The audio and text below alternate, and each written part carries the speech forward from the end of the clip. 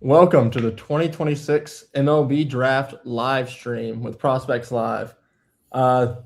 This is it. This is the Super Bowl. This is the day that most of us on the draft team here, if not all of us, look forward to the entire year.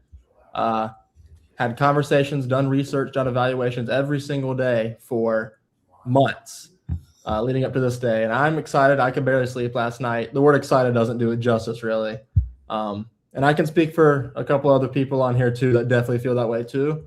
I'll start with the guy on my right, JB Sebastiano. JB, how we doing? How excited are we?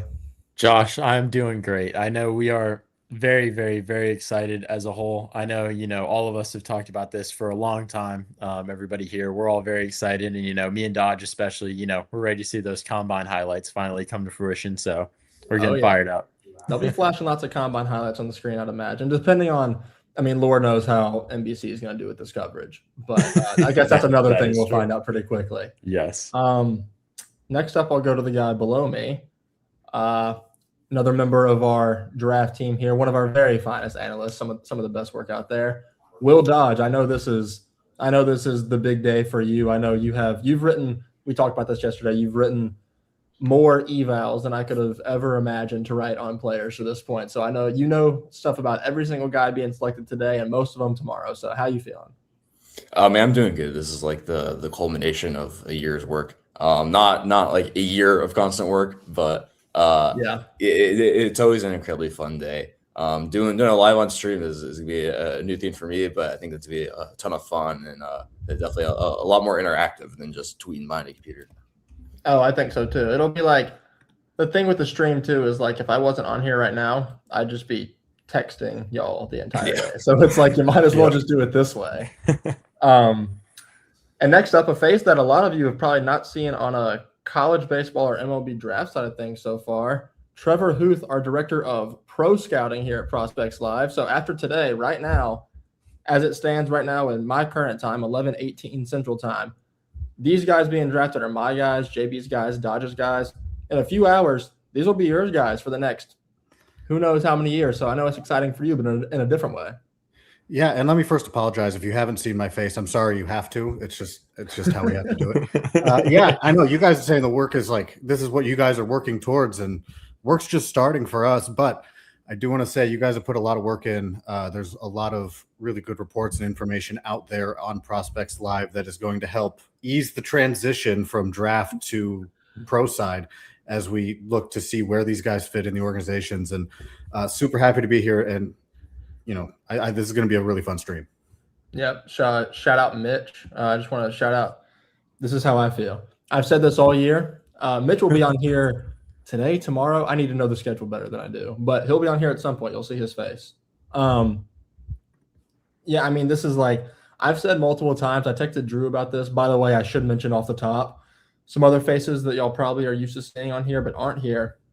Drew, Jake, Quinn, along with some other guys that work for Prospects Live. They are all in Philadelphia at the draft. You can get content on Twitter from them and keeping up with the stuff they're seeing there.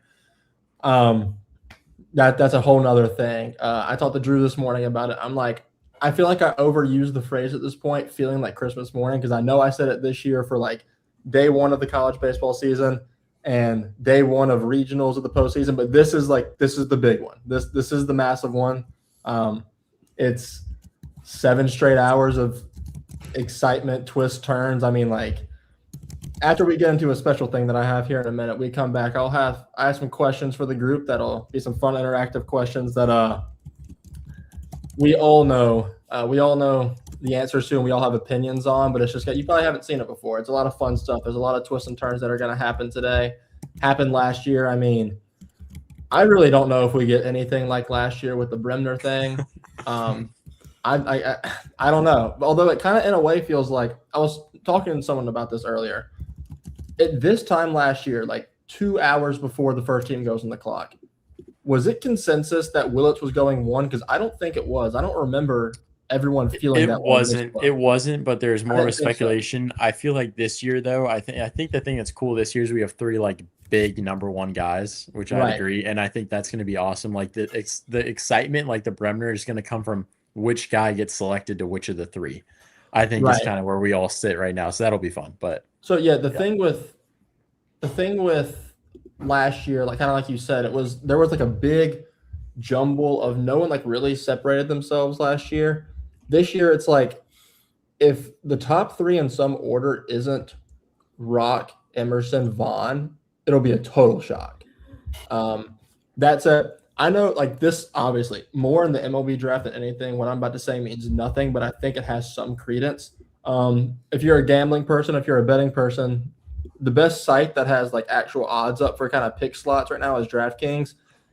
And as of yesterday, it was like dead 50-50 split between Rock and Emerson for number one. Right now, Rock is minus 550. So money's coming in. Vegas seems to think that it's Rock. And I guess we can get into I'll get into this before our interview too. I feel like we should mention this off the top. The biggest piece of news about this draft, especially in relation to the number one pick, last night the Pirates and the White Sox followed through on a trade that sent the number 34 overall pick in the draft from the Pirates to the White Sox. And that might not, in any other draft, any other type of draft in pro sports, that might not impact the number one pick like it does in MLB, because that just means in this draft, the White Sox have $2.9 million more to spend across the draft. So there's been speculation about, does that mean they're just going to go super prep heavy now early on in the draft or throughout really all of day one? Or does that mean they're putting together about $3 million more to feed to Rock and get him the number one pick? I have opinions, I think. I'd love to get some of y'all's. If either of y'all, Dodge, I'll go to you. Dodge, you have thoughts on that? I know we kind of talked about it a little bit last night, but I don't know if your opinion's changed in any way. Yeah. To me, I feel like all this really does is just kind of buy them another prep. Like we're chatting that, like, depending on how you view draft picks, I think that this is a pretty good deal for the White Sox in general, based on like what they paid and what they got back. So like we were saying, like, I don't even know if this is really part of the White Sox strategy, or more is just take the good deal that's on the table, that's offered to you. We all know kind of the White Sox MO is taking one or two of their like Midwest prep guys. I'm sure this more than enables something like that.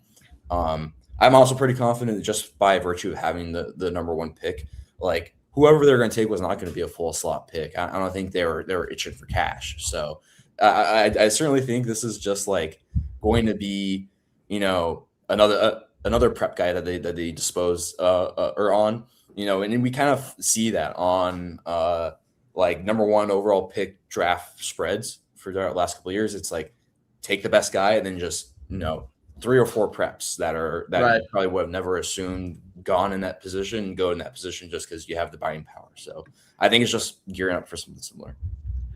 I agree. JB, I don't know if you have any thoughts. I guess I'll keep it brief. Yeah, I'll keep it brief. I think part of it, it allows them to spend up top a little heavier, for sure. I think is a part of it there. Whether they took Grady or Rock, they're both going to command a pretty big number. And I think that allows them to take those guys comfortably and also still have the room to take the prep guys that they want later in the draft there. And I really think that's going to help them at, being able to at least pick up another quality talent too there at 34. And the price that we paid, obviously, I guess we should mention it. Jacob Gonzalez, he was a guy that was drafted a few years ago, the highly touted guy at Ole Miss, but kind of fizzled out, kind of had a resurgence this year, moves over for them. And then it's kind of one of those things now that I think the White Sox are doing a good job with the assets that they have to create in the draft. Yeah, I think the consensus at this point seems to be that they're just trying to get the money to pay to Rock that they didn't want to dish out to him, but now they have it. My initial instinct was to think they go super heavy prep throughout the entire first day, now that they can just give some overslot deals to those guys. But I don't know. Rock has apparently been their guy for a while. I've heard some people saying that they don't have a definitive one in terms of talent. Some people think Rock has been their guy because he seems to be the, consensus, most highly touted prospect and whatnot. I don't know. I personally think it'll be Rock, and he'll break the signing bonus record. Regardless, whoever gets taken one will break the signing bonus record, unless it's like out of left field and it's Vaughn and he takes like $8 million or something like that. But at this point, I don't know how likely that'll be. Now, next we have a big thing for y'all. Our very own Greg Hootkamp got an interview with MLB Network's Mike Farron. You might have seen him on the call for some college baseball postseason games down the stretch. You might have seen him on MLB Network before and listened to him on MLB Network Radio. So we have a nice interview from Greg. Appreciate Greg for doing that. Greg, take it away. Thanks, Josh. Appreciate it. As you mentioned, I'm Greg Hootkamp, the Director of Dynasty Content for Prospects Live, joined by a special guest, Mike Farron. Mike is the host of Power Alley on MLB Network Radio. He also does play-by-play for ESPN, the NCAA on SiriusXM. Mike, thank you for joining us. It's a pleasure, Greg. It's great to be back with you, and happy draft day. Happy draft day. Can you believe it? It's already been a full year since the last time we did this. A whole new crop of draftees. I'm glad to have you on though, because you've seen a lot of these players this year. You did a lot of play-by-play all over the country. You were in Omaha doing it all. So appreciative for you to take some time with us today. Well, it's my pleasure. I always love talking about the draft, especially with people who are passionate about it. So excellent. Okay, so before we get into this draft specifically, I just wanted to ask you about the proposal that the league brought forward a few weeks ago now, where they proposed cutting the draft from 20 rounds down to 12, also eliminating high school players to be draft eligible. And the third one was moving college draftees from 3 years down to 2. First of all, what do you think of this proposal? Now, I think we can agree this is not going to go through as this proposal is laid out here. But what do you think about this initially hearing it? And what would this do to scouting and development? What would this do to the college game if this was implemented? And then will this negotiation have any effect on what teams are doing today and tomorrow? Yeah, so I mean, the proposal itself, I think, I'm not a big fan of it. I didn't like the reduction in the draft. I don't like the idea of not giving high school players the opportunity to go professional in large part. Like, I get where the league is coming from on a lot of it, right? There's greater risk on high school players, and it's all about how many dollars you're spending, right? That's what management always is, right? If you're labor, you want more money. If you're management, you want to spend less of it. And so that's what all of this is born of. But I have not spent that much time thinking about this for exactly the reason that you said. All of these proposals, whether it be with the salary cap or the soft floor that the players proposed, or the draft proposals, any of this is going to be what it ends up being at the end of the day, because this is all just part of a labor negotiation. And I think what I would look at more is the bigger picture, which is not a big surprise in this, is that the league wants to reduce the draft because they want to reduce spending on amateur talent. And so while I don't think that the high school part of it's going to go through, I do think that they will reduce the draft further from 20 rounds. I would guess probably around 15.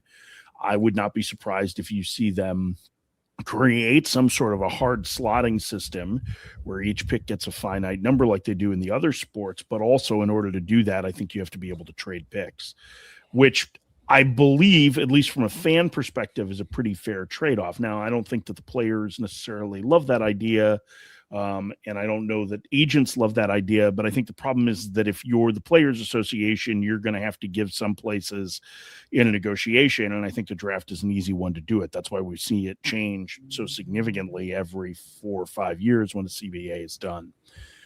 So I think that that's probably what's going to happen. A further reduction in the draft might drive a few more high school players to college. But I also like the first part of this was everybody reacting, at least in the college sphere, like, oh, this is great for college baseball. College, take the development and you can offload all of this talent. But like, let's think about what's actually happened in college sports is that the young players are not the ones that are playing.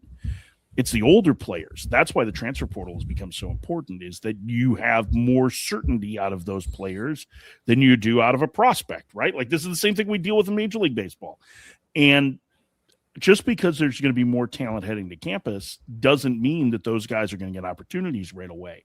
And the analogy I use is that you imagine if you're like what would be a top 10 or 15 pick, and you went out in your first summer in pro ball, finishing out this year, and you got sent to, let's say, the Cal League, and you hit $120 for a month, you're still going to be in the lineup every day. If you went out and hit $120 over the first 3 or 4 weekends of the college season, you would not play the rest of the year because there's only 56 games. And in the end, it's not about development. It's about wins and losses. And I think sometimes that gets thrown as a pejorative on coaches, which I don't think is fair, right? Like we should be, if you're playing, you should be playing to win anyway. But I do think that that's one of the consequences of doing this is that you actually are reducing the opportunity for some of these young players to play right away. Yeah, no, a lot of good points there. And like you said, it's a lot of negotiating tactics at this point. We're still early in the process, and there'll be changes and iterations as we move forward. So awesome. All right, let's get into this draft class because that's why we're having you on here. It's an interesting class, Mike. We have a college bat at the top in Rock Chalowski, who has been at the top all year long. He was the number one going into right as soon as we finished the draft last year. He was the consensus number one, and he's pretty much remained there all year long. There's a little debate at the end here whether he will be the top pick or not. We also have kind of a tier of 3 at the top now, where we didn't have that before. With a high school bat and then a college bat that really came on strong this year in Von Lackey. What are your general thoughts of this 2026 draft class, and how does it compare to last year, maybe the year before, especially? Yeah, I don't think it's going to be nearly as strong as the 24 draft. I think that's and there is a greater certainty, I think, at the top as to who the top players are. So maybe that puts it a little bit ahead of last year's class. But I'll be honest, I thought this was going to be a superstar class because, you follow my logic on this, right? The 23 draft was great because so many prep players did go to college in kind of the beginning of the transfer portal era where they were able to play. And because 2020 only had 5 rounds, the 23 draft was loaded, and it happened to be a very good high school class, and not all those high schoolers could sign. So they went to college. The problem is that not all those high school players have developed in the way that we would have expected. And so you've put them in a position where this draft class isn't quite as strong as I thought it was going to be coming into the year. It's not particularly deep in college pitching. The college bats, it's deep, but they're all kind of role players. But they're all kind of interesting role players, right? And I think there's actually a lot of value beyond, the first 20 picks that are in the college bats. And it's an okay group of prep bats. And the prep arms were really good coming into the year, but there have been some injuries that have impacted that. I think the Brady Bamillo news last week was certainly a disappointment, but a guy who was polarizing anyway because he'd already had a major elbow surgery. So I think it's a pretty average-ish draft. I think it's a good enough one. At the top, I think the public has had Rock Chalowski number 1 by himself, and I do not think teams have ever had Rock Chalowski number 1 by himself. I thought last summer, after seeing him at PG National and again at the All-American Classic, that Grady Emerson was the best player in this class, and I think he still is. He's, I don't think people fully realize, because doesn't have a famous last name, that this guy is like as fast as Bobby Witt Jr. was, right, at the same age. That he doesn't have the same power that Witt did, but he is as precocious a hitter. He is a good defender, and I think there's a very good chance that he stays at shortstop. He may not be quite to the level that Witt was, but it's easy to make those comparisons, right, because they're both Dallas area kids. And I had scouts tell me early on that they thought Emerson was the best prep hitter at least since Witt, and maybe in a decade. So to me, those have been the 2 guys all along, and I've been kind of stumping for Emerson for a year because I think he's that good. It's nothing against Chalowski, who I think is polished and really good and has a super high floor, but I don't know that he's got a chance to be a star the level of Emerson does. I think he's got a chance to be like a Dansby Swanson type player, which you would take every day out of your 1-1 pick. What's Dansby at 40 career WAR or something like that, right? So you're talking about an incredible player. But I think Emerson offers a little bit more upside. And then Von Lackey's the third that you talked about. And his rise from that kid hit like 200 as a freshman. And now this year he hit 20 homers. He had some of the top zone contact rates in the country. He doesn't chase. He's also maybe the best athlete in the draft. Like, he legitimately played 8 positions in a game this year at Georgia Tech, and all of the Georgia Tech players. Carson Kearse, who is probably going to be a relatively early day 1 pick, I would guess somewhere in the second round, who was Georgia Tech shortstop this year, says that Von Lackey is a better shortstop than he is. Like, that's what we're talking about in terms of athleticism, and he's the best defensive catcher, I think, in the country. And that says something because Ryder Helfrich, who's also going to go in the first round, is a really good defender. So that's why you have these top three that have kind of separated themselves from the group. But really, I think in the end, it's going to be either Emerson or Cholowski today that goes one. Okay, so all that being said, last year we had the surprise at the top. We had Eli going on, Eli Willis go 1-1, and then Tyler Bremner go with the second pick, and that's just kind of flipped the whole first round around. Do you see that being the opposite this year? Do you see the top three being the top three? I think, there's always a chance to cut a deal, right? And the idea is, and I think we talked about this last year, right? Because I think we did talk about the idea of Willits going 1-1 because part of this is you're building a portfolio of talent. You're not just lining up the board and picking an order. That's what's been so successful for some NFL franchises. And the best way to do that in baseball, because you can't trade picks and add more, is to spread that money out over as many talented players as you can, because you just don't know in the end who's going to succeed. You know what the talent looks like, but you need to be able to add as much talent as you possibly can. And I just think that those guys are separated enough from the rest of the field that it feels unlikely. There have been some rumors early about maybe Tampa Bay cutting a deal at 2 with somebody that they like. And Joe Doyle wrote about Tyler Bell being there, and I had heard that from the scouting director too. Bell's a shortstop at Kentucky, draft eligible sophomore. The Rays took him 66th overall a couple of years ago, and he didn't sign.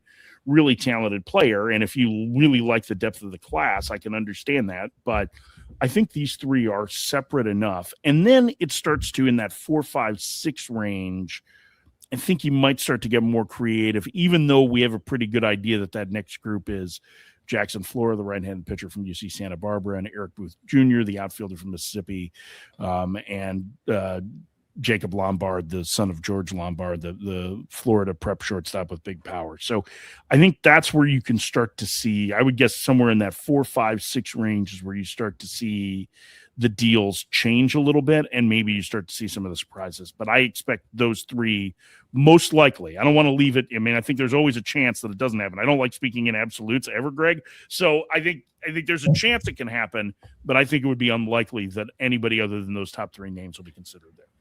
What have you heard about the White Sox at 1-1, and what is your best educated guess as to what they'll do? Yeah, I think it's going to come down to how they want to distribute their bonus pool.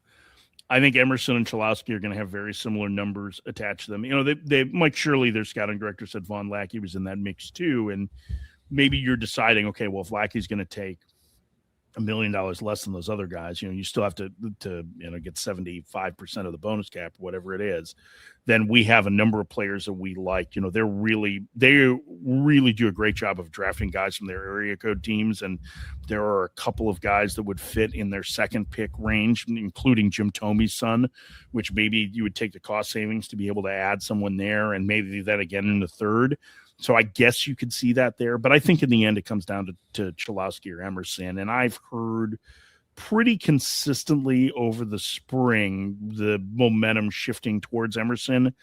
I think there are enough teams that think that it's going to be Emerson, that's what I would think, which means it'll be Cholowski. Awesome. Okay, let's go down the board a little bit. Of the players that you've seen this spring and summer, who really impressed you? Well, there's a lot of them, and again, they're not perfect players, right? Like that's part of the beauty of this draft. But and for the most part, they're right-handed hitters too, right? So, my favorite player in the draft is Zion Rose, who is the outfielder from Louisville, and I think probably in the end goes in the middle of the first round. I think he might be a deal cutter there. He was a catcher when he went to college. He played first in high school in Chicago at Mount Carmel, and then went to IMG Academy his senior year, and kind of struggled at IMG. He had some first round buzz the summer before. He'd been a perfect game All-American.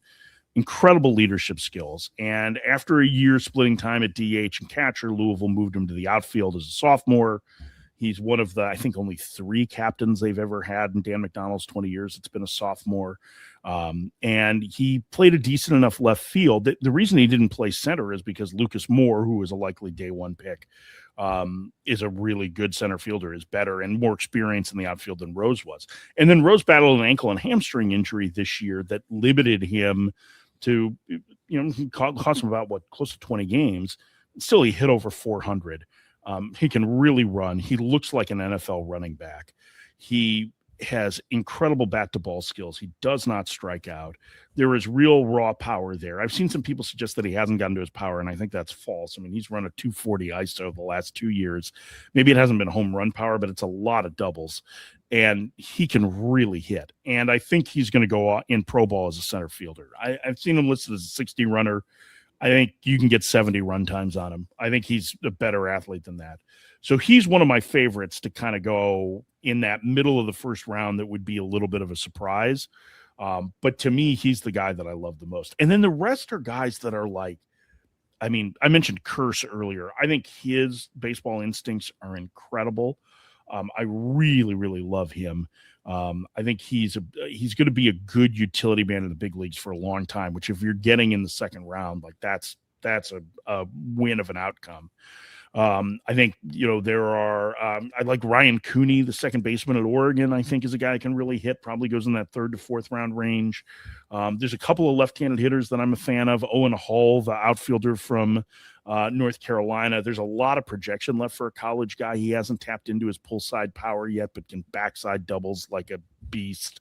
And he's like 6'4". Like there's more coming. He's got kind of a Bradley Zimmer physique to him. If you remember the old outfielder from the Guardians who played at USF. So he's a guy that I really like. Ty Head, another guy who, might cut a deal a little bit earlier in the second round, draft eligible sophomore out of North Carolina State, can really play center field, has swagger, and also walked 2.5 times for every time that he struck out this year. And there is real power there too. So those are some of the guys that I really like. Jake Schaffner, the shortstop in North Carolina. I spent a lot of time in the ACC this year. There are guys guys who have really good approaches. For the most part, they're walking more than they're striking out. And I think that translates well to pro ball. I just think that they don't have star ceilings necessarily. Rose might in the end. The makeup on him is incredible. But I think the rest of them are just going to be solid, have a chance to be solid big league contributors. And those are some of the names that keep coming to mind for me when I'm having discussions. And it's not to take anything away from those guys that are going to go more in the middle of the first round. They have more upside. There's more power there, right? There's more something there, but these are just really well-rounded ball players who I think have enough tools that they could potentially be big leaguers. Excellent. Some really good names there. I wanted to ask you about team and fit. We know teams have tendencies, and front offices change and tendencies change, but we have certain teams that they go certain ways very consistently. Do you see in the first round a player and a team that kind of fit hand in hand? Oh, I think I don't think this one's been mocked to them a lot, but just based on what they've done the last couple of years, I think Eric Booth Jr. and the Pirates feel like a real fit to me. They have not been afraid to take profiles with question marks, right? Connor Griffin, Seth Hernandez, right? So Connor Griffin, really talented high school player, didn't have a great summer, playing in Mississippi. You're not quite sure, but the athleticism was off the charts. Seth Hernandez, prep right-hander, right? Nobody wants to take a prep pitcher. Seth Hernandez is one of the best pitchers in the minor leagues already, right? After being drafted out of high school last year. And Hernandez was a guy I know we talked about. I loved him. And I thought that was a great pick. Booth is really interesting in that he can absolutely fly. His dad played football at Southern Miss, and he was actually drafted by the Blue Jays at one point. And Booth has more present power, I think, than people realize. He's not some slap hitter. There's real tools there. And I think he's like a center fielder who hits at the top of the order and, has some thump. I think he's a really interesting guy in that spot. So that's one that I would say is likely. And then whatever prep player you feel like has the most warts and upside, the Padres will take. Yeah. I think we can bank on that one. If you put money down that the Padres are going to select the high. Just to stick it to us, right? Like that'd be great. I don't think they've done that in forever. So, yeah. Wow. One last question for you here. We've got a few teams that have interesting setups heading into this draft. We've got the Pirates and the Rays, both with over $19 million in bonus pool money. And then we got the White Sox and the Giants over 17 million. So they've got some flexibility to do some interesting things here. We know also that I'll be back on Nationals last year got rid of their GM, and the Angels did the same thing this year within weeks leading up to the draft. Yeah. What teams kind of intrigue you heading into this draft? So the Angels don't as much, and I'll tell you why, is that half of that scouting department works for John Mozeliak at St. Louis. So, like, I think he just probably, even though they're people that may have left the organization for various reasons, I think they're ones that at least Mo knows and probably has a little bit of trust with. So I'm assuming that their draft is going to look a little bit different this year. But Tim McIlvaine's a pretty good scouting director. I think the Angels amateur scouting gets maligned because the Angels get maligned, and I actually think it's a pretty good group. So I wouldn't be surprised if they have a little bit more say in the room. So maybe that's interesting in that regard. The Pirates are interesting with the amount of money that they have to spend. I agree. And I think that's where, like, you know, as much as I said Booth could fall them, let's say Booth goes 4 to the Giants and that's the player they like. And I'm going to use Booth as a placebo here, right? Like you could choose anybody, you know, let's say if it was Flora they really liked or whoever it is that they really liked that goes off the board ahead of them. That's the first team that you can look at, I think, really cutting a deal. I don't think the Giants are going to do that with their first pick. They will probably play it a little bit more straight, but the Pirates have an opportunity to be able to add a wealth of talent. And because there are a number of prep arms and they have not been afraid to take prep arms. I mean, if you look at the rotation, I think Skeens is the only collegian that's in that bunch, right? I think did Machinsky pitch in college too? At any rate, like that. But if you think about Ashcraft, and you think about Keller, and you think about Jones, and like those are guys that were high school, they were prep picks, and so they're not afraid to do that. And now they have a new scouting department, right? So like maybe there are some changes in philosophy there, but it does feel like they are pretty well positioned to add a ton of talent. So I would say that, and then the Rays, like. So, like, that's where some of that Tyler Bell rumor came from, is because they have so much money to spend, is that they could cut the deal there and add more talent throughout. I don't know that, like, I get it. And if I were going to cut a deal with somebody, Tyler Bell would be a really good player to cut a deal with. But I think they probably play it more straight at the top, and then you see them make adjustments as they get down to the later picks, right? So I think that's probably most likely, but I would say the Pirates are one of those spots because they have, what is it, 51 and 52 that they have, right? And they have a comp round pick. So like that's a lot of financial muscle that they can use. And like it's not to force guys down the draft board that are at the top, because they're not going to pay anybody the bonus there. And like, you know, you just call the bluff if somebody's telling you that, oh, well, I've got $9 million later in the draft. Sure. Okay. Well, we can give you $9 million too in the first 3 picks. So I think what you'll see is probably the Pirates be one of those teams that really gets a little bit creative right off the top. Excellent. Okay, Mike, that's all I got for you today. Thank you so much for taking some time and providing your insights. You're a wealth of knowledge, and we appreciate you cutting out a few minutes for us. Enjoy the draft, and we'll talk to you soon.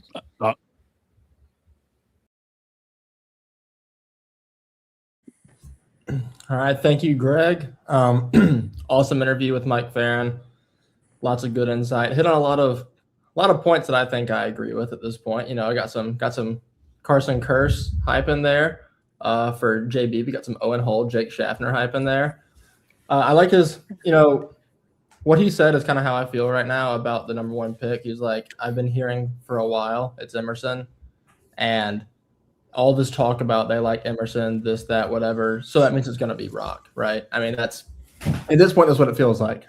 Got some comments I want to talk about real quick, or I want to hit on real quick before I get to any other sort of, you know, time filling stuff. I know 2 of you have an opinion on this, so I'll leave this up to you. Opinion on Blake Bowen. One of the 2 of you that I'm referring to, just go. Dodge can start. I'll let him take it away.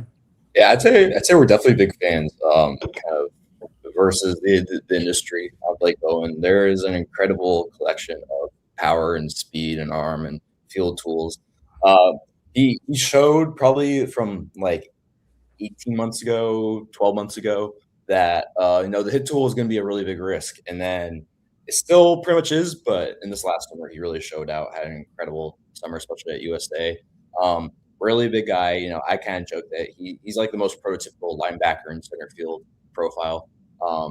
He ran, I believe it was a 6'4", 60 before last summer, in showcases at the combine. He had 113 and 114 exit velocities at the plate. It is an incredible power, speed, arm tools that if it all comes together with the bat, is going to create a really special player. He kind of has a very uphill, hitchy swing, which has off and on caused swing and miss issues for him. But if he can find a group to figure that out, it's a really special talent. JB, you keep going. Yeah, I guess I'll follow up on that. I mean, we got to walk by him in the hallway there at the combine, and this dude, he's legit built like a linebacker, like Dodd just saying. I mean, he is massive, and you see why he was able to just absolutely destroy baseballs the whole time we were there. He was putting balls halfway up the left field bleachers in Arizona, no problem. I mean, one of the most impressive batting practice displays that probably would have been my favorite if Bogenpole didn't hit. But yeah, I mean, Blake Bowen for a high school kid, he's probably the most exciting tool set out there.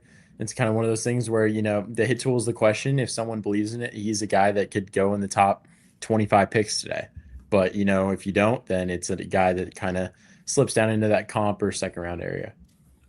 I agree. I think I kind of had him mocked towards like the beginning of the second round because it is like it's a higher upside kind of guy, but I see the floor. But there are certain guys every year. This year might be like Rocco Maniscalco, for example, where they just perform so well at the combine that it boosts their stock and someone takes a shot on him late in the first round because those comp round picks are, the say 35 through like 40-ish picks this year for those kind of teams. They'll kind of take shots on prepsters because they have a lot of room to work with, and that could be one of the guys I think they do this year. Just to answer this quick question, first pick is expected to be made like 1:30 p.m. Eastern-ish, although coverage starts on MLB Network and NBC in 7 minutes. So there's that. They currently have Wild Child on NBC right now, and then it'll be the MLB Draft right after. I've been watching like the More You Know type videos on NBC on my monitor for the past feels like an hour at this point. So hopefully I'm getting something good on my screen in 7 minutes from now. I mean, look, there's in my humble opinion, there's ways the Royals screw this up. I personally think taking Booth would be screwing it up, but that's my humble opinion. I've stuck to that opinion for months. There's rumors. There's a lot of rumors floating around, so we'll see. Once it gets to 6, we can. Yeah, I have heard things as chalk as Booth, as Burris. I've heard lots of things as crazy as Mason Edwards. Who knows? It could really go anywhere at this point. I think. I mean, they also have 30, and so you have a little more room for leeway around 30, but I think that would be a good spot for a guy like Logan Schmidt, who, if he's around by then, Bo Lawrence, depending on your opinion of him, that's a guy that's been floated in that area, I think. We'll see. I don't know. I don't think like Burris is a very safe play. I think that'd be a good spot. Someone like Lombard would be a bit of a risk, but what team's not going to screw it up? That's what I want to know, because it's as exciting as today is. Large portions of every fan base are going to be like, why would you even take that person? Even taking if the White Sox go Rock at the top, there's going to be a faction of fans that are like, why not Emerson? Why not Brody Bumila? I don't know, but it's just like what. No, like, you're not wrong. There's just going to be factions of we screwed this up. This is bad. And an example, like I got a good example to tap onto that. Like, and I know Josh, you being a Braves fan, but a lot of people last year, the Southacene pick, people were not like very happy with it, and he's already torched through A-ball in a year. And it doesn't mean that he's going to be the guy going forward, but Southacene is a guy that a lot of people didn't view to be a guy that should go in that spot, and then now he's torched through the minor leagues so far. He's already in high A. He's getting a chance. So, like, for a lot of us, we can call ourselves draft experts all we want, but you never know how these kids pan out. We can only project the tools and try to go from there. Yeah, I mean, Well, I was gonna say we can let Trevor be the true decider of this, but I think he's pretty much close to a top 100 guy at this point. Southazine? Yeah. Yeah, he's definitely in that conversation. He's in the Brave system right now. I feel like everything's getting covered up by the fact that Eric Hartman is having just this insane year and just shooting up boards, because they have a few guys who have just raised their stock, but more in a quiet sense. And I think Southazine is definitely one of those guys. I think Alex Lodice is one of those guys too, who's really improved upon where people thought he would be at, because he's showing a lot of really good power in single A right now. So absolutely, right? You just never know how this is going to go. I mean, there are guys who shoot up in ways you don't believe. We all thought Seth Hernandez was good. I don't think we thought Seth Hernandez was this good. Which was going to be this good immediately, right? Like we all saw that he could be this good. But yeah, every year there's going to be guys who are better than we think they are, and that's just how it is. Okay, we already have draft news, not massive ones, but one more year for Hunter Elliott at Ole Miss. He's coming back. We did see that season.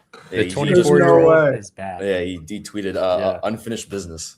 So Ole Miss sports in 2027 will be, or the 2026-7 season will be highlighted by a 45-year-old quarterback in Trinidad Chambliss and a 57-year-old ace in Hunter Elliott. That's great spot for the program. Great spot for college sports. That balk that he had, he couldn't leave on the box, so he had to come back for another start in Omaha to try to figure that one out. But honestly, true. I mean, he was also, if he got picked, it would be tomorrow. If he got picked tomorrow, he'd be making like $5,000 off of a signing bonus. So like whatever Ole Miss gave him, I really don't blame the dude. His NIL deal at Ole Miss is definitely good. Oh, for sure. Yeah. I mean, to be honest, it's probably not as good as it could have been, because if Ole Miss is smart, they know they have leverage. He's not getting a thing in the draft in terms of money. He's honestly, he's 23 years old, I think, but I think he's on the upper end of 23. I think Doyle's tweet that I just saw right now is he's going to be 24. So for his age 24 ironically, season or something. I made the really old people jokes. Trinidad Chambliss is also going to be 24 years old and playing college sports. It's ridiculous. Anyway, this is an interesting topic. Brody Bamilla, one of the bigger talking points of the past week, I guess. He has had to get his second surgery on his UCL recently in the past year or two. I forget when the first one was. Do y'all know? I want to say it was a year ago. I'd say it was a year ago. The brace, I think. It was like last summer, they said. Yeah. So that's going to hurt his draft stock. I'm not sure he goes in round 1 today. It'll probably be the later end if he does. I have him mocked to the Yankees at 35. I think that's just a thing they would do. But I can see an early second round kind of thing. He takes an overslot deal. But regardless, I think at this point, based on what he and his agent are probably asking compared to what he gets, I think he's just going to be a Longhorn for the next 2-3 years. Yeah. It's trending that direction. I think it'll help him too, because like Weimer and all them, like they do a great job adding secondaries, and he's struggled with that. So I think that's the thing for him. He's a very, like, the fastball is what draws everybody right now. But if he can go to Texas and find a secondary, that'll be great.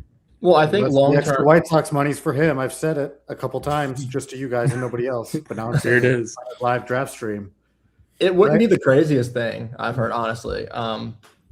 It's White something Sox have drafted guys with huge stuff, year over year. When we talk about Grant Taylor, Pierce George last year, like they love the huge stuff. That's what he has. They've drafted tall pitchers early like this. Noah Schultz. I mean, that was a few years ago at this point, but I'm just saying they got an extra money and they got pick 34. Why not go after it if you think he comes back strong and you think you can develop it?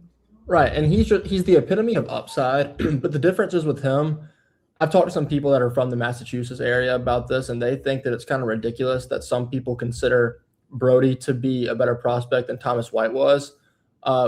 My main take on that is I kind of agree, but because of one main reason. Brody is 6'8", and he can barely throw a strike. And those two things tend to correlate. And the reason for that being, when in the history of MLB has there been a 6'8" or taller pitcher that has succeeded at the next level in any way? Unless you're considering Randy Johnson to be 6'8", the answer is zero, like nothing. So it's a very rare crop of guys. It's a very rare demographic to get to and actually find their ceiling. It'll be an interesting spot, though, especially with this. I mean, look, you're a lefty pumping 101 at the age of 17, 18. That just screams Tommy John, and he's getting it. He got it like in the past week. So it makes a ton of sense. Yeah, I mean the big thing for him is going to be after that surgery, returning to the velo mark. There was great reporting by Baseball America, basically like researching what Tommy John like does to pitchers, and especially the younger you get that first one, the more often or the more likely you are to re-tear your UCL. So it's just such a scary profile. But I know JB knows. I've ranted to him. I'm personally I'm a really big fan of him. Like it's more than just the velocity. He's got that high extension, high ride, flat approach that makes you just love the fastball profile. I think it can project to be a really pretty much near at least 70 grade pitch. But the rest of the profile is very much up in the air. And so going to Texas, I don't think would be the worst thing for him. In terms of projecting the height on pitchers, though, I mean, you're right. There are not that many cases where you can look at it and say, yes, this person succeeded and look how tall they are. It's always enticing to see somebody with that height. I think it can work out, and it has. Yuri Perez is a modern day example of that. He's 6'8". Noah Schultz was 6'8", I think, when he was drafted. Now he's 6'11" or 7'5" or what. He keeps growing every year. But there is some more precedence. It's just really hard to repeat your mechanics when you have such long levers. And I think that's where some of this comes in. You talk about Bumila's inability to throw a strike. If you believe you can hone it in, you have a good advantage in terms of getting down the mound and getting that extension. But you're right. The arm injuries are scary. I mocked him 40 to the Dodgers just because, I don't know, it just seemed like a Dodgers thing to get him. But it is enticing to see somebody throwing that hard with that height, if you believe you can build the rest of it. And that's a huge question mark for, an organization to think, yes, I can develop this. One thing I want to hit on real quick, because it just popped up on the screen. Can anybody see how small the MLB draft room is actually in person? Yeah. Like we might be able to spot Jake Barge in 10 seconds on the screen, because it's like 3 rows of school chairs that they got in there. Like the plastic chairs that give you graduation, that's what they're sitting in. And there's like 5 rows of them. That is just nuts to me. I can't believe it, because past few years, I feel like the venues have been like pretty big. Like it's been like respectable. This one looks really small, but I don't know. Apparently, like, did you see, I think it was Doyle's tweet saying like, yeah, the MLB really outdid itself this year with the room. And like, to be fair, like I haven't been there in person, so I don't know the difference. But yeah, if it's really that much different to the people that have been there every year, then I don't know. Yeah, that's a great question. It looked really small, so I have no idea, Right. but we could see what we got going on. But I'm pretty sure last year's was very small too. Like they had like a one section of fans, and it was like one fan of every team. You could tell it was very much like, you're gonna be the Orioles fan today, and we're gonna show you for anything Orioles. And, I remember that guy just because they had like 5 picks last year, got a lot of screen time. Yeah. Next comment we're gonna run to our old guy Jacob. Miss you, buddy. Have fun in the draft room today. You are living out the dream. Draft room on draft day. That is the number one dream for at least 3 of us here. I know. I can't speak for Trevor, but no, I think that would be fun. Oh yeah, that just fun. Please be there. We have a comment from our favorite commenter in the entire world, Gen X in the South. JB, you know a thing or two about this guy? Just a little bit. Thinking the White Sox pass on Rock, they'll save some money and get more than one great pickup. Possibly. I had that opinion for a while. I think I've changed my mind, but I can't really. There's no intel yet saying this is a definitive pick, which is kind of odd at this point. My mind could just be slipping me, and it's different than I remember it being. But I feel like at this point, most years, like 30 minutes before the pick is made, there's someone that's leaked out there. White Sox are going to take whatever. White Sox heavily leaning whatever, and we haven't gotten that yet from what I've seen. I will say, though, that like I started doing drafts around like 2020, and that was really the only year where I thought that we had kind of a very clear 1-1 profile and torque. This year, like, just isn't that case. So I think it's just going to be a negotiation. And you're just not going to tip your hand in that. You didn't think it was Bazana in 24? You didn't think he was a – well, I guess it was I think it was slam dunk. I mean, I know that they were talking to Weatherholt pretty late in that process. Yeah. The thing that I'll say, too, on this, I guess, on that front is it's interesting to know. I was talking about it earlier, and I don't know if anybody else has watched it. The White Sox released a video The only guy they truly worked out in-house was Lackey out of the three. And then Rock and, Grady were two that they met at the combine and did that stuff with. So very interesting. Yeah. The Torkelson shout out. Drafted as a third baseman, if we all remember that. Yeah. Hey, you can still pick it there. Hey, look, I don't know who this is that the comment I'm about to pull up, but we should be friends. I agree. I don't want to say sucks, but shouldn't be top 10 guy. I agree. Can't speak for the others on here. That said, we're both going to be in the camp that when he does inevitably go in the top 10 today, don't think it's a great pick, but it's going to happen. It's one of those things where I've kind of come around to it just because I'm preparing for the inevitable. What is the skinny on Trevor Condon? I am lower on Trevor Condon than most people are. So if any of you on here have a higher opinion on him, go for it. The floor is yours. I think me and Dodge are probably pretty similar. And as we know, Dodge knows at least I got some flack for some Condon stuff from the combine, but we'll toss it out here now. He's a high bat to ball guy, plus athlete. He's a stud. I mean, I think Condon's really one of the top guys in the class from the high school ground. Is high hit ability, bat to ball skills, plus athlete. He can really play. He can throw. He can do everything really well. The power is really the thing that's going to be the question. It's kind of a funky setup, but he just finds ways to get the barrel to the baseball consistently. So I think he's definitely a top 20 talent in the class. And I saw another comment in here. Does he go in the first round? I'd say it's a slam dunk. He's probably a top 20 pick slam dunk now. So yeah, it'll be fun to follow. Yeah, I'm watching him pretty much anywhere from Washington at 11 to Arizona. I believe that's 16. I'm blanking on the draft order. It's 15. I think it's 15 or 16. Okay, yeah, 15. Yeah, somewhere in that lower teens range is where I think he'll go. He's a guy that I've kind of jumped all around just from the spring. I know he really entered the spring with a higher level of pop. He's always just going to be a high contact guy. He has a very hitchy, pumpy hand setup, but he makes really good connected or adjustability throughout the zone. His body, I think, is really well connected in his swing. He gathers a lot of momentum into his stroke. At the combine, though, I don't think the power they showed really matched the power increase hype that he was getting. And the more disappointing part for me was in his 30-yard run times, which I think you can take for what it is. It was very much like a one-of-one kind of running style. He only really flashed a 60 to 65 run grade. I believe it was a low 3.7. He's been tagged in the 70 range in the past. So I was kind of hoping he could show a little bit with the foot speed, but he's still definitely around a mid first round player to me. Elite first name. If I can. You're not biased. Yeah. I'll say two on the run grade stuff real quickly before we move on. At USA, he was a guy we described as he played with his hair on fire. He was just a guy that was running hard at all times, kind of similar to Jaron Duran, I'd almost say, type of deal. But yeah, he's a guy that's definitely a fun athlete. You guys, if I could pump a question to you, is there a concern about all the moving parts in his swing? Because that is a very noisy process. Can I speak on this? I think I have him all the way down at 38 on my board. I've been lower on him. I think the weird little stop, start, load hitch thing he has is super funky. And I know he plays he can adjust to pitching really well at this point with that. It's just such a strange mechanic that I'm not sure what it leads to long term. He's run some high ground ball rates. Last year on the circuit, he had some high ground ball rates.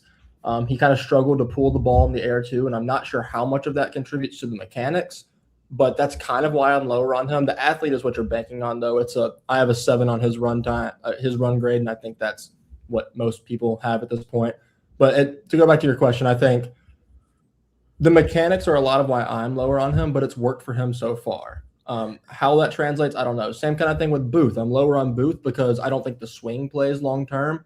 I don't think he'll be able to catch up to spin in the majors or at pro pitching with that swing. And so we'll see if they can keep with those mechanics and keep doing what they've been doing on the circuit, at the combine, in high school, whatever it may be. But that's just kind of where I stand. The reason I ask is because I'm having a memory of a previous draft of a guy who you're betting on the athlete. He's got a little bit of speed, should be able to make contact, and he's got kind of a hitchy setup with his hands. And it's Benny Montgomery. And I feel like when you have some weird things like that, it makes it really hard to succeed at the next level. Not that he doesn't have the ability to. I'm wondering if that gets toned down once he reaches pro ball. But in that, I was high on Benny Montgomery. I'm like, yeah, you love the athlete. He can do a lot of stuff. Condon seems like he's the same way, but the swing process is just really weird, and that's kind of pushed me off of him or want me to push him down the board. The thing I'll say on that is a lot of guys, and being like a guy that hit or going through like hitting instructors and everything for a while and stuff, and nobody would know his name, but he was a high pick back in the day. His name is JJ Davis. I hit with him for a while here. He was a guy who's big on the toe tap, and a lot of guys that we hit with I knew, and like Gino Groover, I guess is what everybody would call him here. But Gino Groover was the guy who's big on it. Like a lot of guys that have that toe tap, I feel like for Condon, especially when you watch it in person, it keeps the head still, kind of creates rhythm. He sits in the backside. Like a lot of guys, if you go with the leg kick, they transfer for the leg kick to the toe tap, like how he does, to kind of conserve the power and kind of hold it. And it keeps your body a little more still. So I think that's why the bat to ball skills have excelled for him compared to a guy like Montgomery. Montgomery, I feel like he was a little different. It was a little bit more power driven. Head wasn't as still. Like Condon, head is almost completely still throughout the swing the whole time. So it's consistent. And that's where I think it's a little different. But it's not the toe tap either. It's just the hands that start here, go down here, come back up. You know, he rides an elevator with his hands every pitch. It's kind of like there's some guys in this draft that have weird, like Trey Phelps, the way he holds his hands in the way he starts is kind of something that I'm worried about long term here. Kind of like it's a different way than Condon, but I think there's a lot of guys in this draft cycle that it applies to that I'm not sure with all that movement pre-load or during the load, I guess, that you're talking about. I'm not sure how you can keep up with pro pitching at that level, but Phelps, on a positive note with him, he has succeeded a ton in the SEC, which is the closest thing you can get to pro pitching before actually getting to the pros. So I guess that's the difference there. Condon, we'll see. I'm lower on him, but it's a good talking point.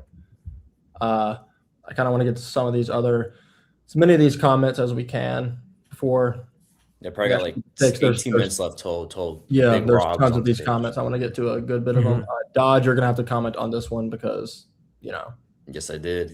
That was like a week one of waivers. No, it was probably like middle of April. But yeah, in our staff league, I noticed that a certain power, speed, outfield profile, and Eric Hartman was still on waivers, and I put a lot of money in the waiver pool into it. And a lot of people did, but I put in the most, so he's mine. That's what matters. This is an interesting one. SEC pitchers in the 50th pick range.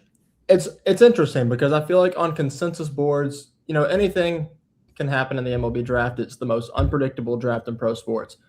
But specifically SEC pitchers in that range, there's no slam dunk guy that, like, if Taylor Rabe or Cade Townsend fell there, it'd be considered a slide a little bit.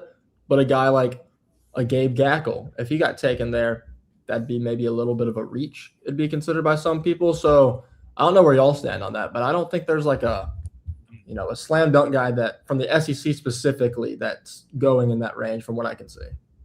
Well, how about this for size? I don't know about if he'll go exactly 50th in the draft, but exactly 50th on my personal board is Texas righty Ruger Riojas. I think he has a really dynamic fastball. They really refined the cutter. I don't know where he's gonna go. He's someone that I'm really excited to watch because he's like a one-of-one draft profile. I don't think we've seen a 23-year-old this good. We haven't really certainly seen it in the NIL era, so I don't know how that's gonna relate to negotiations. I'm pretty sure he's out of eligibility, but who knows with the NCAA. So maybe he can find some leverage to go back. Really interesting guy for me to watch just from a draft history standpoint. On my personal board, I have him a little bit lower. I had him in that exact range. I had him 49 specifically for a while, but the age is going to take a toll. That said, someone could take him higher and just save some money by doing it. So I guess Ruger actually would probably be the best answer in that slot, maybe. Yeah.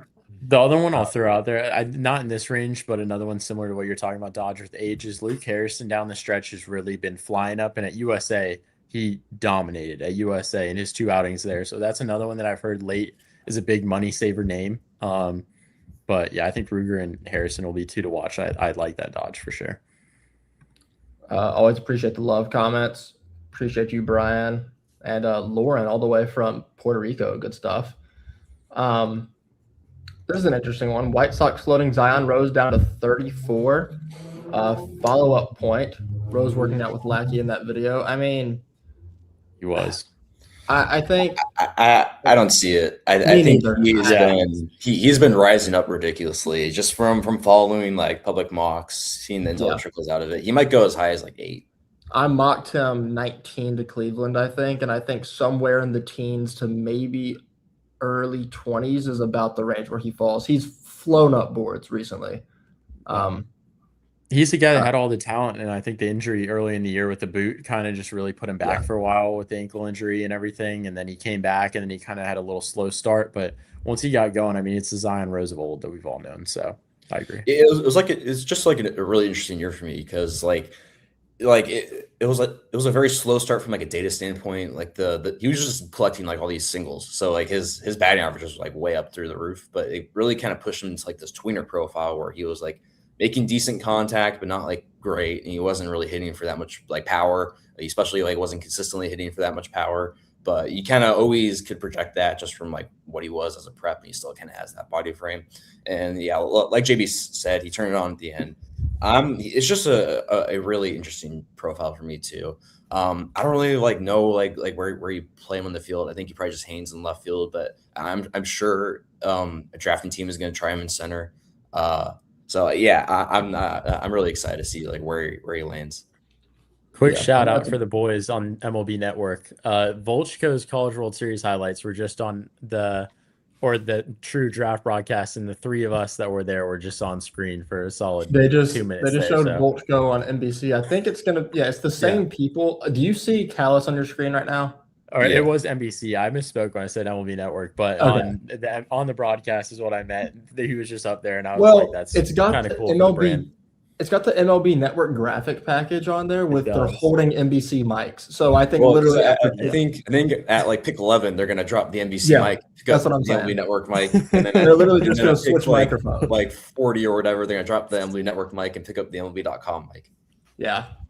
All right. Moving on.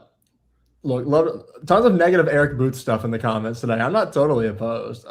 And Cousins going to community college, so noted. Next comment's so funny because we talked about this literally before stream, and Hooth disagrees. I have Condon actually going 22 in my personal mock. Hooth does not want that to happen. Hooth, comment on the situation.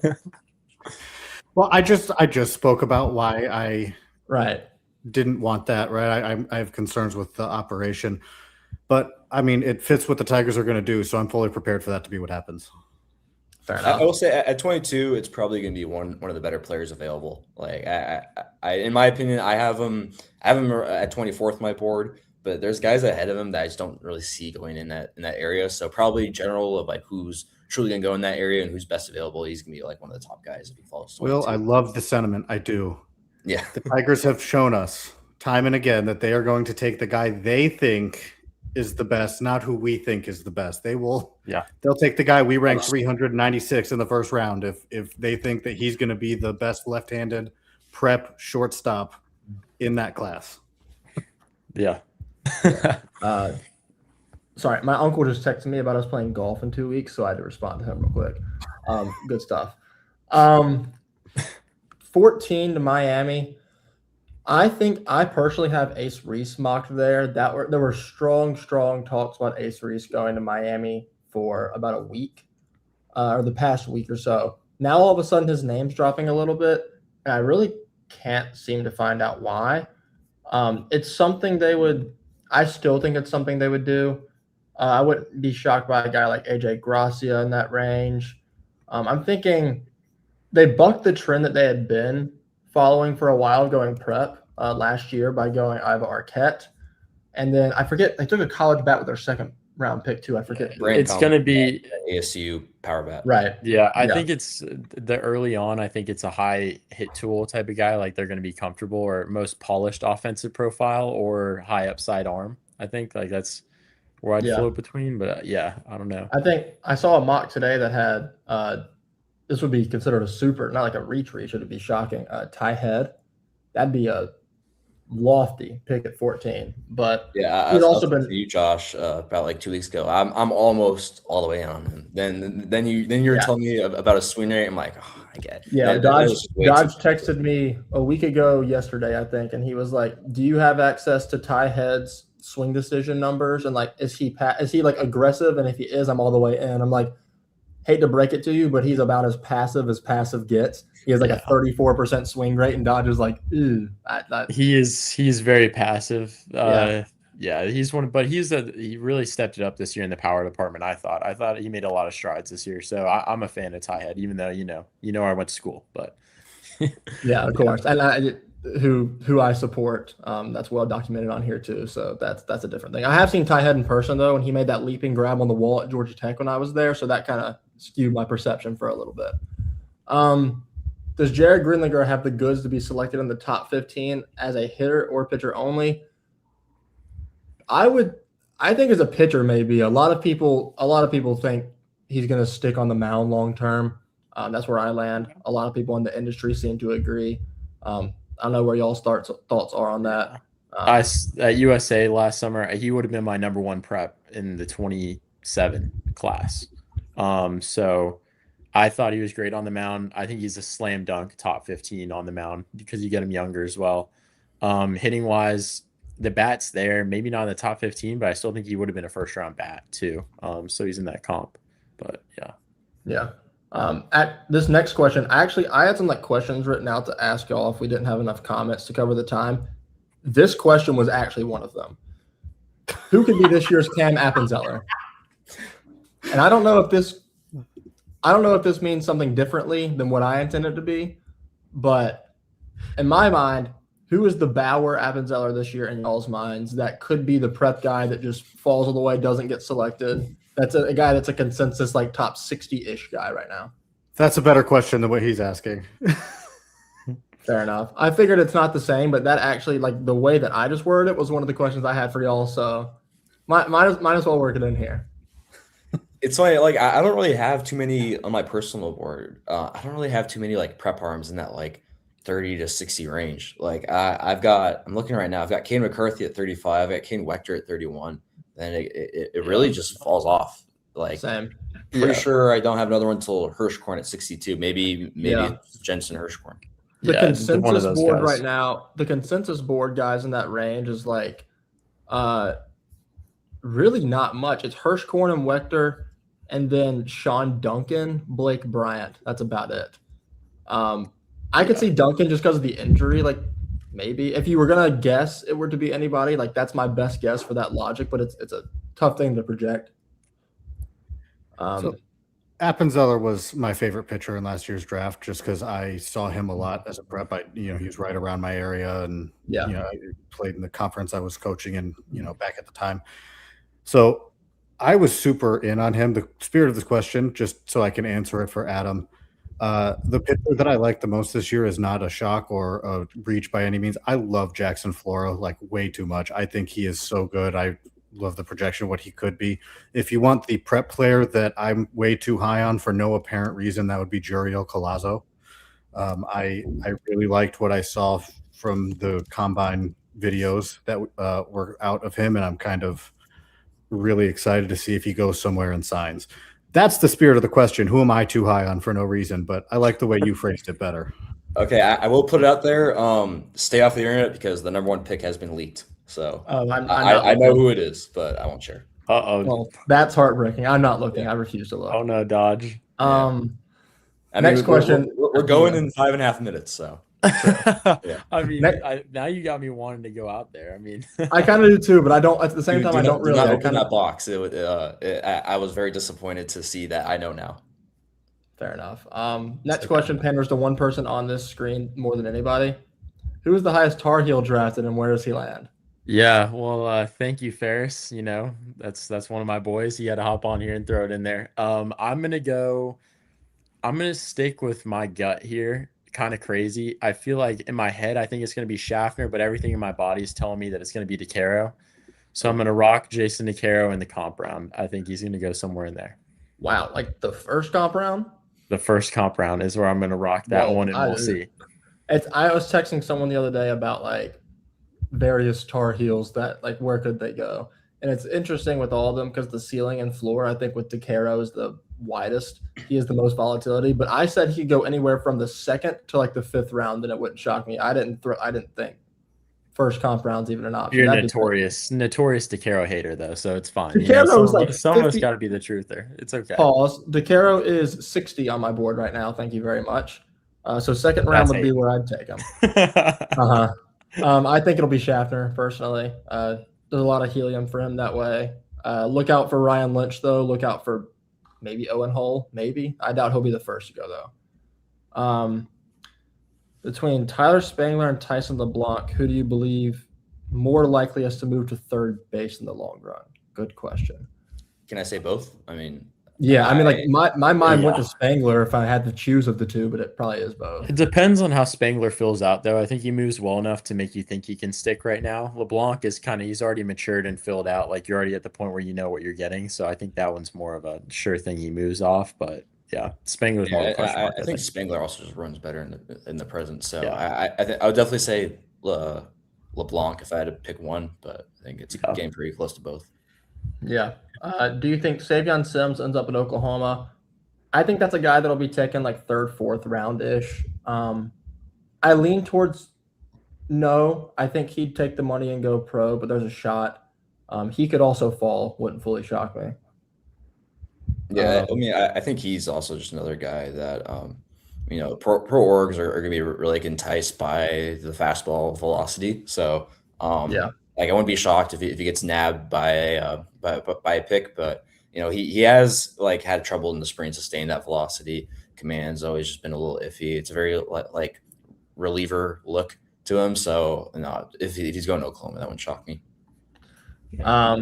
Dodge, I gotta say, I ripped off the bullet. I had to do it. I still don't know. So right, don't get spoiled. We're not spilling the beans. Don't worry, Josh. But can't even update the mock draft because I have to wait so I don't spoil it. Yeah, I won't look at you can update it. I want the shock of it personally. That's just me. I hate the Shams and the Wojs and all of them of the world and updating it. I hate. I would have been for you. Speaking of updating the mock, for those who don't know, we as a staff, anybody who wanted to put in a 40-pick mock draft, and we will be, as the day goes along, checking in on that to see who got the most right picks and why it is me. But we'll check in with that a bunch throughout this stream. Also, now that you mention it, very, very quick company plug I should do. At prospectslive.com, we've just published an article that contains a discount deal where you can get an annual MVP level subscription for $99, which is $20 off the normal price. Some of the best draft content out there can be found on that website. So go get that new rate on the website if you're not already subscribed, and we promise you won't regret it. If I can plug the pro side too, we are about to update our top 30 prospects for each organization once these picks are in. So that will be coming out in the coming days. We did top 20s before the year. We're expanding it to 30. We're going to get the new picks in there. So we got a huge drop coming there. And if you are in the tier and that was just talked about, you have access to every scouting report, whether they make that top 30 or not. So money well spent if you are as nerdy about baseball as we all are. Yeah. Or I don't want to speak for them. I'm just assuming. I think we all are, Trevor. Don't worry. That's why we're here. If we weren't here today, then that's an argument. But I just had to go under my desk to turn the sound on for my stream so I can hear the first pick. Unlike y'all. I'm still gonna listen to it. We all gotta listen to it. But question on the board: does Arquette have to move to third permanently in the next 2 years if they go shortstop? No, I don't think so. It's just, it depends how they move through the minors, and that's all. Time will tell. It's the best answer for that. I'm not sure one will be a direct result of the other, but could happen. Who knows? Great question. First has not been, well, actually 3 of us on here know who went first, but I still don't know. So we'll find out in about 5-7-ish minutes. I'd say, we're technically going live and from a draft standpoint in 5 seconds. Then the White Sox will be on the clock, and I don't know. I don't want to ruin it, but Josh, you went first, so you might want to get ready because you're going to have media. Okay. The little Sasquatch, this little Sasquatch clip, being drafted. Yeah, that's me. I'm going to pick up the phone in a second here. Would you be surprised if the Marlins took Bamila at 14? Yes. At this point, yeah. Yeah. If anybody took Bramila that high. Yes. Another Marlins question. If they drafted a prep arm, who do you guys like at 14? A prep arm at 14 would probably be like there's really, I don't like that could be a Carson Bowleman range. That could be like a of course, like Josh would take my thunder. I raised my hand like a good school kid, and then Josh steals the thunder there. You know, all right, go for it. Keep yapping. Carson Bowleman, bro. I was about to throw it out there. I put him in the mock that we had. You know, I just think he's the best all around prep arm in the class. For me, but yeah.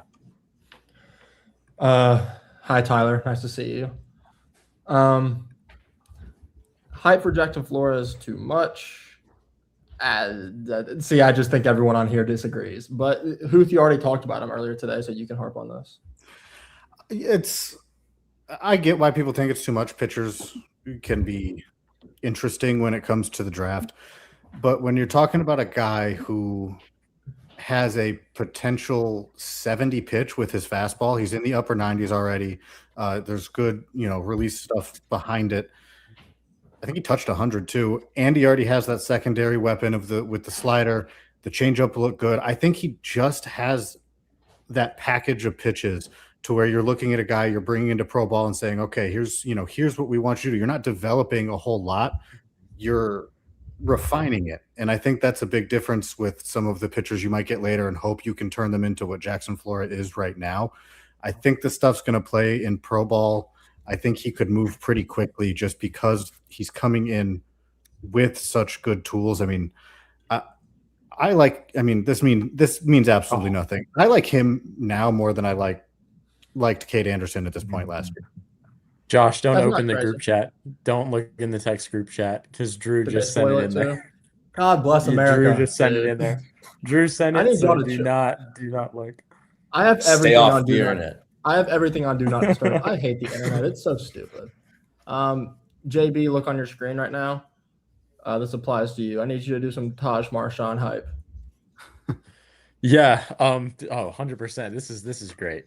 Dodge will probably be in there with me too, I think. But Marshawn, I mean, crazy athlete, moves super well in the dirt. He's a kid that, even though the setup, like we've talked about, not liking guys for setups, he's probably one of the weirdest setups in the class, but he moves really well, gets the barrel to the ball consistently. He's one of those guys that I think he's a slam dunk first round type talent out of high school, but we'll see where he ends up going today. Yeah, he was in my first round on my board at 26th. Really aggressive hitter that hits with a lot of power, especially given his size. That isn't like this outlier frame. I think there's a ton of twitch. He's got a really strong arm. I think probably lands at third base, but really good because it's just a great prep hitting profile. And Big Rob is on the stage now for me. Yeah, he's about to go on the stage. Is he gonna say the draft is now underway, or is he gonna announce? I think so. No, it's draft underway. That's what I thought, but yeah, I'm be watching mine on mute, so I'm just gonna probably go through you guys, but I'm watching it. I have to say, Can you hear it? Oh, everyone shut up for a sec. Can you hear this? Sorry. No. That was harsh. You couldn't hear that? No. Okay, good. Can we hear any of them? Yeah, fair. I can see, I see Rob on my screen. I have mine on too. I don't know if you can hear it, but I have mine on. No, I can't hear you. We're good. I'm not trying to get copyright claims for a thing that over 700 people are watching right now. I'd prefer if that wasn't the case. Can you hear me surfing Twitter for the information? No. Okay. All right. Sure. Good. And I'd appreciate if I couldn't hear that. If I could continue not to hear that. Yeah, I need Rob to stop. Rob to stop yapping, please. We'll go last question before. Let's see. We have a couple options. Looks like he's getting emotional. Yeah. Who knows? You shouldn't go on the clock at number one. I don't hate this take, honestly. I've heard worse. From the same guy, can someone discuss the college outfielder expected in the college range, and do we know what team this could be about? All right. The Cardinals. Okay. Cardinals. Well, Also, I don't know if I just saw the pick or not. I thought I took my phone off Do Not Disturb for half a second, and I saw a text from a group chat, not Drew, but as a matter of fact, I've seen two different things indicating it could be someone in notification form in the past 10 seconds. So I actually still don't know. So shout out to whoever's giving me misinfo. Don't look at the stream comments anymore either. Yeah, don't look at anything, Josh. don't look at anything. Close your eyes. Josh just needs to close his eyes and stare at the screen for the next however many minutes until they actually pick. But technology is so dumb. This guy Rob is really holding court. He's still up. I mean, this has been 5 minutes. Just say the White Sox are on the clock. All right. Yeah, they're on the clock. Never mind. I hear it. Okay, I can see him. Have they been on the clock for the past 5 minutes while he was yapping? No, that hasn't counted at all. They've been on the clock for the past 7 months. Let's turn it in already. Let's just slide it in there. We know what's happening. Let's just slide it in. After 11 months of all this stuff, we're finally. It's great draft war rooms. I think White Sox over Rays right now. Tampa's where this could get interesting early, and of course, just like the Angels, I think this is where. All right, look, I have not seen anything. My final prediction, as they are on the clock, my prediction is that it's Rock, and I think it goes Rock, Grady, Vaughn, and 4 is where it gets interesting. So that's my prediction. So I'm going to stick with Vaughn at 2, but we'll see. So it was at 2, right?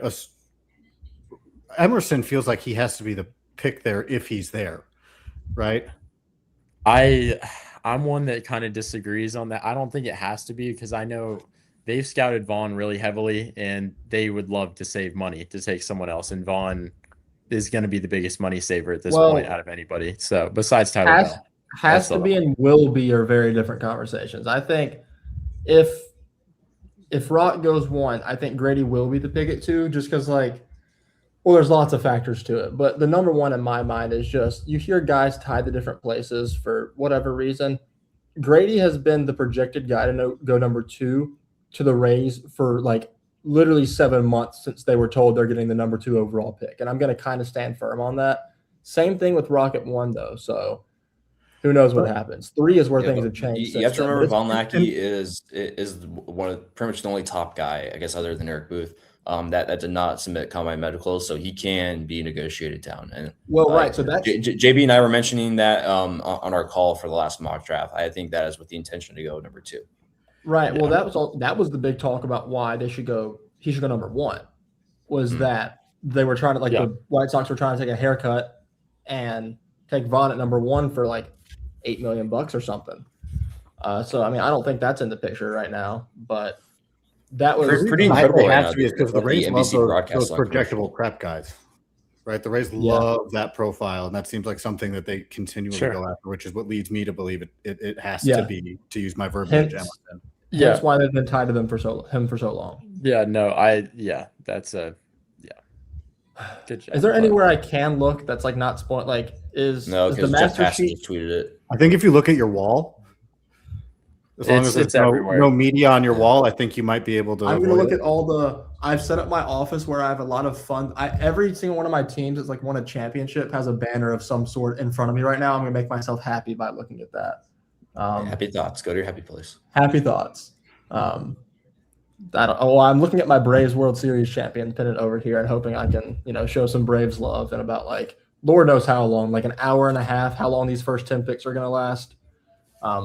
Which, knowing that the White Sox are on the clock for 5 minutes, the pick time is 5 minutes, how on earth are they going to stretch 10 picks into 90 minutes on this stream or this broadcast? I mean, they just did a commercial break right now. I mean, I think it'll be just I know, but we're going to have a commercial break between everyone, I swear. If each team has 5 minutes on the clock, then, I don't know.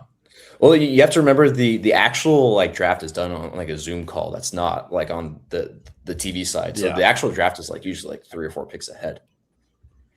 Yeah. So, since Josh is not looking at the comments, there's a question about Ryder Helfrich here.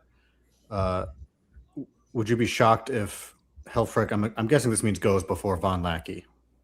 I would assume so. And yes, I think that would 100%. Yes, that would be this year's Tyler Bremner level of shock if that were to happen. I think Von Lackey is a lock for the top 3. So that means and Ryder Helfrich would have to go to the top 2, and I can say he's not going number 1.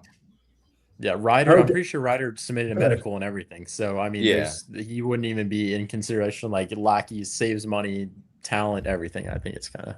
For the record, has anyone tweeted out the number 2 pick yet? So I want to know, like, after I haven't haven't seen that. Look for that. Okay, so. so after this gets haven't looked. selected, I'm staying off my everything after this. I can go on Twitter. I looked on Twitter for 1 second. I literally just refreshed Twitter and somebody tweeted out the number 2 pick.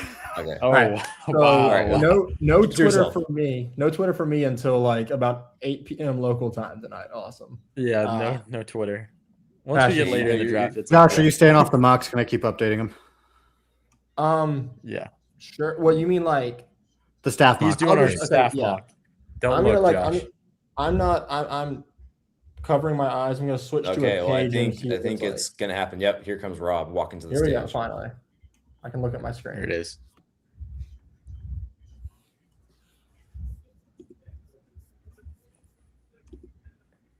What a short man. Did you guys hear that? No. No. Okay. Did you say Rock Chalewski? That's my surely God. not how it's pronounced, right? Dodge, I'm going to our Twitter. I'm going to our Twitter chat where yesterday I literally mentioned the thing about him pronouncing stuff wrong. I just want to make sure Unreal. you guys didn't hear my son, right? No. Okay, sweet. Okay. Can you hear mine? We'll keep sound on now. No, I think we're all good. Yeah, I mean, Rock Chalewski 1-1. I think that's the right pick for me. He's for me an at least 7 defender. He's just gonna rack up WAR doing that. I don't have a ton of fears in the hit tool. I think it's a solid 5. The power I think can get to a 6.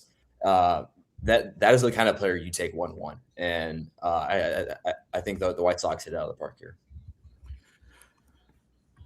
I mean, yeah, I agree. I can't get over the pronunciation. The fact that I think it's the perfect pick. I'll hit for you, Josh, to get it right.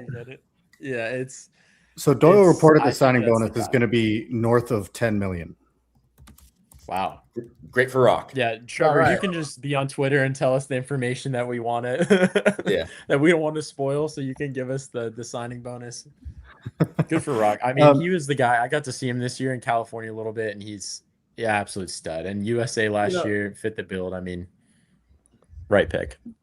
This is cool to see. I mean, like Rock is the type of person that never shows the even slightest amount of emotion, and the fact that he's just bowling on the screen, that's kind of cool to see. Yeah. I mean, there were lots of talks, obviously, about him wanting to fall to 4 to go to San Francisco, but being the number 1 pick that's just as cool. There's something special about that. This opens the door for 4 for us, though. I mean, we've been tossing the blender around for a while now, talking about it. Yeah. I mean, in the White Sox organization, he joins a deep list of infield prospects. Mm-hmm. Right? You already talk about, and not even prospects anymore. You talk about having Colson Montgomery at the highest level.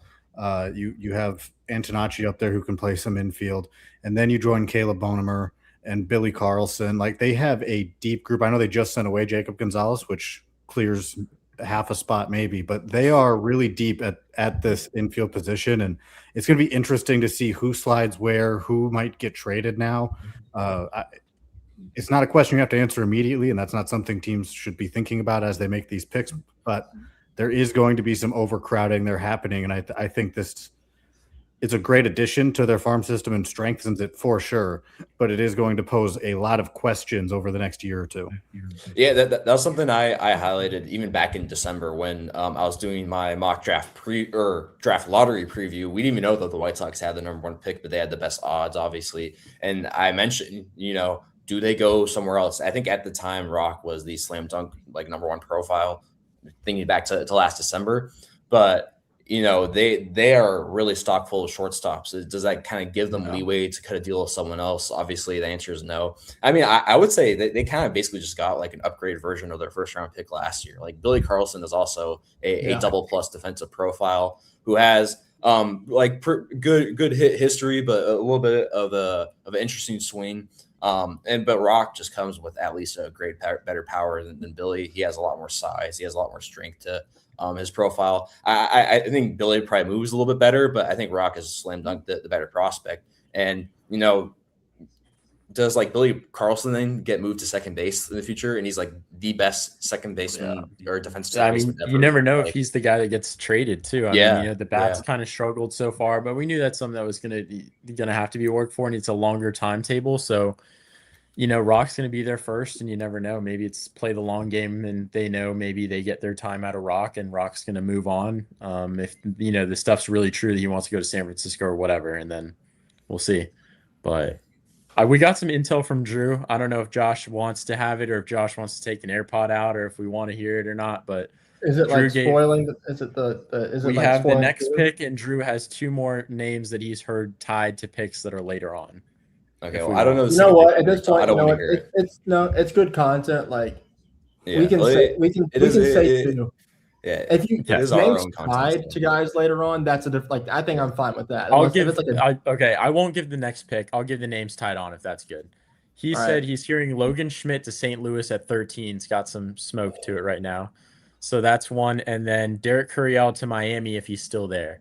I don't think he's there. Yeah, I don't think Curiel gets there, but Logan Schmidt to St. Louis, I think. Is a pretty good fit profile. Yeah. Logan Schmidt has been my second pick #1 too, so we got that in there. So Logan Schmidt has been my #1 prep arm. Sorry, up until my very last ranking up there. Rob's on the stage too. I've had. Here we go. I guess I'm 1 for 2. It is Grady Emerson.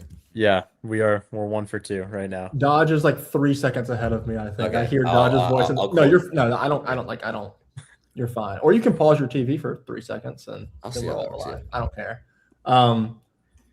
Okay. I mean my mock draft on Twitter is 0 for 2 right now, but my mock draft in our sheet is 2 for 2. So like, which one are we going? That's the only thing I've switched was 1 and 2. Today I switched Rock and Grady. I had Rock going 1.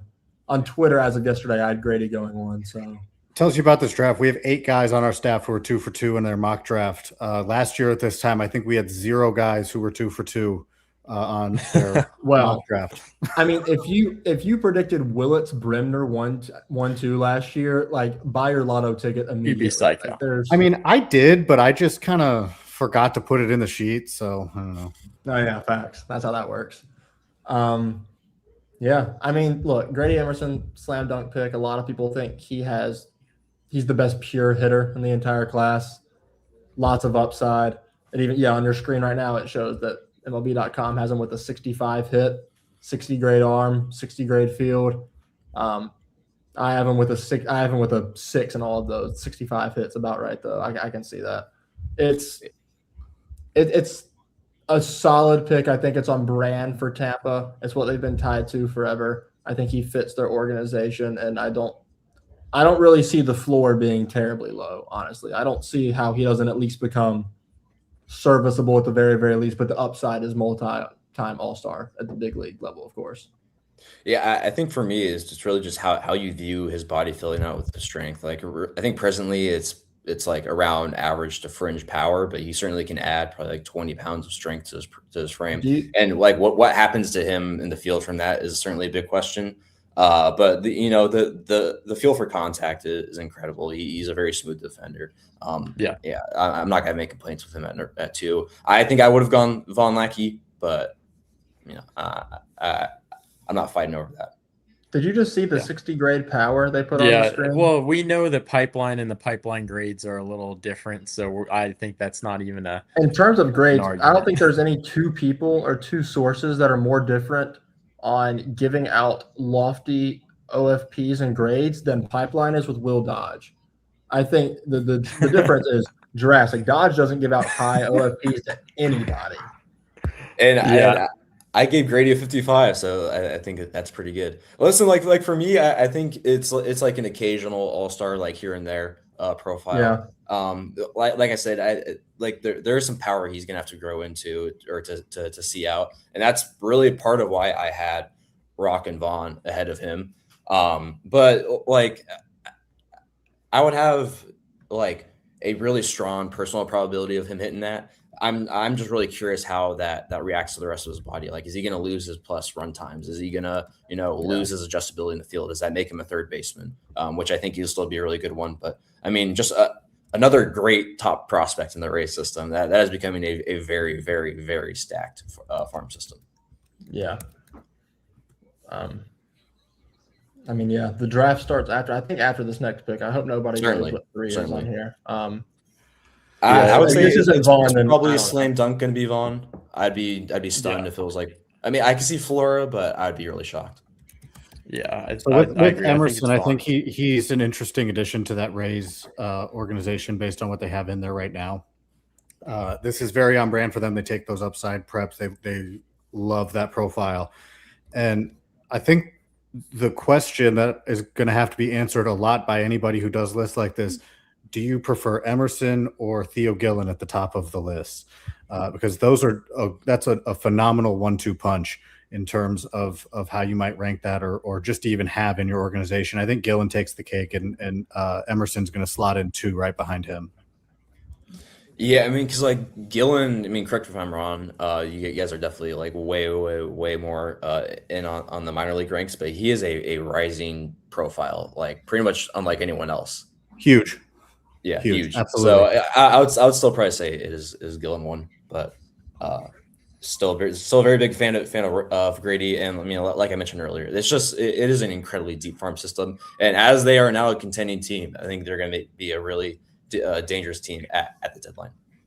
Yeah, Emerson's one. I agree. What do we got? I can't tell.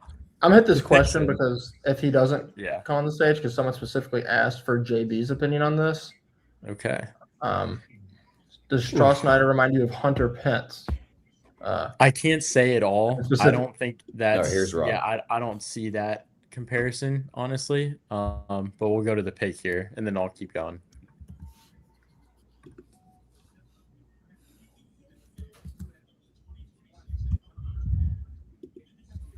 All right, it is Vaughn Lackey. Chalk as it gets, right there. I think that this is very chalk going forward, but yeah, that's okay sometimes. How many people in our mock? Okay, I can look now because we have access. So I'm 1 for 3 because I flipped on kind of last minute. I flipped Grady Vaughn on the assumption that Vaughn not testing, but also not medically in at the combine was going to mean something. I'm curious what that means for him though, because he's still open to having his signing bonus drop to however low as he wants, and he didn't really go much higher than I think he probably would have. So like, what does that mean for the Twins and signability? I mean, certainly I think he's going to sign, but at what number is a really big question for me. This just goes to show you the chalk of everything. Everyone knows or should know at this point that the most what's the word I'm looking for? Unpredictable draft in pro sports is the MLB draft, but of our staff mocks, 14 people submitted a mock draft, and 8 of them so far are 3 for 3. This was somewhat predictable. This seemed to be chalk going into today, but I'd be lying if I said I knew who was coming at 4. Like this current moment now, I cannot confidently predict a single pick the rest of the way. Tyler Bremner's coming next. Facts again. My best guess, assuming none of y'all, I haven't seen it on Twitter. I hope none of y'all have. I'm not going on anything. I've stood pretty firm that I think this is going to be Lombard, and it doesn't seem to be anymore. It seems to be that it's between, Booth, Lombard, and like maybe Flora. I've seen floated here. My opinion is that it's still Lombard. I think they would take a shot on the guy with the high upside since they happened to sneak their way into the lottery, or not the lottery. They won the lottery or came close to it by getting into the top 4. I think they take upside here, and Lombard probably has the highest upside of guys that are still on the board. But we all know what the floor is. I mean, the swing and miss is gaudy. No one ruined it, but the 4th pick is on Twitter already. Yeah, I'm not opening Twitter the rest of the day. I'm not doing it. Close the mock draft. I'm about to update it. Also, I'll just text you this. Never mind. I'm not going to look at Twitter for the sake of. I'll catch up on everything later, and I guess I should ask too, Trevor. Are we good with how we're color coding it right now? Yeah. Are you good with it? All right, sweet. Yeah, no. I was trying to I thought we were both doing it together, so I just wanted to make sure we were good on that. Yeah. Let's see if there's another comment. Do you know this guy, JB, or should I know this name? I do not. All right, well, he's been a staple of the draft stream today, so welcome. Drew Burress seems to be the guy that he thinks is going to go to the Giants. Yeah. This is quite the take. There's a lot of that going on.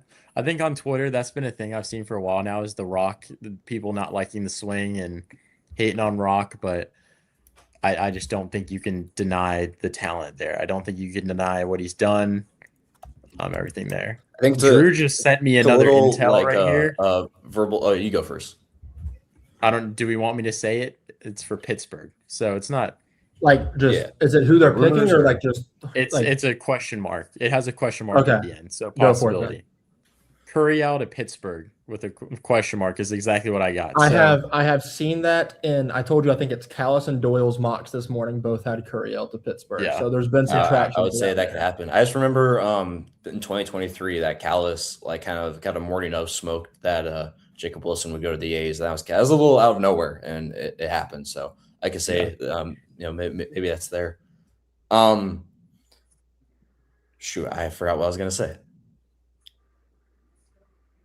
I will say though, just talking about like Lackey and what the Twins are getting. He has like been the highest riser I think of this class. He is to me the one guy that shot from out of the first round into the third overall pick, and rightfully so.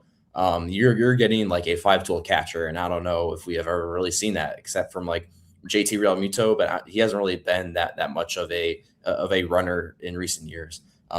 I think Von Lackey could get moved out of the catching position if the Twins want like more consistent kind of production out of him. Not that he won't produce, but just he'll be in the lineup more. But they also are pretty devoid of catchers if they want to keep him and move him up.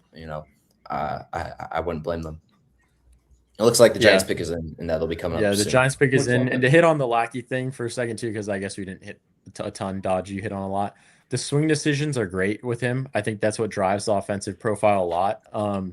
He makes a lot of good contact. Swing decisions are really good. And him being a great athlete, too, I love. But Manfred's on the podium, so we'll let this one play out. Yeah. I think it'll be Booth, but who knows? I'm still going Lombard. I'm going Flora still. Jackson Flora is the pick. Great pick. That was really interesting because I just a little inside baseball. I was at Flora's start at UC Davis, and I know the Twins sent a guy. I know the Reds sent like 3 guys for some reason. The Giants did not send anyone from what I know, and that was like their most backyard start. So very, very interesting there. But JB and I met Jackson Flora on the field. I think he is such a high IQ pitcher that is very in tune with his mechanics. I think he's just going to continue to grow. He's the best pitcher to me in this draft. I don't want to say and it's not even close, but it kind of was not really close for me. No. It's an incredible fastball. He has a really dangerous combo of breaking balls. He kind of separated the two from like a midway slider to now like a more refined cutter and sweeper. But the cutter is incredibly, or I guess it still technically is a slider. It gets incredible rising action and thrown in the upper 80s. I think that's going to be a nasty stuff pitch. He hasn't really commanded that kick change super well, but it's just kind of unlocked like a fourth profile for him that, really ascended him to that upper echelon for me. And I think that, he was 4th on my board. I think that is a perfect slam dunk pick for them. And really curious now, like what the signing bonus is and how that unlocks 29 for them. Yeah. We're going right down the Prospects Live big board right now. These were our first 4 guys in order, I think. There you go. I think this is a slam dunk pick. This is what I would have done if I was doing the whole what would I do pick here. This would have been the pick. As Dodge said, I think this is someone correct me if there's a name I'm forgetting, but it's the longest time in a while that I can remember there being this big of a gap between the number 1 pitcher in the class and number 2. Like consensus boards, I kind of did this thing where I like all the public boards I could find. I tried to put them all into one thing just to see what the general notion consensus was of people. And Jackson Flora was number 4 overall in the class. He was the only guy in the top 11 that was a pitcher. The other 10 were all bats. Yeah. So it's a way bigger gap. The only one I can think about is Burns, maybe. Like Burns this year is the only other one I can think of in my mind in 24. But Hagen Smith was just right there, like right after. That's true. Higgins-Smith was up there too. I feel Well, like. I would say like for me, Fluky would have been in that range had he stayed healthy. I mean, obviously that injury risk just kind of dropped him a little bit, but I still have Fluky 10th. So like that's what made it close, but to me it was not close. Yeah, I have my personal board, I have Flora 4 and then Fluky 6, Bowman 7, like Schmidt 9. Like it's all there's a cluster at the top for me, but like and the general public seems to think it's not close. Yeah. And so I mean, to you mentioning that, I've learned in the last couple of days that really does mean something. That's little industry consensus. Like for some teams and some models, that pushes guys up and down boards based off what the public is saying. Well, that's okay. It's funny you bring that up because this is like a slight tangent. Dodge, you saw this. We had the same conversation in a Twitter group chat before. Some dudes like will go out there and publicly say, you know, there's not a lot of differentiation on all these public boards. You see that all of us, like people like us, put our boards out there, and it's roughly the same kind of names in the certain same areas, but it's twisted around a little bit. First of all, that's because we're the ones that look into it the most, and if you know what you're talking about, you come to the same conclusions. Second of all, people would be shocked how often the boards that are in draft rooms, the general order is started by pulling all these public boards because they know a lot of people do other research and they get the names that way and kind of do their own research and own rankings based on that. You would be really shocked how much people actually use like the stuff that people like. I'm not going to name other companies because, you know, whatever. This is a prospect live stream right now. But you know the names probably. Like it's the bigger boards like a Baseball America of the world. Like they would take stuff like that, pipeline, and you use it in draft rooms with your own tweaks, but like just getting the names out there, you'd be shocked. So yes, to your point, I'm not sure if you're trying to, like say, for example, you're trying to draft a specific position. Like, yeah, if you want a pitcher at, I don't know, 7, 8, but the consensus isn't until number 11 overall would be the next guy on the big board, you're still probably going to take him up there, but it just skews your perception a little bit. All right. Looks like Rob is going to be coming out. So we'll see when Rob is coming out. Any moment now, Robert. I haven't seen this one. Here he goes. Yeah, could it be Curiel? Who knows? Yeah, I'm doing the thing where I mute y'all for 3 seconds and then I unmute you after I hear him say the pick. It's good stuff.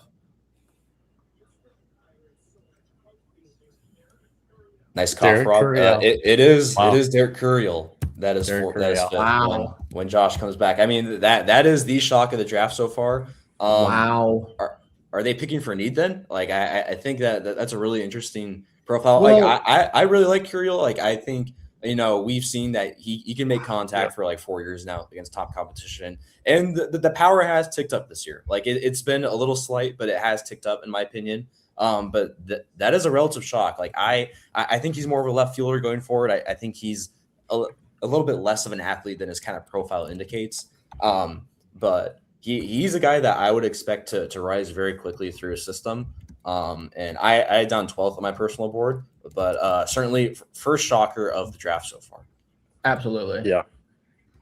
And this is also really interesting because they just traded their pick last night. So they're not going to be, I mean, they do have the 2 second-round picks because of not signing Angel Cervantes last year, but they're not going to be picking for a while. I think this is a pretty interesting guy to spend that pick on. Yeah, this is the first pick that everybody on staff got wrong. So no more perfect mocks. Mm-hmm.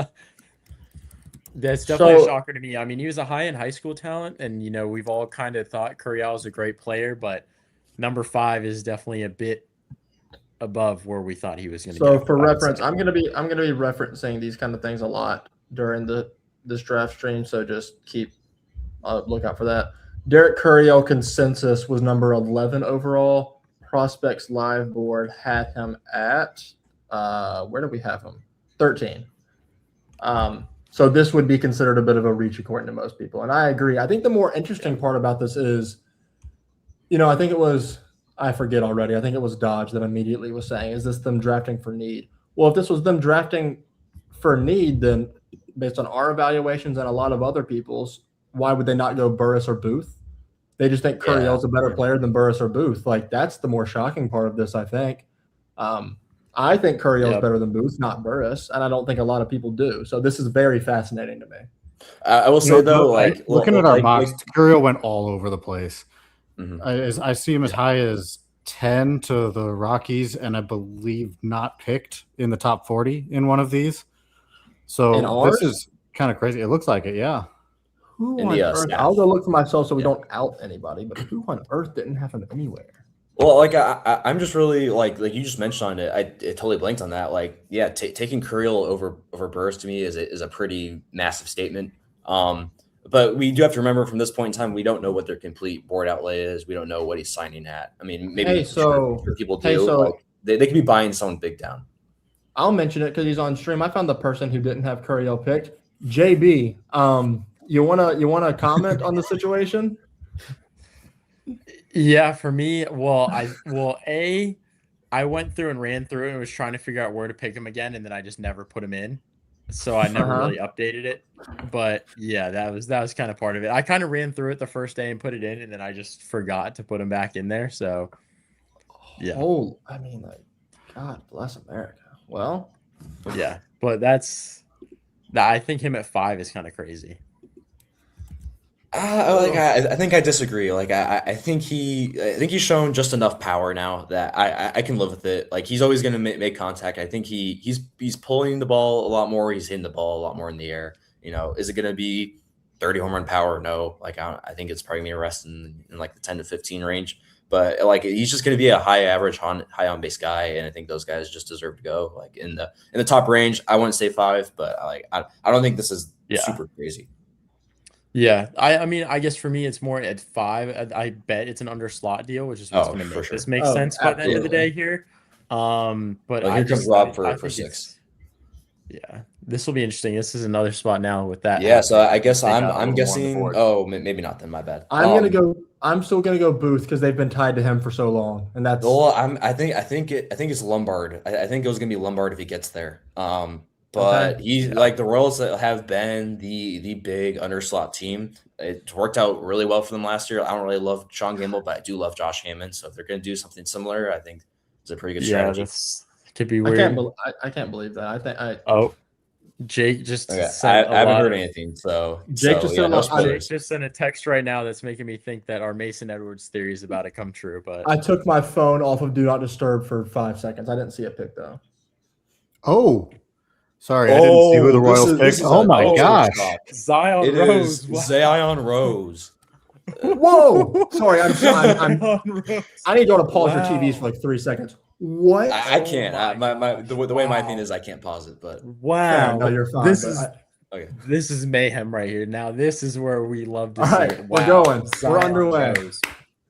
Okay, so if we want to go with a draft take, Zion Rose is 58th on my board. I'm just not a massive fan. Yeah, this is all right. Context for people. Sorry, you can talk after this. I just want to put this all out there. Yeah, go ahead.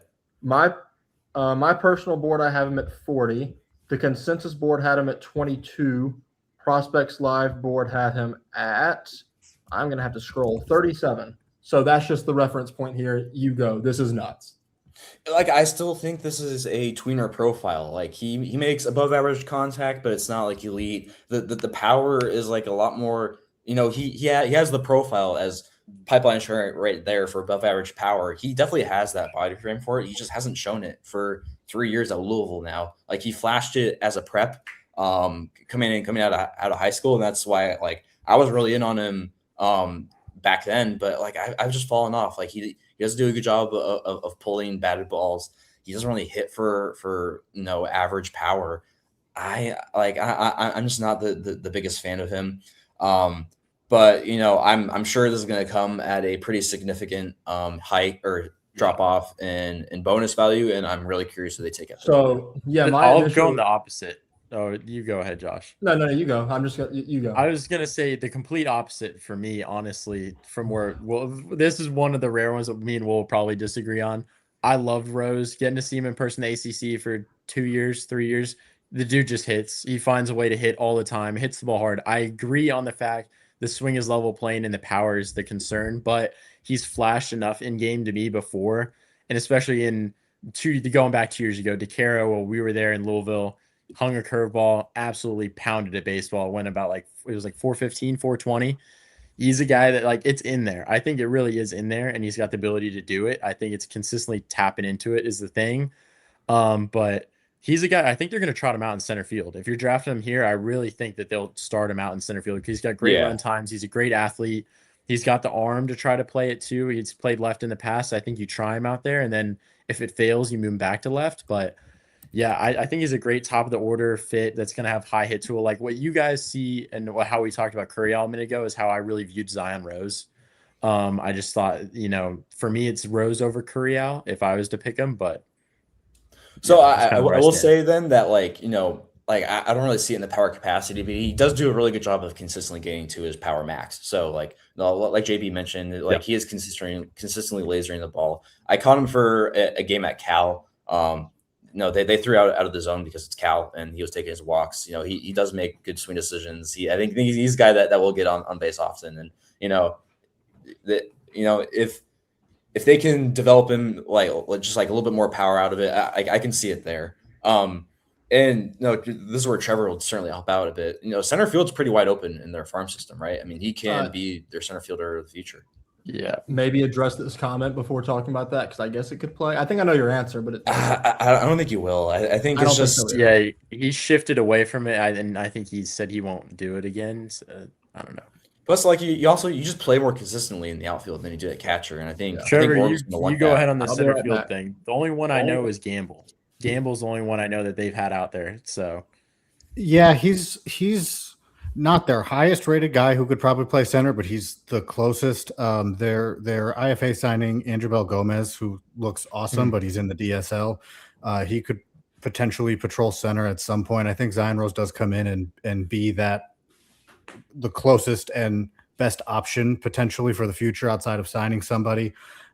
They definitely don't need him at catcher. They have Blake Mitchell and Ramon Ramirez there on top of Carter Jensen just getting to the big leagues. So they are locked and loaded at catcher. I think they will let him roll in the outfield. And if he progresses well, it should be pretty wide open for him to get a spot. Okay. And it looks like we're getting pretty close to Baltimore here. I'm expecting it to be Burris or Bell. Rob is out there. All right, here we go.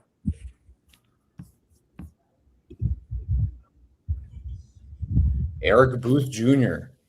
I mean, that kind of tracks to what they like. And, he's a guy that unlike Josh, I think it's very fitting that Josh is not here to get his reaction. But I'm a pretty big fan of the profile.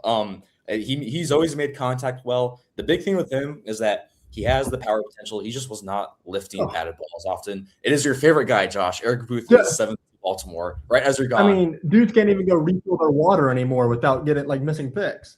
Yeah, well, I was saying that in the spring he has lifted more often, with his batted balls. I'm a pretty big fan. I have him 8th. I think he's a double plus runner. I think he can hang in center field. The arm is at least below average, but I don't really care about arm strength that much. I think it plays very little into an outfielder's profile. When you have the contact skills they've shown and the power potential that's in the game, I think it fits for a 7th overall pick. I think. I mean, look. Actually, you know what? This is a solid spot for him. I'm not going to harp on this pick actually because we know how low I am on him, and I'm not going to try and just take up more time with that. My thought here is, if I can be selfish, I'm a Braves fan. We might get Burris. Can I go ahead and Drew just sent me a text, so I know who's getting picked right now. 8? And yes. Is there a reason why he texted you? Can that be my hint? There's a reason why I texted you. And I texted. Well, he's texted me the whole time. I told him you didn't want spoilers, so to text me. So I have it. Okay, you know what? Some dude did comment on how much we're talking about not spoiling stuff. So you know what? Fair enough. You don't have to spoil. I know who it is. Organic spoilers, we should say. But if it's just we saw on Twitter, I don't want to hear it. It's not on Twitter. Exactly. It was a Drew's text is what we got going. So, if this is who I think it is, then I got it right. Drew Burris information to Oakland. Oh, that's Drew Burris is gone right here. So that's a slam dunk for them. He's. I was about to say, yeah. Drew Burris. I was about to say that fits so well. We were talking about Gracia because of track record and how they love that. Drew Burris fits them so well. So you know what? I love that pick for them, but that also, who that makes me think that we're gonna select at 9, right? JB. Think about it. What would be the most ironic pick on the face of the planet? I'm going to go with Tyler Bell. But, I'm going to go with Tyler Bell. We'll see. I'm less excited now because I thought we had a shot to get Burris when he was falling more, so that kind of sucks. But so, well, I don't know, Josh. Do you have any final thoughts on Booth at 7? Yeah, I mean, like, look, it's well documented. I'm not going to say anything I haven't already said. I don't think the swing play is long term. I don't think he'll be able to get to spin long term with the flat bat path. It's a good BP swing that he has. If he can get to it in game at the next level, then maybe we have a different story. But I don't know if he can get to that and have the same success that he has. Yeah, I think 7's lofty, but it's about where everyone thought he would go. I'm not shocked by this at all. Consensus board has him at 6. So I will say, outside of one other pick in this draft, Eric Booth Jr. is going to be one of the first prospects that is drafted and looks like he's going to take the top spot within his organization when we do our list updates. The other one is Rock. Is it Chalewski? Oh, but somebody had to do it. I think that is interesting that he can join and just slot in above. Ike Irish was our top guy leading into this pick. So you like him or not, there's a lot of talent, enough talent there for him to take that top spot, or enough potential. Ike Irish is my guy, so I'm biased there. But I'm actually very biased also for doing against Booth. I lied. Von Lackey's also up there. We put him above Walker Jenkins. That was I was fighting hard for that while we were on stream at some point during this. I will say. So Trevor, you're saying you would not put Drew Burris over Leo DeVries?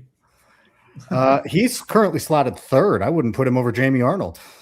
Oh, that is really interesting to me. I think I would. I have a quote already from Drew Wheeler that has been sent for when the next pick comes in. So for 9, for number 9 already from Drew. I feel like I know. Okay, we haven't technically got 8 yet. So technically, it could be like, I'm not going to make this all Braves, but I will just say my thought came to mind. Either we're going to get the Tyler Bell thing, that's going to be the most ironic thing ever for me and you, or remember the guy that was like, we had the discussion beforehand of like, if Lombard falls to the Braves, is it something that Anthopoulos would do? And all of us think no, and the consensus seems to be no. Well, guess what? We're gonna get it. Like it's. I have no idea. I don't know which name it is, but I just have a lot of exclamation point ha ha ha ha ha ha ha's going across the screen as an exact quote. So which of the two it's gonna be, I have no idea. But it's gonna be one of. I will mention this. I did see a rumor of a potential certain stud of the draft going to college, and he has been falling. That's Jacob Lombard. I did see a rumor that Miami might have a really good day, and so far it might be happening. I think if like Colorado comes around, I think you scoop them up. I mean, any of these teams you scoop them up, but I think we're getting probably pretty close to the you're not going to hit my number point on Jacob Lombard. Yeah. So Drew Burris does come through. I think he has the potential to be just like the next guy of an incredibly stacked lineup with the A's, like what they're showing right now at the big league level, and then what they have like in the shoot with, especially with DeVries. Potentially how you think of Tommy Tanks and a couple other guys. I was a little interested to see if they would go arms, just because I feel like that whole talent pool of their organization is a little devoid of it. But Drew Burris is just such an awesome player. I mean, if you would have told them back in September that they were getting Drew Burris at 8th, I think they're doing jumping jacks. They're doing JV backflips to get that pick. And like he's made contact at a little bit of a worse point this season, but it's still plus power. I think it's plus defensive ability in center field. And, depending on what you think of Denzel Clark, they don't really have a true center fielder. So I think this is a great pick for them.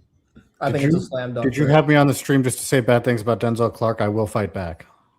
No, none of that. No, I agree. I think Burris, it's funny, number 8's going 8th overall here. But I think Burris he's one of the guys. I mean, if we looked at it at the beginning of the year, you'd say this is crazy value for them. I mean, I know undersized and all this stuff people talked about, but consistent performer with power. It fits exactly like you're saying, perfectly in the A's lineup, and it's going to bolster a lineup that already has a lot of young talent in it already. So I'm excited to see it. I guess, Trevor, you got anything to add on org fit or ranking or anything like that? I'm sorry. I have like 8 names. As the picks come in ahead of time, I'm talking with Matt Thompson about where we're ranking them. So who are we talking about? Drew Burris. We're talking about Burris. Sorry. Yeah, I somebody did say that they do have some fun young arms. When you talk about Jamie Arnold, Wei-Yen Lin just got hurt, Gage Jump at the big league level now. So I think they're okay not going towards arms. I think Burris does add to what could be a little bit crowded of an outfield situation. They have a lot of young hitters at the big league level right now, but Burris is going to slot in number 3 for them. For us is what it looks like. And him and getting Devin Taylor last year, I think that's a really fun injection of outfield bats potentially for them. It's one of those things where like there's not a lot of real true holes in the profile, and people that are skeptical about him, it's purely just because of size. I mean, like he's 5'9", and that's really off-putting to some people. But I mean, at the end of the day, one of the better college performers we've ever seen. It's arguably plus hit and power, phenomenal glove in center field. Just an elite athlete, even though he is 5'9". That's the only hesitation you really have with him. And he was expecting money around this range. So this is about right, I'd say. I was hoping he'd fall one more spot. We're in the mocks. That's all I'm saying. It's pretty unfortunate for you.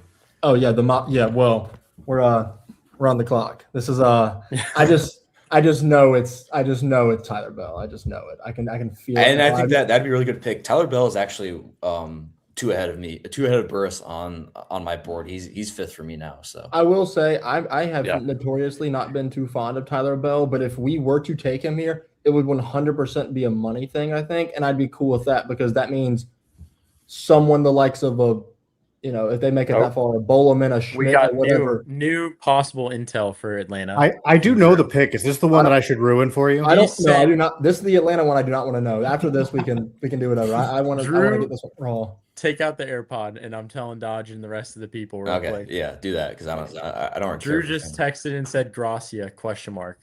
So AJ Gracia I'm not a big fan of him, but that is. I'm not either, but that'll be an interesting pick here. Yeah. Go ahead. All right, it's back in. I had affirmatively what you just said. I'm gonna be on a 3-second. Big Rob on the board.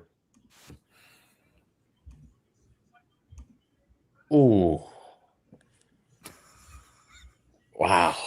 Burn the box. Reaction. Get rid of all of them. Oh, Josh Catlett. Can we get the reaction immediately? Well, live on Prospects Live, Twitter and YouTube. Have the floor. Not Tyler Bell, like we were saying. It's a money thing, right? Like AJ it could be because you guys do have 26th. I don't think it's that much of anything. I don't know if Gracia. Do we think Gracia was demanding 6.6 mil? Like I don't know if it's a huge money saver. Yeah. No, but it's I don't love it. I don't hate it. I think he's a great player. I think that it could be it's plus hit, depending on who you talk to, really good bat to ball. Defense, I have questions. Pretty left-handed swing. I'm fine with a lot of it. There's just other guys I would have preferred here. I would have still liked Rojas better or a Grinlinger or someone like that, but that's not – I think Gracia that's an Anthopoulos pick. I probably could have maybe seen that one coming. I'd be curious to see what the money is. I would say for Gracia, I think he gave a very murky picture on his power potential this season. I keep seeing it here and there that he was playing injured, which who knows what it was, but the power definitely ticked down last year, and it's just something where it's if you're going to be an average power bat with above average plus bat to ball, but really left field and at least below average defense. It's just kind of a very tweener fringe profile. It's funny that Josh mentioned hating passive guys earlier and Ty Head because this is the most passive guy in the entire draft. He had a 3.3% OO swing percentage this year.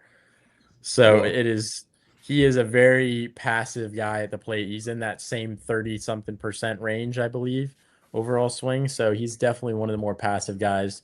But, he's performed. He had a bad down sophomore year-ish, if you call it that, at Duke. And then, he kind of picked it back up a little bit more this year, but the power wasn't there. I think he's one of those that it's a high-performing college name, and you'll see where it goes. But the swing is very uphill. That's my biggest concern. Very uphill swing. And the athlete, definitely not sticking in center. So we'll figure out if he stays in the outfield or not. But, yeah, that'll be interesting. We got one thing in here. E-Cube had a comment that he wanted us to comment, Josh. He hit at you about the Twins. Oh, that's Twins. One of yeah, that's one of my one of my boys from college. That's go one of for it, Josh. It's hit it up. It's a good pick. Like he was objectively one of the top 3 guys in the draft overall. A phenomenal athlete. Stock raised a ton this year. Probably going to stick at catcher long term. Really good behind the plate, but he has probably the most defensive versatility of anyone in the entire draft, at least up in that range. He might move to outfield long term. He can move to third or shortstop. Who knows? But he'll probably stick at catcher. It's really good bat to ball. He performed all year for Georgia Tech. I don't know how many home runs he ended up with, but it was somewhere like the high teens, I want to say. Good pop times, hits, makes really good contact in the zone with secondary pitches at an elite rate. He did that in 2025 and 26. Things like that allow you to think that you'll probably be able to hit pretty well long-term in pro ball if you're doing that against ACC pitching for a couple of years. So it's a good pick. It was the consensus number 3 pick. I think most all of us saw it coming.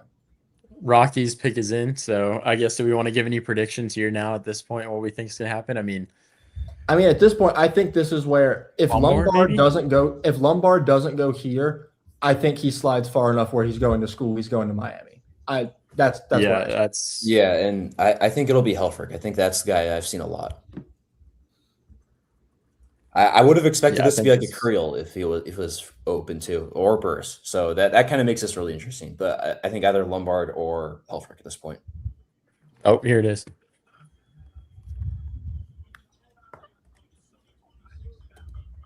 Tyler Bell. There it is. It's definitely a BPA pick for them. Okay. I think that is a really good pick by them. I love that. And I think this is really exciting because this is a whole new administration. This is a whole new scouting staff. I think it's going to be a nice test of their player development team. Yeah, I agree. I like that. I love the fact, Ethan Holiday, it's a good fit. I know you don't draft like this, but it's a good fit that obviously Tyler Bell is going to stick at shortstop long term. That's your guy that's probably going to stick there. And with the concerns about Holiday being able to play short, that eases it for sure with your shortstop of the future, I think. But so I think this is, I agree. Okay, so actually, reminder to everyone to switch off NBC because that is the 10th pick. Oh, wait, great. Go to MLB Network now. I'm hoping next year they spread it out to 8 channels. It's pick 43 is going to be on E or Entertainment, and pick 84 is going to be on Sci-Fi, and y'all get to see the entire family of Peacock networks. Y'all get to see my fun way of switching the channel now. They got a little remote. No, he's got to go under his desk. I'm under my desk. While he's under his desk, let me just say the Rockies are sneaky fun right now. They're prospects. Their farm system is getting sneaky fun. Yeah. You talk about Holiday. You talk about Charlie Condon. You add Tyler Bell into that. Roldy Brito, Kristen Arguelles. They have just a list of guys who have a lot of potential and are really fun. Wilder Dalis is another guy. It's still kind of a long way off with some of these guys, but I think Tyler Bell is a good addition into what can be a fun crop of bats over the next few years in Colorado. And I'm not sure. Sorry, I wasn't listening a ton on how much we dove into Tyler Bell as a prospect. Obviously, there's with concerns. But I think he can grow into a plus power hitter. He has really, really strong athletic movements. It's kind of like him or Drew Burris, the top twitchy guys in college. I think he's a plus defender. He's got a really good arm. And runs very well. I think, he could be their shortstop of the future. Yeah, I agree. And I got to see him in person a little bit at USA this year. And for me, defensively, it was him and Rock were right there together. We always talk about how great Rock is defensively. It was pretty close margin when you watch these guys take infield drills together out there. I mean, both of them were very smooth, soft hands, strong arms, everything you'd want. The footwork was great. Tyler Bell, I think it's hard to find impact switch hitting shortstops. And that's something that really I think is going undervalued with him that I think pushed him up here, especially as a great athlete too. So I think that's kind of one of those things where Bell right here, I think is a perfect fit. I think it's a great experiment for Colorado, like you're saying, to test out if they can fix the whiff and chase concerns on spin. But, Tyler Bell, he's got all the tools you could possibly want. So this is the fun part of the draft where after pick 10, we're going to bring in a rotating cast of characters from the Prospects Live draft team throughout the rest of the day. Our first one of the day, Harris Uden. I don't love this format. I might fix this. Harris, what's up? How you doing? How's it going? Been enjoying the draft so far? Yeah. Do we like this better? Yeah, this is good. Yeah. It looks good. Okay. Sorry, JB. It's okay. I would definitely say this has been unexpected to say the least. I mean, it started at 5. When Curiel went off the board at 5 is when things started getting weird. And then Zion Rose going at 6 is to this point still the shock of the draft. But I think on top of that, not equally as shocking. Zion Rose at 6 was nuts, but Lombard falling out of the top 10, like I'm for it, but I just wasn't expecting it. So that could be considered equally as shocking. Sure. Yeah, I think I was surprised by Curiel. I'm surprised by Lombard falling. My jaw dropped at Zion Rose. I know there's a lot of talk about him moving up lately, getting some helium, but I don't know. I'm an ACC guy. I watched a lot of Zion Rose. I do not see it. I have him in the 40s in my rankings. I had him going to Colorado in like they're at 38, I think, in my mock. Like, I don't think he's a center fielder. I know they talked about like he didn't play there because of Lucas Moore. I think he didn't play there because he can't play there. I think he's got good arm, but he's got some risk of maybe even DH down the road. Like my comp for him, a couple of guys that come to mind were like Chris Davis of the K, also like Elliot Ramos. I think I don't know that I would have taken him in the top 10. I think at this point, something else I just noticed that's fascinating, 8 of the top 10 guys taken are all college guys. Only 2 prepsters have gone. And typically the draft, or at least the first 10 rounds, tend to be about 80% college guys roughly, so that number checks out. But early on, you tend to see a lot more prep guys. So this is fascinating. A lot of teams trying to maybe save money at the top, like Braves, Rockies for sure, definitely Royals, probably Pirates. The Nats are in, so we got this. I sure hope my MLB network isn't as delayed as my NBC. So one last quick point. If I think at this point, I'm going to call that Jacob Lombard goes to Miami. Is that the highest profile guy to get to campus? I mean, I think for me personally, like I didn't have him in my top 15, but there are certainly boards that have him in their top 5. I mean, it's Tyler Beede back in the day. Maybe Tyler. Oh, do you mean ever? Like ever? I mean, I just can't remember a prep that high getting to campus. Tyler Beede, Matt McClain was drafted high, but I don't think he was ranked high. Yeah. I think Tyler Bede's probably the highest one because he was ranked really high out of high school, and the Blue Jays took him in, I think 10th, and then he went back. So, yeah, that's one. Okay. Are we out on the idea of someone just floating Lombard down? I think it could happen. I just think you're going to have to really go over slot at this point. Like I think his number. I'm blanking on like what we are right now in terms of like slot value. But it's got to be way higher than that. Yeah, I mean, Chicago's probably the only capital. Yeah. Yeah. I don't know. Yeah, I think you look at like both the Giants and the Royals, who have picks around the 30 range. Wouldn't shock me. I do think that's obviously a chance he doesn't make it, doesn't get drafted and goes to college, but I'm not completely sold yet. I do think there's some more interesting things we're going to see, and I wouldn't be shocked if he's got some deal somewhere. Okay, I just got something from Drew. Yeah, I would say first that I think I'd be really shocked if this isn't Grindlaner, but go take the well. The Angels are selecting Grindlaner, so it is not going to be Grindlaner right here. Is what I just got from. Well, and I think I'm behind on MLB Network because. Wow. Okay, so Josh, you're like 10 seconds ahead. Yeah, of me. you're ahead of us. Oh, so now I have to pause. Yeah. All right. Well, I'll be a good person. I'll do that. Thank you, JB. After all this time, we can officially shake hands. Tyler Bell and Chris Hacopian went back to back. The debate that you and I have had for 9 months at this point. Edged me out, and they're both gonna take a little bit less than slot probably. I'll talk about this one because this has been my guy forever. I love Chris Hacopian. I expected him to go a little bit lower than this because of the back injury thing, but you're banking on the bat performing here long term, and I think it will. You see on their screen up there, they have him with a 6 on his hit tool, and then nothing else is above a 50. I don't agree with that. I think the power could be more like a 55, maybe a 60, depending who you talk to.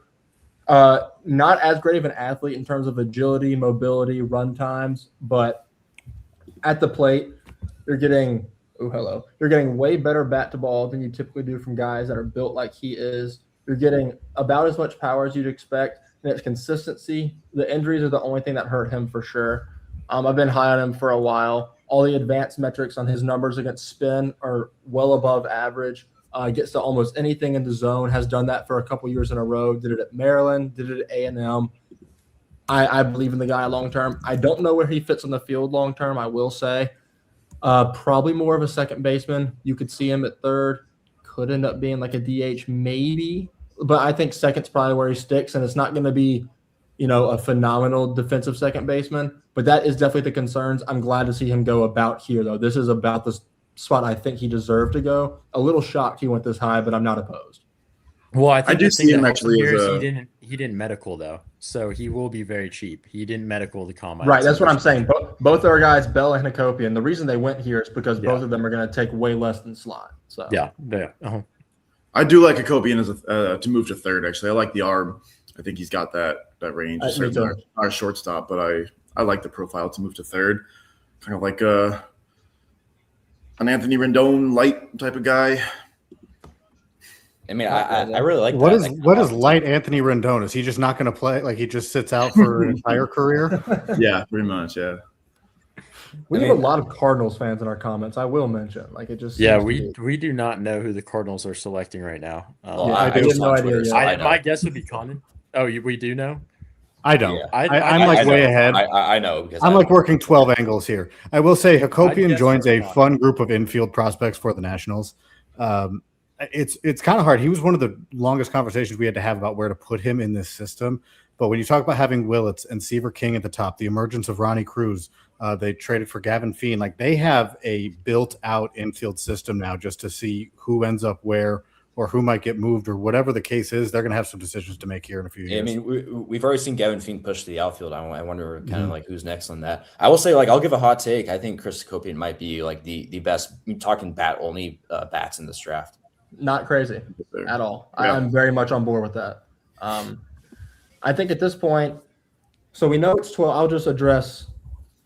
Okay, well, yeah, a lot of us seem to know it's online. I will say, like, we'll get to Grinliger after this comment because we know he's going 12. We do have the Cardinals pick if we want to throw it out there. I saw online. Yeah, I don't know. I just got a text from Drew about it as well. So you know what? Forget it. We'll talk about the next two picks back to back. Throw it out here. Who are the Cardinals taking?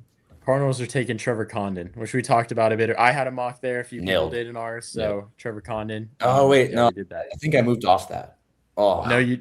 It's on and on here for me, Dodge. You got it. All right, there we go. Score. So you did get that one. Interesting. I can see it. All right. I mean, okay. Well, we're starting with Grindlinger. I love this pick for them. I think it's a nice profile to buck their change of their draft strategy. He is to me like the ultimate. Like I think if there's any guy that's going to make it domestically as a two-way player, I think it's going to be him. I really like the bat. He makes incredible contact. I think you have to kind of fill out the power a little bit more. But I'm seeing now on MLB Network. Did he just get announced as an outfielder only? Yes, he did. Yes. Wow. Okay. Which is crazy because they're going to show pitching highlights right now, and that's what he's going to be long term. So shout out Rob Manfred. He might be drunk, but you know what? Yeah, I think it might be that. I don't know about that. I did hear a lot of stuff about teams liking the bat more. So I would not say that they would 100% be off of that. But then an outfielder only is definitely weird. But that bat, a lot of teams did like him in the first round as a bat. I heard over an arm. So you got a young, athletic lefty like that. You got to give him a shot to see what he can do on the mound. In the minors, but I do think he has the best ability to make contact in this prep group. And like you look at his frame, he can definitely fill out to more power. He's got to work to lift more. He's got to work to get to higher EVs. But I really like the bat. I mean, he's barely 17, right? Oh yeah, he's 17. Yeah. So it's him and Rocco are the youngest. I think like this is the range for him, right? We didn't know what the hometown guy would do. Obviously, bringing in Mozeliak, completely dismantling what they've done the last few years. He's obviously the opposite of those high floor, fast riser types. So I think it's exciting for Angels. It's got to be exciting for Angels fans to get something different in there and try to you have a project to potentially turn into whatever side of the ball he plays on. There's a lot of upside there that you're not used to. Yeah. Curious to see what the Marlins do here. I mean,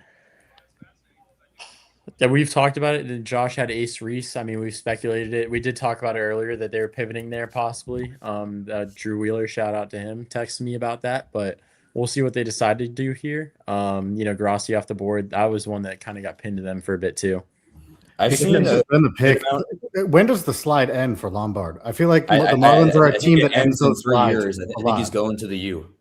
Yeah, no, I think so. In terms of when does the slide end for him, I think it's going to become like if he does not go in the next, say, 2 picks, either one of the teams like the Braves or the Royals that have a back end of have a comp round pick just drop a bag on him. Either that happens, I don't think it's likely, but it could.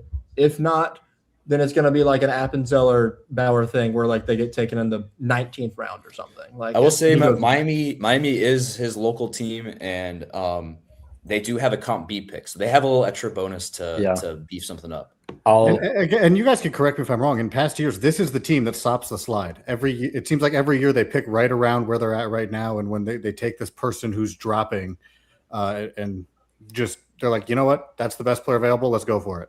I haven't really noticed that, but we have 14 is in if we want to go with it. But are you getting these on Twitter or Drew or what? Because like Drew sent all of them besides this one, the Miami one. I've just seen on Twitter. If Drew sends 14, we'll share that. I'm just intentionally not going on Twitter. I kind of want the appeal of. Okay, so do we want to touch on Condon? I mean, he was the guy that we were asked about, so we did a pretty deep dive on him earlier. I think it's a very fair pick for 13. I'm a little bit lower on him. I think the combine showing is a little underwhelming for me.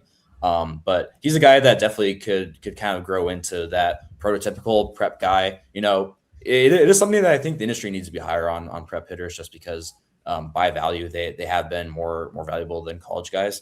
But he makes contact at an incredible rate. He maximizes his power for his frame, and he runs very, very well. I think that's kind of what you want at pick 13. Yeah. Yeah, it feels like a Heim Bloom type of guy. Mm-hmm. Very hitterish, athletic outfielder. I mean, it was really no shock that they're tagged to him this entire process, and they get him. This 13 to 15 range felt like his, right? St. Louis, Miami, Arizona. Roughly. I just want to see what happens with his operation. Honestly, like if they quiet him down, I think that could be huge for him. I just personally, I just don't love the guys who have the elevator hands or who have a lot of pre-swing movement with where their hands are at. I typically agree, but I think he's just such a twitchy guy who's not going to get to that much power to begin with. That if it works for him and he's making contact and he just he's going to hit, right? He's going to make some contact. He's not going to develop that much power in his frame anyway. So I'm not as worried as I would be with a guy a little bit bigger with that kind of mechanics. I will say at this point, just if we're talking more, I mean, obviously JB's the only one that knows the pick of guys on Drew just talked about it right now. Drew just hit it out there. So I'm still not looking yet. The consensus top guys that are still available are Lombard, Helfrich, Gio Rojas, Cam Flukie, and Justin LeBron. That's the top 5 guys still available based on consensus big boards. Okay, then do maybe those who don't want to get spoiled mute, and then JB shares it out. Yeah, that's fair. Is it one of the 5 guys I just named? I honestly don't know who you just named because I was said back. But you just named the top 5 BPA. Yes. Okay. It is. Yes. Am I gonna take a guess? Can I guess that it is Lombard? Go ahead. I'm gonna guess. Indeed. Yeah. Wow. I'm not a massive haul for him, I'm not a massive fan for him, but that is quite the draft value steal. I think when you talk about street consensus, I agree. I mean that's gonna be one of the top ones I think ever. I think in terms of what you just said, it's about as good a value as I can remember. But we're now at the point where you have to raise the question. The slot value for this pick is $5.4 million. I would imagine, based on consensus where Lombard expected to go and all that fun stuff, I would expect he was asking around $7-8 million, maybe more. So how much does he get? And do the Marlins have enough? How much is the Marlins pool in general? Let me look. Their pool is $11 million. So I'm gonna imagine they don't spend that much money, and he might just go to campus anyway. Unless they give him $7 million, he takes it, runs with it, and goes to the Marlins organization.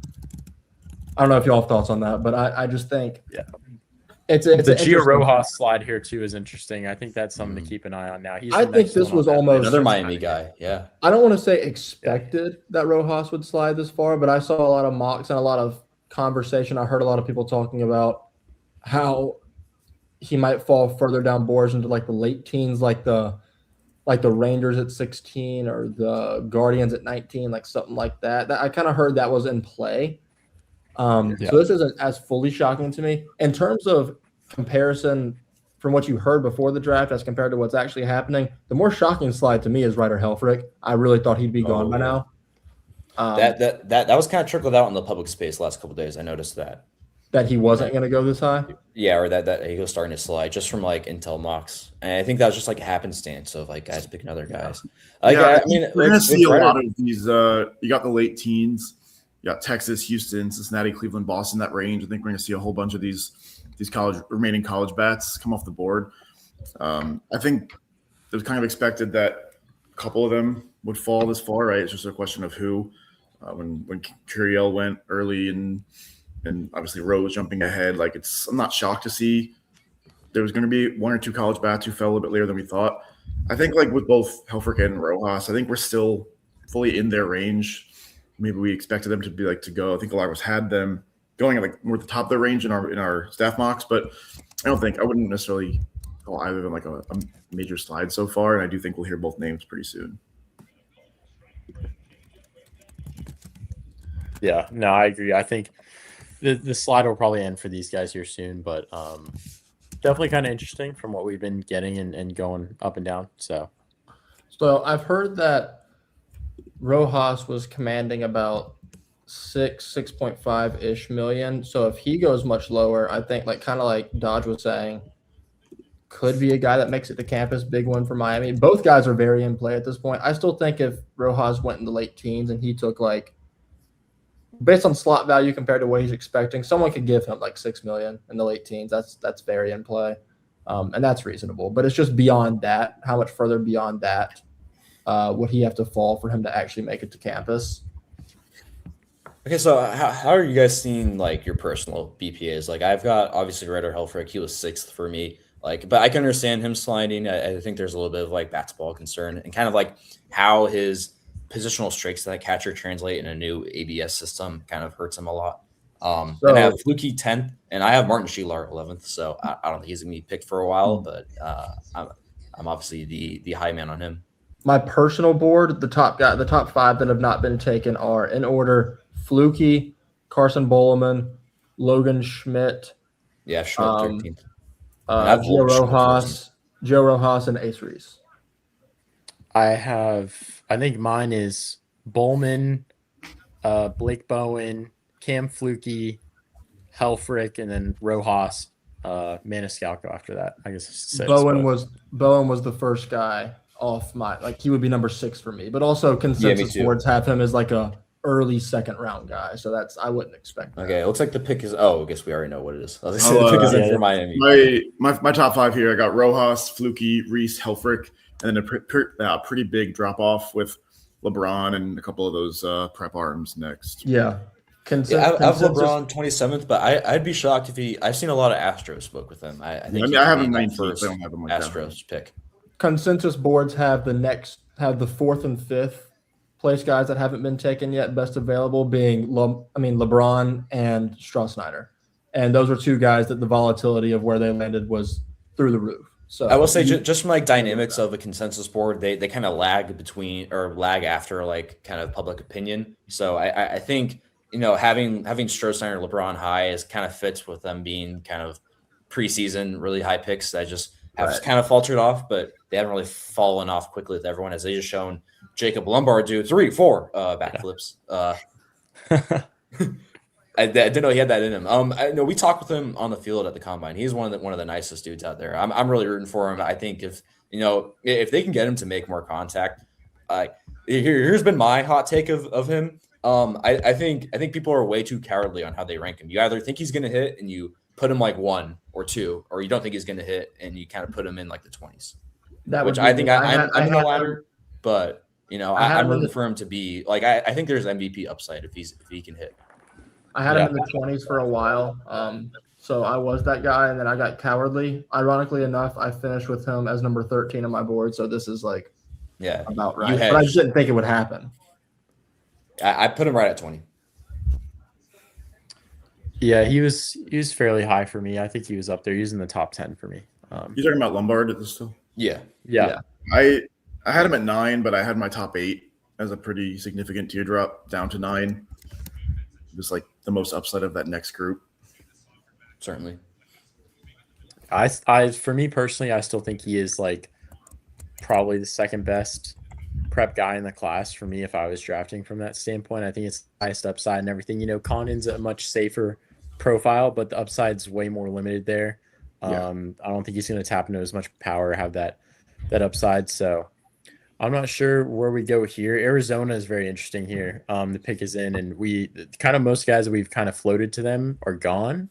So this will be an interesting spot. I had Curiel going here. I think a fitting pick, if I were to guess, I would say there's not a lot on the board that I think actually makes a ton. I would say Mason Edwards, thinking that he's been a riser, but not really knowing what they're going to do. Like, 'cause I've always pinned them for a prep bat, but there's not really a prep bat. That's literally what I was just looking at, is saying like what bats, prep bats specifically, but what bats I think fit them here the most. I don't think Ace Reese is crazy. That wouldn't totally shock me. Sure. But someone like a Mason Edwards, someone like a Fluky could go here maybe. I think both Spangler and Bowen are on the table here with the 2 picks in the top 31.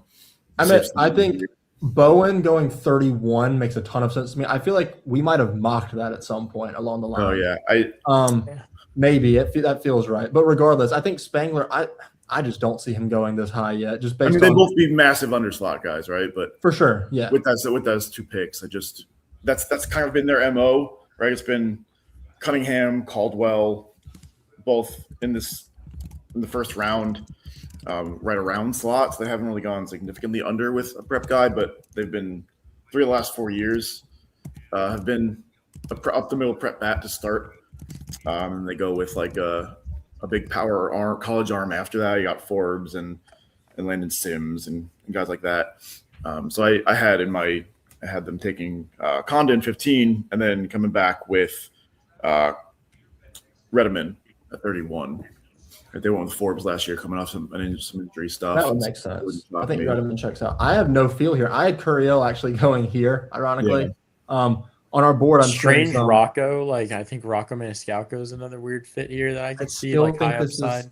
I think it's early, but there's a lot of guys that have done this. So. I love Rocco, but that would be really a lot of our staff mocks had Curiel, Rose, and Condon going here, which is very funny.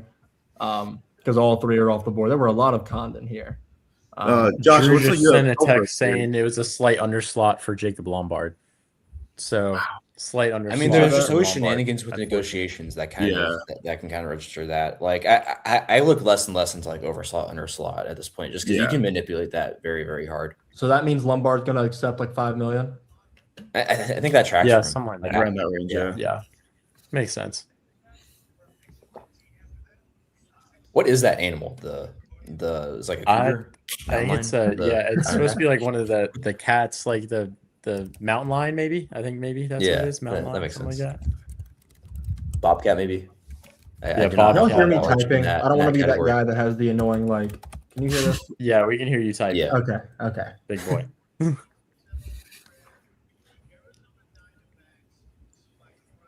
Are they walking out? And do we know what? Yeah, here's Rob, and I don't think. Am I still ahead of y'all? Because I heard the pick. Okay, you are. Well, I just heard it. Yeah, I haven't heard it. Okay, I'll let y'all get there. It's somewhat on brand-ish. Yeah, I mean, Josh, you had this correct here. Ryder Helfrich. Maybe Salguero had this. I don't think I did. Yeah, Josh S. Salguero had this. Yeah. Oh, I just wrong Josh. Yeah, I mean, I really like this profile. Me too. I think he makes contact. It's held against the top SEC pitchers, and he's got at least plus power that gets distributed to the pole side in the air extremely often. Really, really hard swinger. I think he's going to play very well for that ballpark. Definitely sticks at catcher. I don't think he really has a lot of mobility to move anywhere else. Depends on like what you think of Gabby Moreno.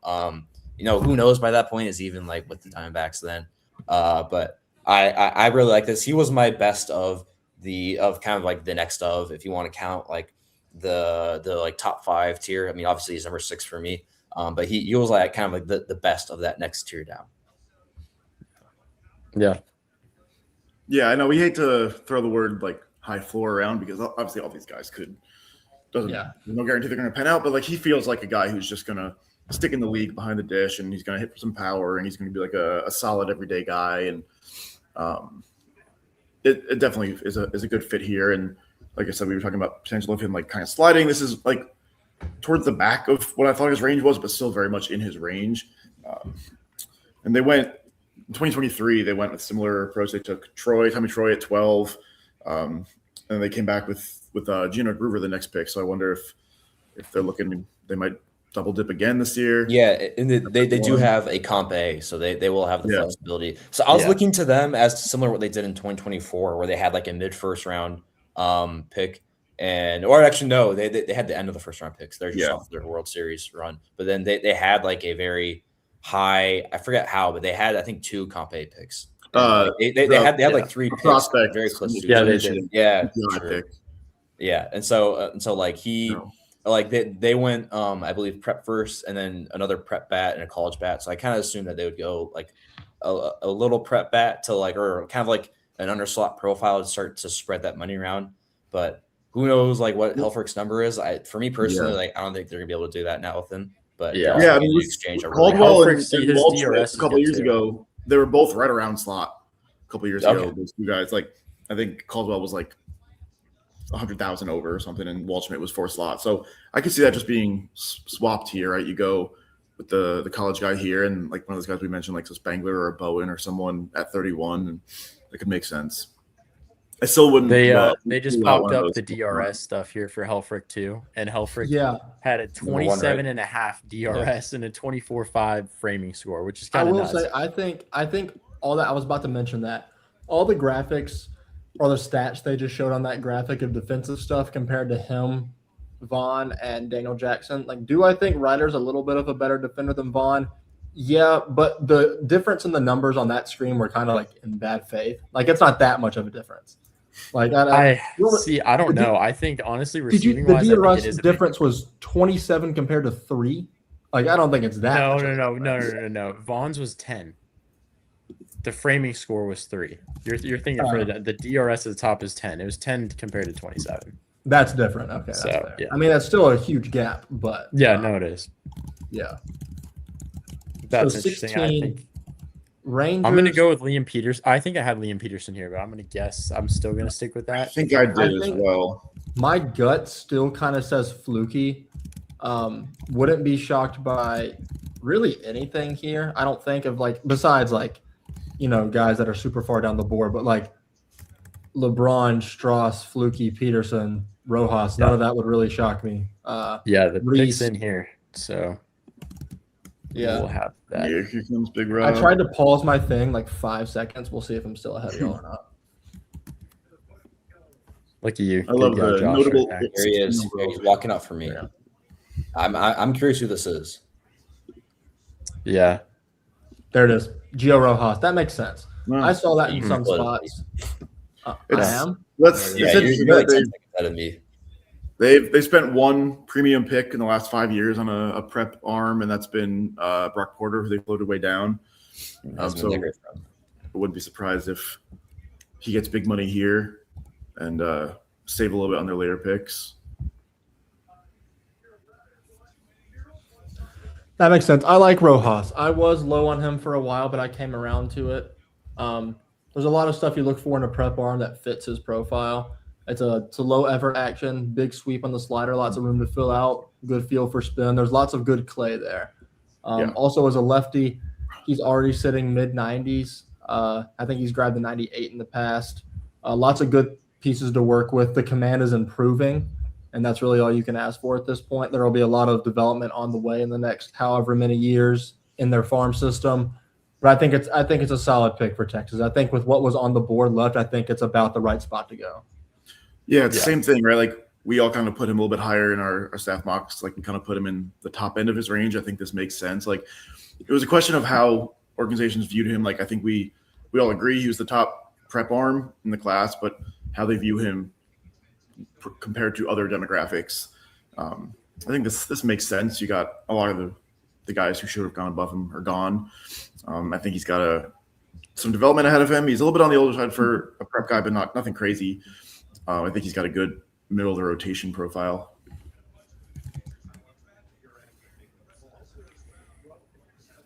All right, Astros on the clock next. Do we have any other spots here? This is really volatile, I think. This is like the Astros pick is one of the most no commercial. How do I put this? Like one of the most unpredictable, one of the picks you've seen with the most different people in mocks going here. How about that? Like you really haven't no had idea where they're going. Picks this early in forever. Exactly, and they have another one at 28. So, right. So like to have two in the top 30, like their second pick the last couple of years was like around a pick 100. It's been a lot of bats the last few years. I think that's likely they'll go that direction, but I think either college side or prep makes sense. I finished with LeBron here. I think this is, man, I don't know. It's so tough. There's been a lot of last minute Daniel Jackson smoke. Ooh, yeah, I wouldn't hate that. They do like their catchers, that's for sure. Yeah, I don't know if he is a catcher long term, but I'm not a big fan of the bat to ball. I think it's a very groove swing that didn't make a lot of contact, but the rest of the tools are pretty nice. About Tegan Kuhns. Do we have a I would love to take that. I have Tegan Kuhns ranked kind of in this next big tier. I have him at 36, but I think the tier starting with like even Peterson, Redeman, Carlone, Edwards, I think he's in that tier.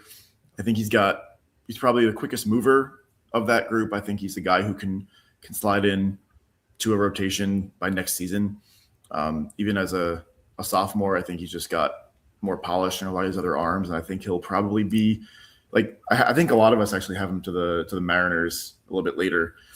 That's kind of feels like mid to late 20s into the 30s is probably where he'll end up. It wouldn't shock me if he fell to the second round, but I do think we'll go before then.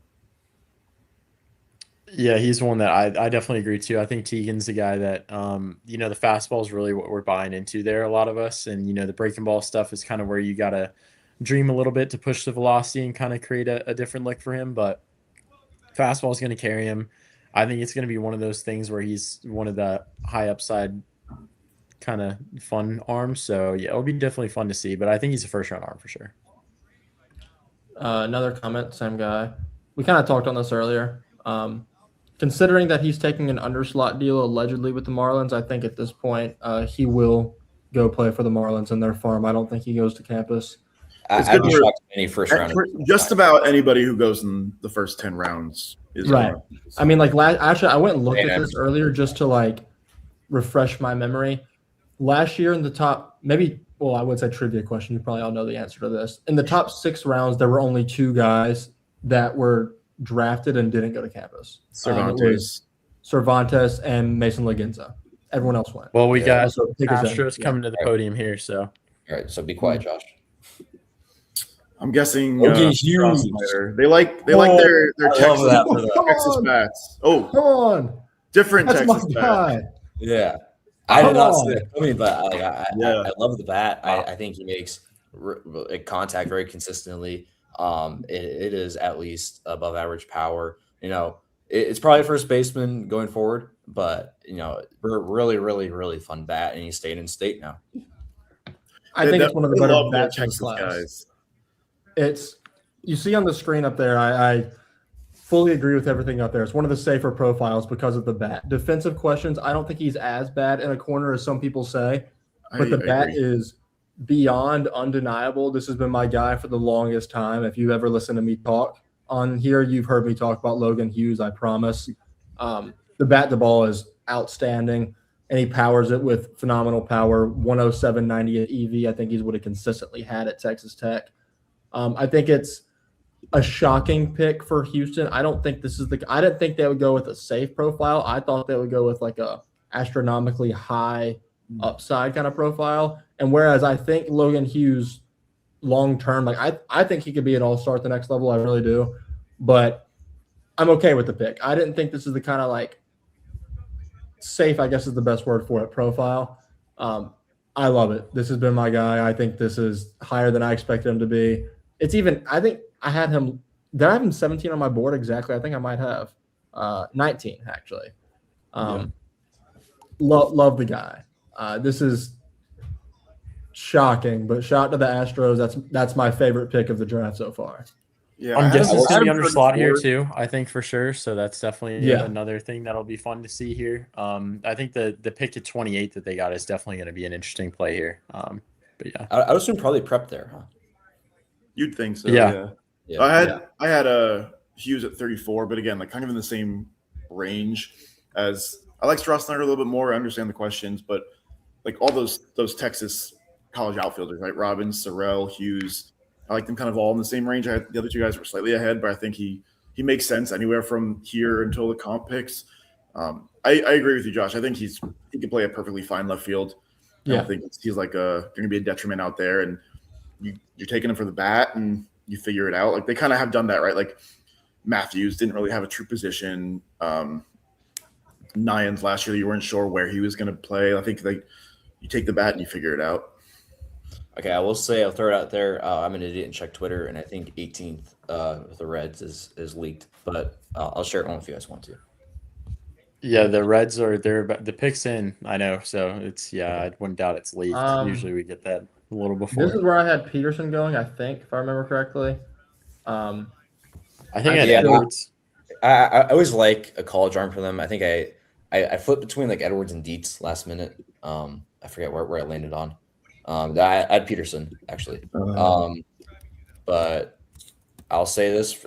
So I'll say this is only a rumor that I saw on Twitter, but I think it's a very guided one. It is not an arm. Oh. It's not an arm. Yeah, it's got to be a prep bat then. Give me Taj Marchand. I mean, I'd love to see that, but we all know that. Yeah, they're going really long on this Trevor Condon interview. They are. Yeah. I'm fired up. I can't believe Logan Hughes went 17. That's awesome. I like Blake Bowen here. That's my shot. Ace Reese. I mean, I could see him going for like an Ace Reese type. They haven't gone college bat early since Matt McLean. Yeah. I think it's I just think it's a safe, similar profile. It's a safe kind of guy. So I could see if that was where they went, but I don't know if they haven't really gone. I wouldn't really say they've gone safe for the last few years.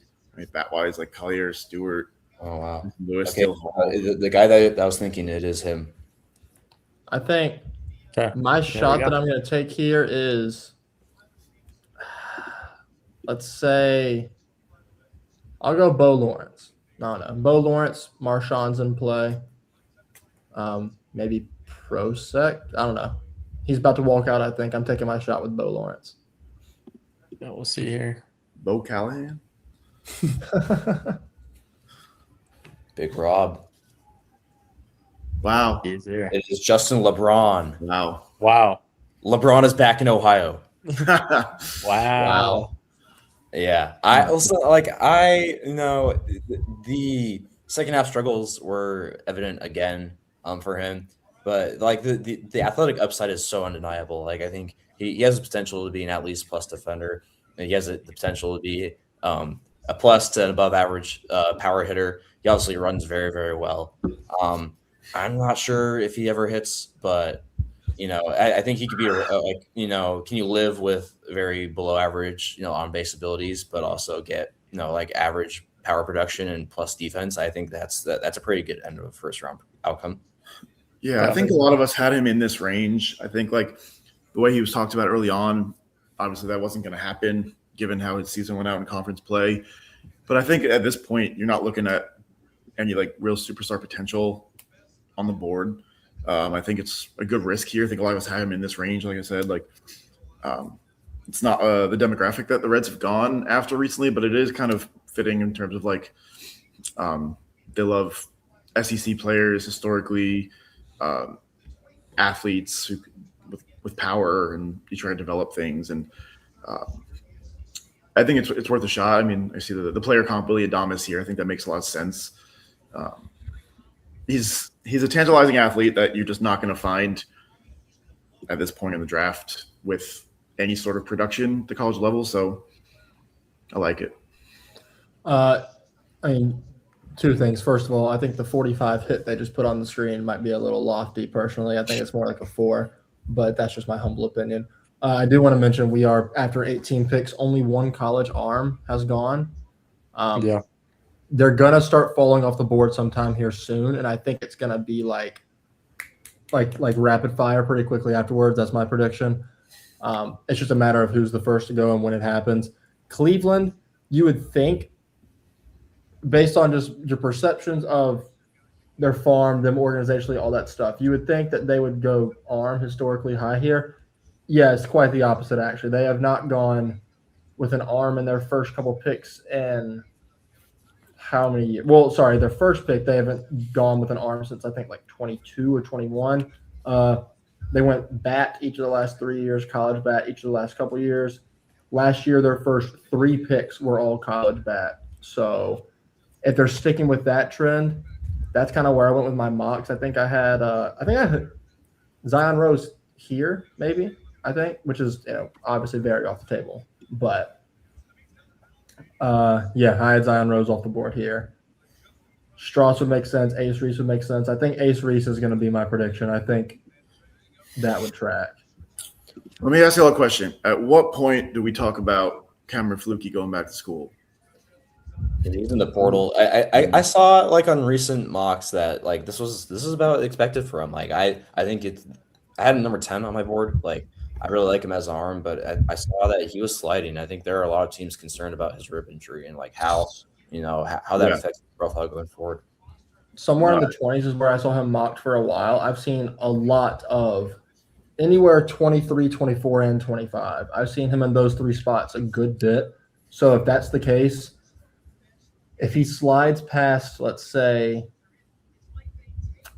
Atlanta at 26, I think that's when you really start talking about, does he go back to campus next year? But I think if the Braves don't take him, I don't think he goes to anybody really quick after that. And by that point, I think is when it's a real conversation. Yeah, no, I definitely am not there yet. But he's number 8 on my board with, like, granted a he's 6 for me. Double extreme risk on his grade, but the size, the athleticism, the stuff, like the command, I think he's so excited. He's so good. Like I think it's pretty close. Like I have him as like a 1B behind Flora. Here you go. Here it is. First college arm, and here's where it starts. Yep. But it's interesting. You were just talking about they haven't taken one in a long time. We've seen that with a few teams here, just kind of going away from what they've had in the past few years, and just think it says a lot about what this draft is. That it's a lot of uncertainty and a lot of different opinions. God, I just got dunked on by a guy on Twitter from yesterday. I just remembered that. He replied to my mock being like, Cleveland's going to go arm for sure. They always do. And then I'm like, well, actually, they don't. Like, historically at all. They could, but they don't. There it is. Yeah, and then, of course, they did this year. Funny how that works. I mean, speaking It's about funny Luke that they're Pearson, talking he about his definitely vertical has break. upside. You go ahead. No. I just find it funny. The graphics got vertical break, and the big question with Liam Peterson has been fastball playability and how it's kind of played down in the zone this season. So I think that's a funny thing to show, but the slider and what they're talking about there is definitely on brand. Like it's a plus secondaries question on the fastball, but there's some velo. So yeah, that was my big thing with him. He really never showed it like at all this year. I think he either had massive whiff stuff and no command, or command with like no swing and miss. Like literally his fastball, zone rates versus in zone whiff rates is like a graph that goes like that, where it's one goes up, the other goes down. And I think that created kind of a pretty massive concern for me. I was really in on him in the preseason. There's just such a high ceiling with him though. Like it's a power fastball that should be a rising like hard action pitch. He's got 2 well-defined breaking balls. The slider it gets incredible depth for an upper 80s pitch while also having a massive curveball. Never really shows the changeup much, but really for him it's just can he throw strikes? He really didn't do it at all in the last 3 years. But he's going to a good organization to, I think, fix that.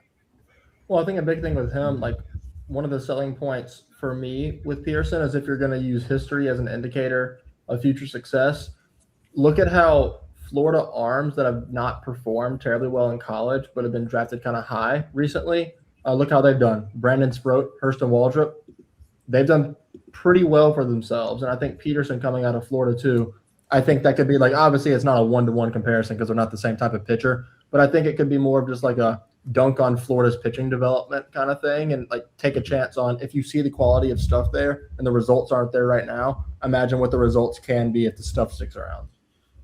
Yeah, I get it, but I also kind of cringe a little bit at those two names. Like just still a risky profile even in pro ball. Like yeah. Well, right, yeah. Neither guy has really like they both have been set down after coming up and like they're not being developed. They're not stellar, but they're not like when you're looking at Peterson, the hesitation would be the downside if he can just never throw a strike. And I think they could shorten up the arm action a little bit, maybe just try and like I think there's a way to fix that, but I think you're also sacrificing a little bit of the stuff if you do that. Yeah. I mean, I had him pick, I think, guys. Better buckle up for this one coming up here. Real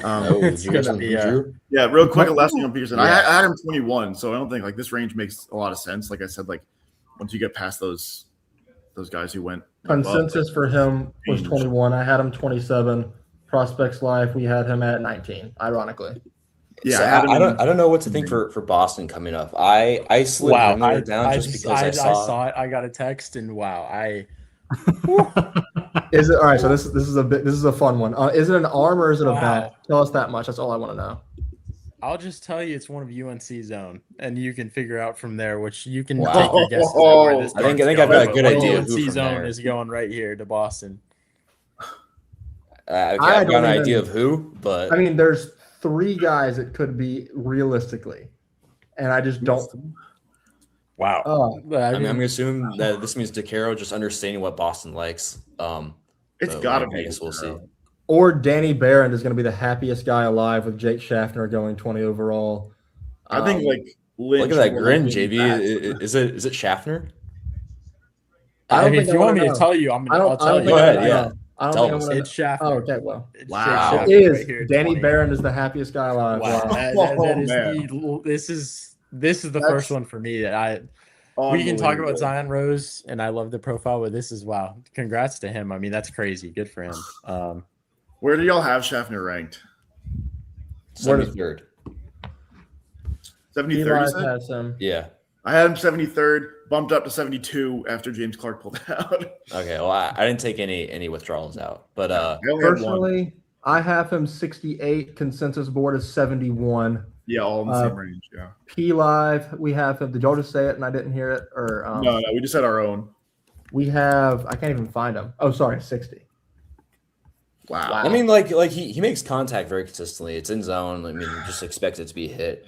I've just got concerns about the great round 2 profile. Like, I could see him playing very well in Fenway Park. Maybe we just slap something off the monster, like pretty much every time at the plate. But like in terms of like actual slugging production, I'm not all the way there yet. I don't like love him as a defender. I think he's more of a second baseman. I do. I love him as a defender, but power, man. This kind of reminds me when they took Nick York a few years back. Yeah, I mean, I really like this park fit for him. But Trevor, that's more moldable, right? At a high school, at least. Yeah. I think the thing I'll say with him is, so if you want to dream, if you're going on the upside here, like Schaffner, I got to watch him a hell of a lot. So I'll give this. You too. He top of the order guy. The bat to ball skills are great. He flashed some pop in there. I mean, the frame could add strength for sure, and there's definitely more there if you want to look at it from a body standpoint. The swing itself is probably not going to drive much more power, I don't think, ever there. The arm at shortstop, I questioned. A lot of us in scouts I talked about center field being in the cards for him. I don't think that's out of the cards for him at all. He's a good runner.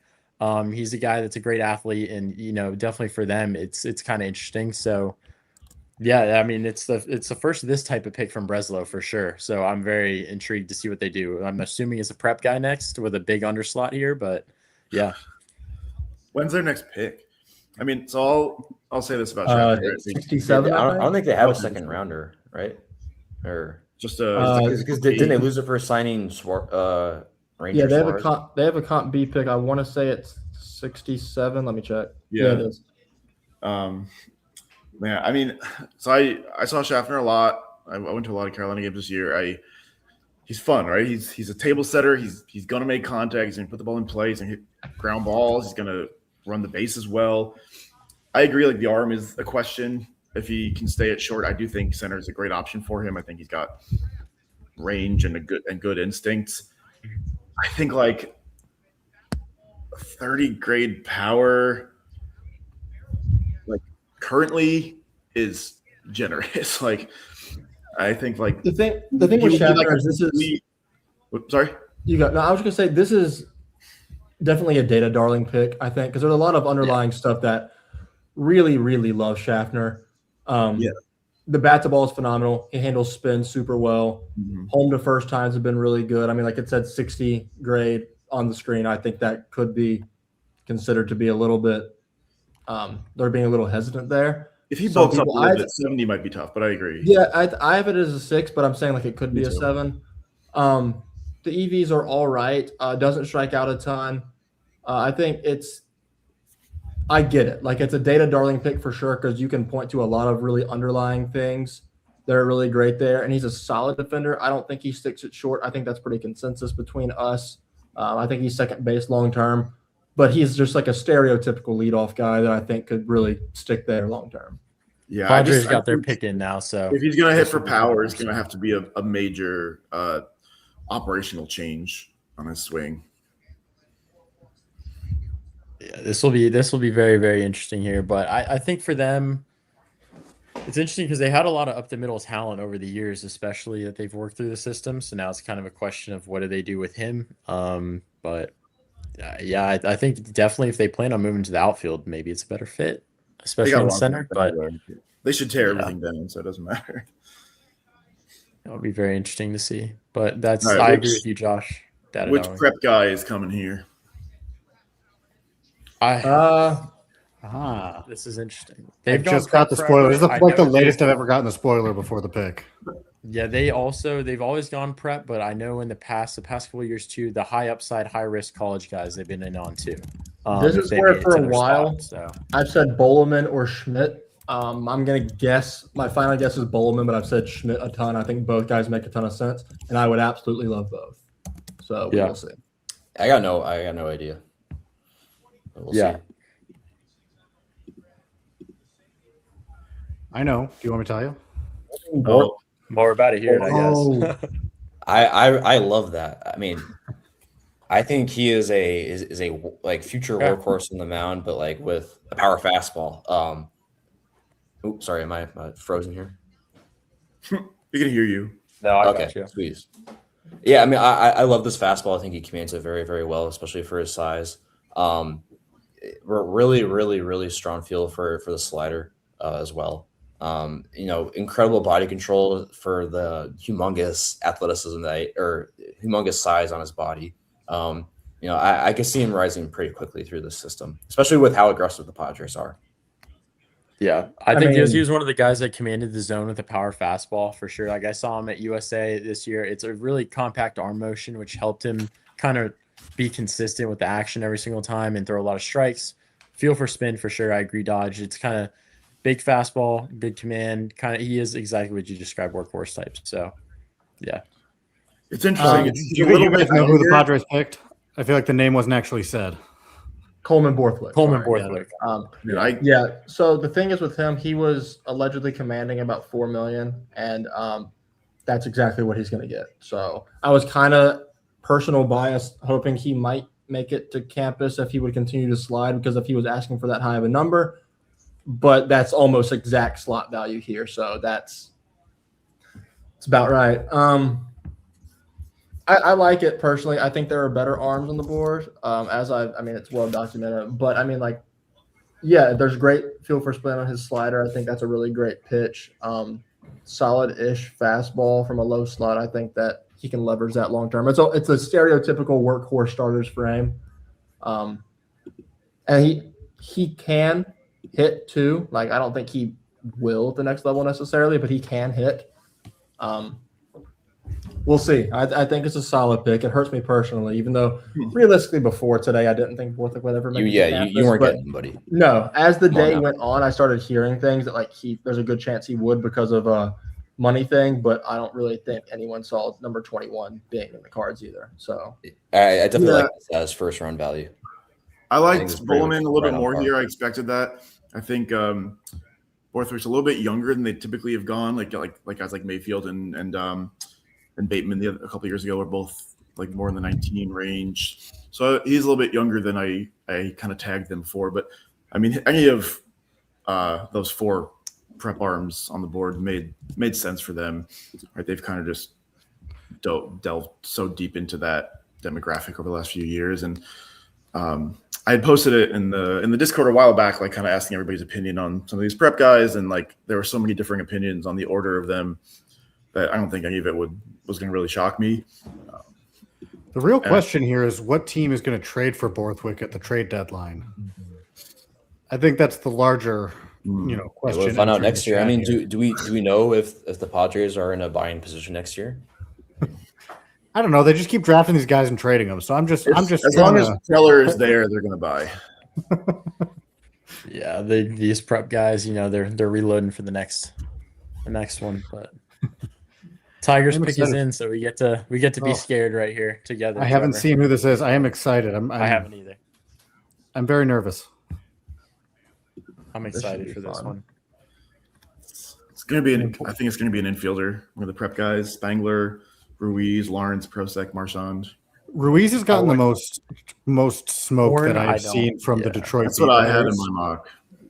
Horn's one I could see here too. He kind of fits the build, but we'll I think Prosek and Ruiz would be my first 2 picks.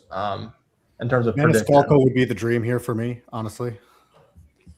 Yeah, I forget what I think I ended on Ruiz. I bounced around between like Marchand, Maniscalco, Ruiz. Any of those prep like middle infield bats felt like pretty good for me.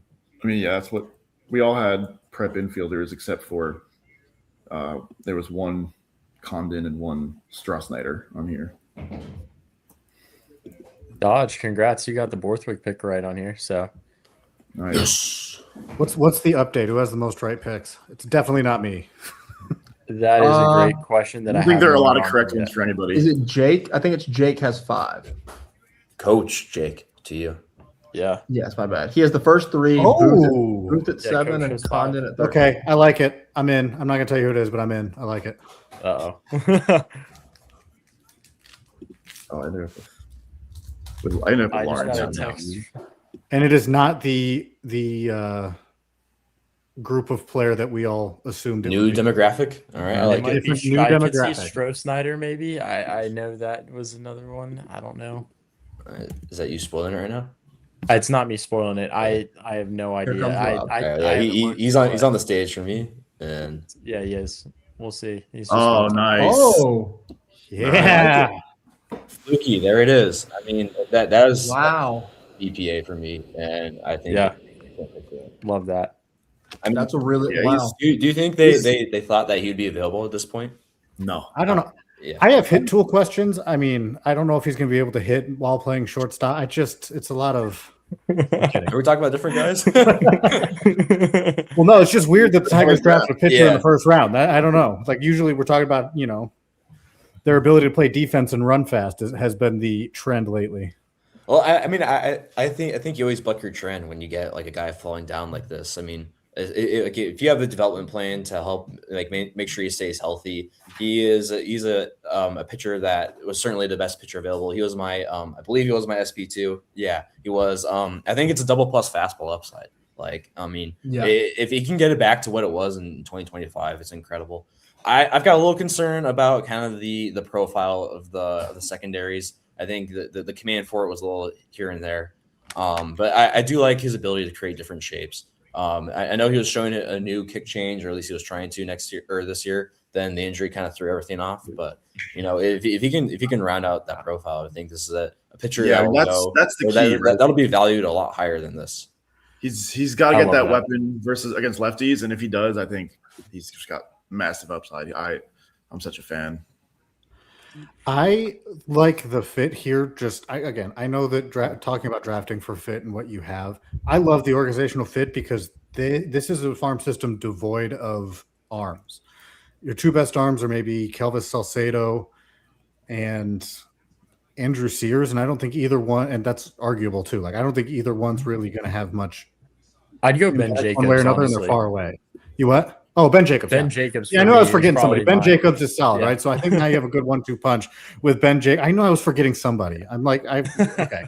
Ben Jacobs and Cameron Fluke give you a good 1-2 punch now at the top, and you still have pretty good young hitters there. I think it's a good fit in terms of where the timeline of the rest of these top guys are at and what they needed, honestly. And we'll definitely see come August 1st if they have a new like infusion of prospects too that can kind of quickly like rebound this little like half year lull that they're in. Mm-hmm. Yeah. Yeah, I mean, you never know. I mean, they are in a spot where right now, I checked the other day, they're 4.5 out. So, I mean, they aren't completely out of it. So, I don't know if they sell. Yeah, but I guess so. And they are breakdancing on stage now. Chicago yeah, Cubs. they are. They are breakdancing. I don't know what's going on here, but yeah. Got the Cubs next. Yep.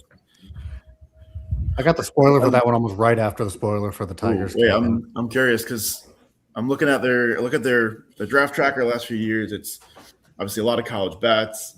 It's a lot of draft eligible sophomores. So Strauss-Snyder is obviously being down here is someone that jumps out. Horton too a few years ago. I don't think like Coons will be off the table here, but I like a couple of those left, like Edwards and Carlone as well. I think it's going to be a college guy. Yeah, I really had no clue what to do with this with the mock. I just kind of threw a guy that's out there that I couldn't really put anywhere else. So I honestly forgot who I put. Looks like Bo Lawrence is the guy that I picked. Sure. Yeah, we'll go with that. Sure, why not? Yeah. Yeah. Chicago's, I think I had Ace Reese to Chicago, and I got a lot of flack for that, him getting so far down the board, and now this looks not too bad, so we'll find out in a few I have minutes. Strauss going here, so I mean that's still in play. Yeah. So who's the favorite? While we're waiting, who's the favorite pick of the draft for you guys so far? I mean, it's got to be right here with Fluky, I think. I mean, value-wise, yeah. For me, yeah, Fluky is by far my favorite. I think the most shocking, if we're going in that route, is definitely Schaffner. I think for any of us, even more than Rose, I think. I love Schaffner. Think he's a great player, but just that spot was not exactly where I saw it. It's between him and Rose probably, but yeah. From a true like pick plus minus, I'm plus 12 with Fluky, plus 9 with Helfrich, plus 5 with Tyler Bell, and then I'm minus 53 on Schaffner, minus 52 on Rose, minus 21 on Gracia. Ooh, I wasn't on here for the Gracia pick. I love AJ Gracia. I think personally, my favorite pick so far is Logan Hughes, 17. But I think just in general, it's either Fluky going here at 22. I like Rojas at 16 to the Rangers a lot too. I think that's a really good pick for them organizationally, and I think he slid just a little bit beyond. Like I thought, I couldn't decide whether to go arm or bat there, but I think Rojas is about all you want in a left-handed arm. So I think that's a good pick for them. Wherever Bowman goes will be my answer, though. Big Rob on the stage. I wouldn't be like a weird fit too, at least organizationally, is like Volchko, but I don't think they do it. Kate Townsend. Wow. Hey, there's that sophomore for you. Yeah, there it is. You're right on that there, Harris. Like I really like him. I know there's just kind of like lingering health questions that with him. They just make it a very like murky profile. But like if you want to talk about like the true arm capacity, I think he showed what he showed in the first half of the season. What was really incredible, and I think he would have gone in a true value sense way higher than this. Yeah. I mean, there is a lot of a Cade Horton resemblance, right? Like sophomore, big slider, some injury stuff. Both named Cade. They're both cut ride fastball. I genuinely didn't even put that together. Yeah, the cut ride fastball thing I think is the big piece that I think really fits the organization. That's why I mentioned Volchko a second ago, but the cut ride fastball is kind of their thing, and I think both like we mentioned with Horton and Townsend, they're both big cut ride guys. So I think that's kind of a big piece of this as well. I think I wasn't expecting him to go this high because like the injury thing gave question marks on how he didn't throw down the stretch, but that's mostly an injury thing. I think the number one selling point, or the number one selling point is probably the word, with Townsend is how many different directions he goes with so many different shapes and how much he can move the ball in so many ways and how effective it is. There's not many guys out there that can do it like him right now. I mean, the cutter could be considered a plus pitch. Fastball, curveball, splitter, I think he even has. I mean, he has he's shown like 6 or 7 different pitches, but he mixes in like 5 specifically very often. They move in. Yeah, exactly. Thank you, Trevor. They move in so many different directions, and he gets good results on it, except for down the stretch. Under the hood stuff is really good on them, though. And it's just kind of how much do you want to take into account the fact that he didn't throw down the stretch, and how much is the injury going to affect long term. But I don't know if he submitted medicals or not, so I can't comment on that. It's an interesting pick. Yeah, I'm not shocked that I saw some people saying like down the stretch Ray was going to go above him, which I just never saw happening. But he was at the combine, so I believe he did submit a physical. He was on the combine list at the very least, so I assume that he did send in a physical, unless he was a late withdrawal that we didn't know about. But yeah, he was on there, so should be at least 75%. Okay. Yeah, it's a fun one. I love this range because I love all these college arms that spend so much time watching down the stretch, and I think we're going to see another one here, I would assume. I mean, I said it when I got Seattle. What do you think's going to Seattle? I said it after pick 18 that I think we start to see college arms come off the board quickly, and then 3 of the 5 picks since then have been college arms. Who's up next? The Mariners and the Brewers. I think that trend continues. And you know what? I think the Braves at 26 could possibly do it too. I think we might go Prepster. Oh my God, Carson Bowman and Schmidt are still options. Please, for the love of God, please. Biggest fit. I mean, it's on the table, and it makes a lot of sense considering the number 9 overall pick. But I think at least one of the next 3 picks is a college arm. I would imagine Mariners are too. I had the Mariners taking – I should have memorized this better. Oh, I had Carlone going here. As a matter of fact – Coons. So they're another team that last 2 years Stevenson, Sinchi, I can never remember how to pronounce his name. Who? Sinchi. Durangelo. Yeah. And Anderson, Nikkei Anderson, right? As draft eligible sophomores. They're another team. All 14 of us who submitted a staff mock draft have a college arm in some capacity going here. And every single one of those guys besides Mitch's pick is still on the board. So my prediction, I don't know what the pick is. This is super vague. Someone on our staff mock gets a correct pick here. I don't know who it is. Someone gets this right. Here, you know what? I'll stay quiet. I will stay quiet. I'll stay quiet. Trevor he was about to object to that one, so I'm guessing that we're going opposite. Oh, hey, I am saying nothing. Is what's happening. I saw it now. There we go. Again, another team changing up what they've done the last few years, right? It's been all college arms and prep bats, but they've kind of gone after these types of guys. Right? There's some similarities to Stevenson last year. Left-handed power and some. This is Ace Reese, by the way. Nobody said it out loud. We're Ace we need to start doing that. Yeah, we need to start doing that. Sorry. Some of the most exciting raw power in the class. Good comment. Someone's happy. Big guy. I don't love the idea of him going out playing second or third long term, but you never know. You could probably give him a shot. But I think, again, this kind of makes sense of what they've done, right, with Stevenson last year, and even like Locklear a few years ago, a little bit of a different profile, but kind of same idea of a college corner power bat. Yeah. I mean, I like this. It's just it's not on brand for them, but I think, well, it kind of, like you said, it kind of is like the Stevenson pick a little bit last year. They do it more with their second or third pick, not their first. This could also be like a can't believe he fell this far, so we're just going to snag him type of pick. Like fluky with others too. Exactly, same concept. This is now up there for one of my favorite picks we've seen so far. I remember when we did our mock on the pod the other day. I think I took Ace Reese at 23 for the sole purpose of I don't think he'll fall this far in the draft, but someone would snag him. Sure enough, he fell to number 24 in the draft and someone snagged him. So funny how that works.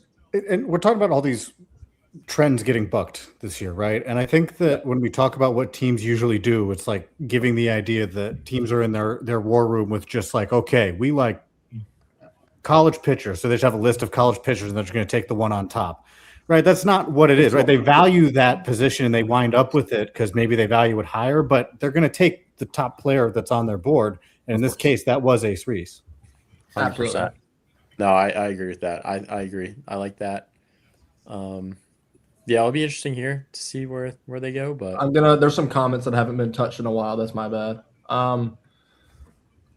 After Rojas, who's our top prep, pretty much pitcher, he's just saying in the draft. I think we've addressed this. It's Bowman across the board. I would say he should go here relatively soon. No, actually, I have. Oh, you've Hirschhorn? No, I have Schmidt. Oh, Schmidt. Sorry, I couldn't hear you. Well, I have them both within my top 10 big board, so I'm fully on board with both. I just saw. I have Schmidt 22, Bowman 23. Okay, there you go. Sorry. In the second round, Hirschhorn of the Marlins. If he falls there, I'd like it. That's about the general range. I think he's going to go. I think the Marlins money, I think, is a concern with him there. I guess money would be the question. For those who want to see, Brewers pick just got leaked. That's what I laughed at. I thought it was funny. Oh boy, that's something. Hirschhorn. I mean, the Marlins have picked 52. Hirschhorn consensus board, I think, is like 49. I want to say so. Like that's about right. But money could play a factor. I don't think it's a bad pick. We also have one guy in our comments who just loves Nick Bond. It's like a Drew, like look, we got some Nick Bond here. Nick Bond. Looks like a Drew Burner. Drew Burner. Yeah, no kidding. Also, Trevor Condon's great uncle is in our comments apparently. So shout out. Great pick. There's some generational wealth for your family being made today. So shout out to you. Pretty sure he was asking about who the Cardinals will take earlier. So. Right in line. It was like before the draft. Let me scroll. He might have. Brewers pick is about to get announced, I think, right now. Okay.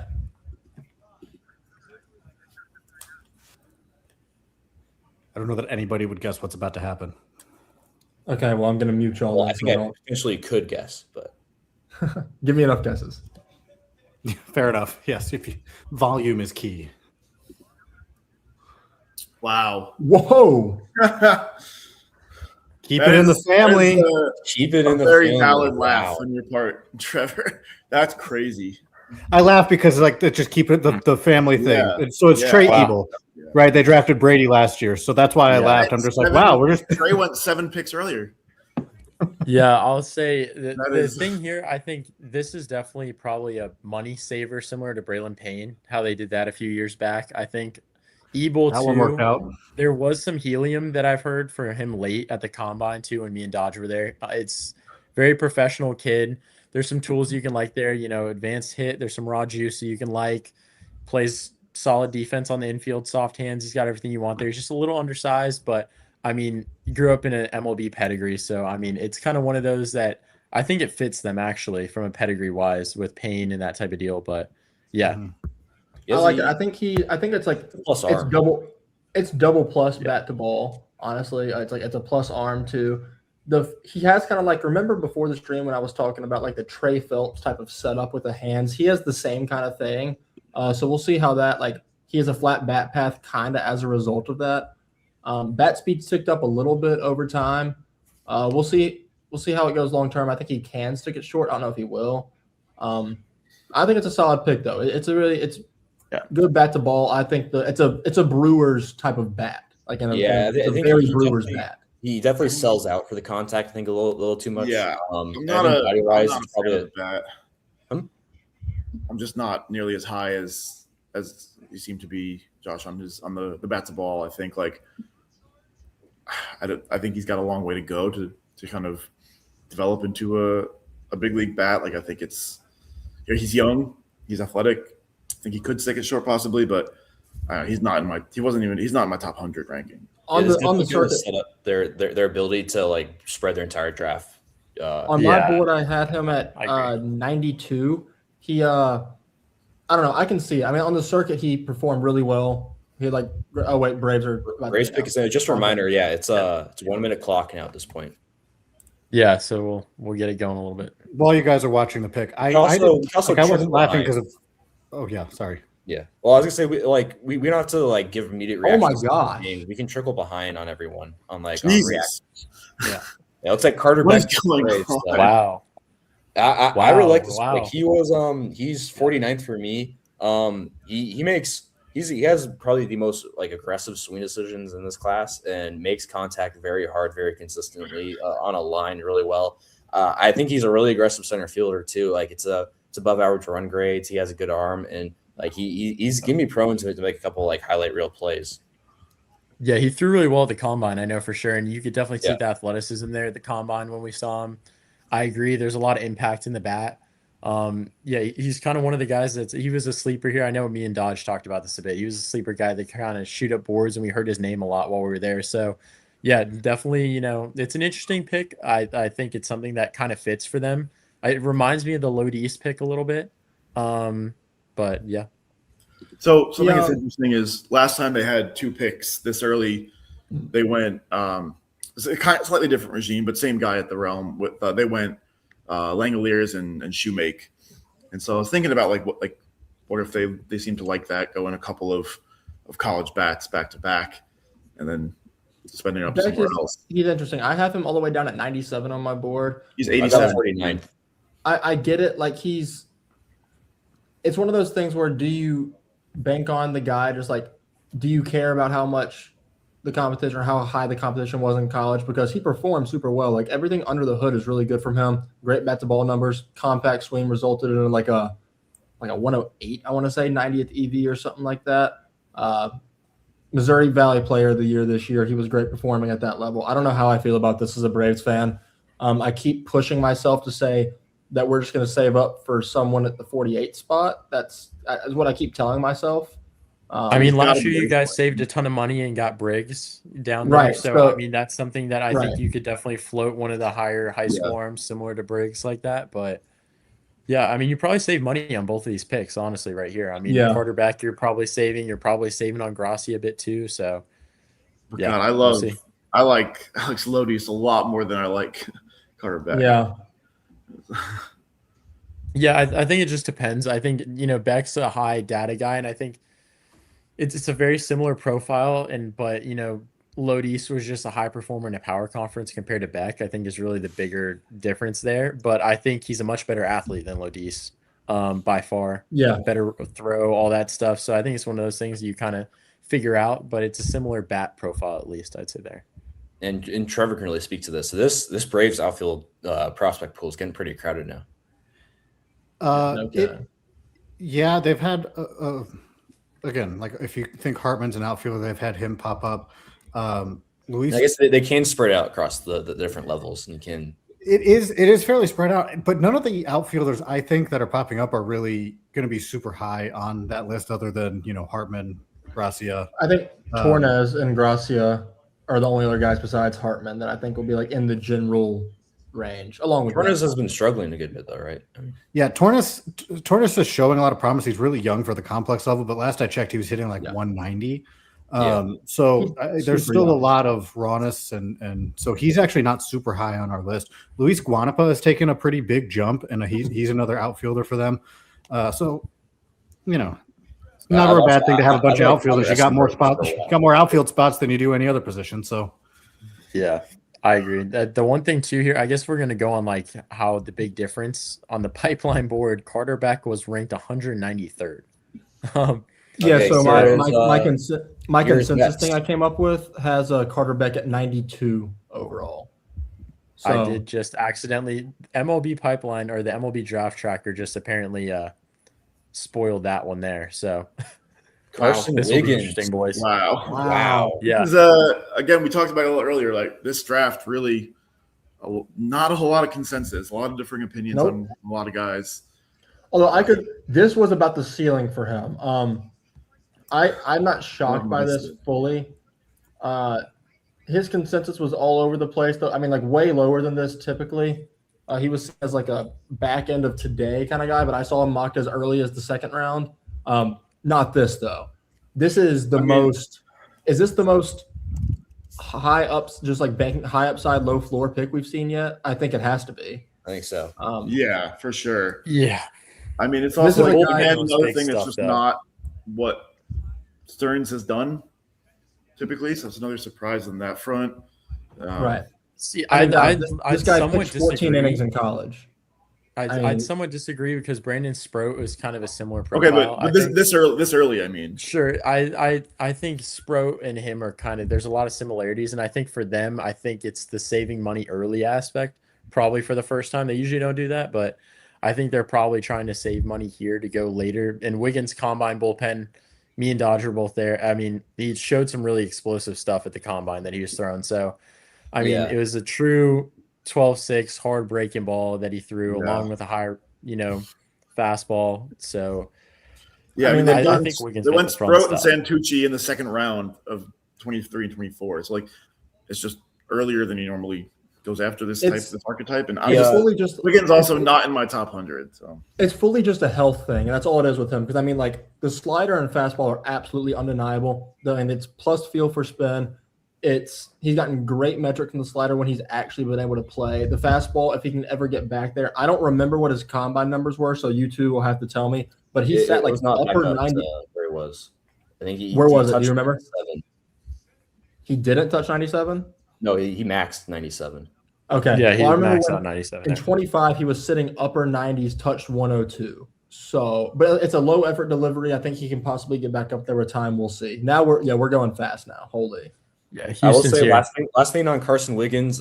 Take models for what you will. My model had him as a $300,000 player, going 27th. Jack Riddell to the Stros. I love that pick. There we go. I like it. Really interesting the way that college pitchers are going off the board. I told you I thought it would happen. This is like it was going to start. I'm talking about the ones that are going versus the ones that aren't. Right. That's what I was about to correct myself for. Edwards, Carlone group. I mean, Redmond obviously a lot of the health questions. You don't know where he's going to go, but I'm very surprised to see some of these names ahead of a couple of those lefties, especially. Dietz and Carlone have both not gone yet, which is shocking. Yeah, I had some concerns on Carlone, but I really like Jack Riddell. It's incredible body control for his size. I mean, he's 6'5", 250, and he moves incredibly well for that frame. Incredibly high zone usage with the fastball. I think the breaking balls all kind of blur together. You're going to have to work really hard to create a little bit more of a differentiating profile. He didn't really show much of a changeup. But my joke for him is that he's going to be baseball's last workhorse. I think he's like a slam dunk, like Michael Wacha comp, kind of like this like Renaissance Michael Wacha. He'll be the last 200 inning pitcher in baseball history.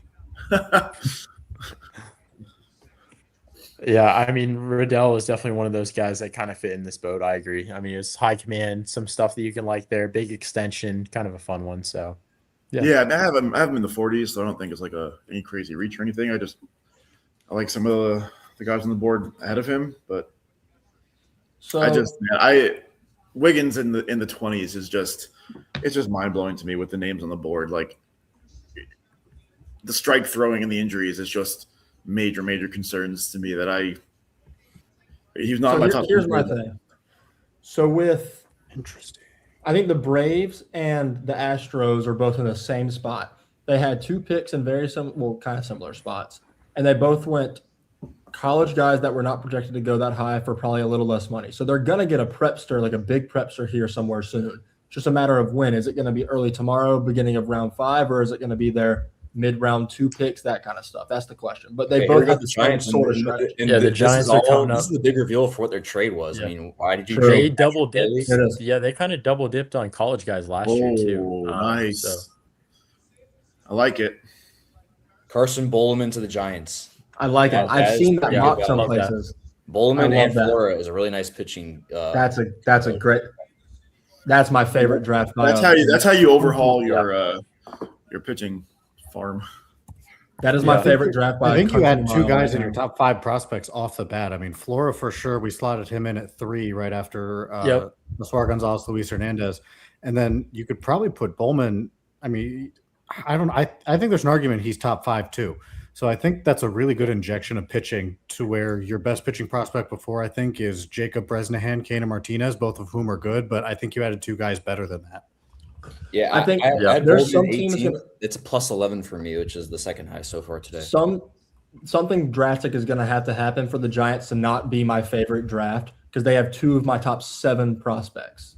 Well, I think we'll see with the White Sox for me, because they're gonna have a Compe and a high second, and then this is where we figure out what the Royals made that Zion Rose selection for. True. Too. So this will be fun. Maybe they go like Logan Schmidt here. I think I had Schmidt in my mock before the Zion Rose. We could also have to wait for pick 56 to see what they do if it's another college guy here. They could take a Braves or Astros type of route. That's in play still. Although Zion Rose was like a he's not. Oh, sorry. Zion Rose was like a more egregious pick than the other one, so it's probably a little bit different. This is like a Schmidt would make sense here for sure. Do you want to know demographics so you could start guessing? Bo Lawrence, maybe. Bo Lawrence, Taj Marchand. They've if it's prep or college. Sure. Oh, I think prep. Is it prep? Prep bat for college? Maybe. Well, college.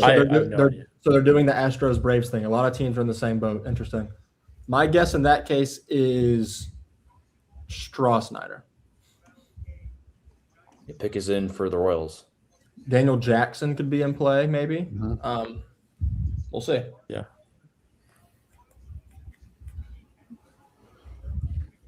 This is so off the rails, but in all the best ways. The pick is? Oh, just everything. Really? I haven't seen the pick. Hold on. Yeah. Yeah, I haven't either. This guy we were just talking about. So I feel like last season was off the rails. Is this draft more or less off the rails than that? I think this one's more. There we go. Yeah. Okay, I get the hype on Ray, but I just don't get taking Zion Rose to do this. Like I think the Royals it's got to be the next pick. Yeah, it's the next pick. They're all doing it with, I would assume, one of the prep arms left. I'll say Rabe, though, when we were behind the plate, he was one of the more impressive starts in Omaha that we got to watch by far. I mean, it was electric fastball, got a ton of whiff. The cutter really had late life to it. They drew a lot of whiff, late in counts too. It was kind of a guy that had feel for multiple pitches to throw for strikes throughout. 6 strong against North Carolina. I think he's definitely a fun one. It definitely helps that Royals pitching staff that's kind of depleted right now in the minors. So I like it. Yeah, like I like him a lot. Like on its own in 30, like I think the fastball could get a little dead zoney with the pro ball. It doesn't really get a lot of ride, and the changeup doesn't really separate a ton off it. Like I'm on here with a cutter. I think that's a pretty nasty pitch, but he doesn't really have like much of a breaking ball profile at the moment. So that's something that they could work on with him. But like, do we love Royals pitching development? Like I don't know. No, we do not. Yeah, the slider's been one that's been more dead zoney. He throws it really hard though, so I think that's where it kind of comes in play there. He doesn't have a true huge sweet pitch, but we'll see. I guess we're going to commercial break, but who's it after? It's Arizona, right? 31. Yeah, Arizona's up. They have a chance to have a draft that I really like. I mean, because I think I'm a big Helfrich guy, and I don't think that's going to cost them a ton to get this. Yeah, so I guess one of these prep bats, right? Since we're at commercial break, I guess it's kind of like I'll throw a question out there. Besides Carlone and Dietz, who's the most shocking guy to not go to y'all? Not go yet.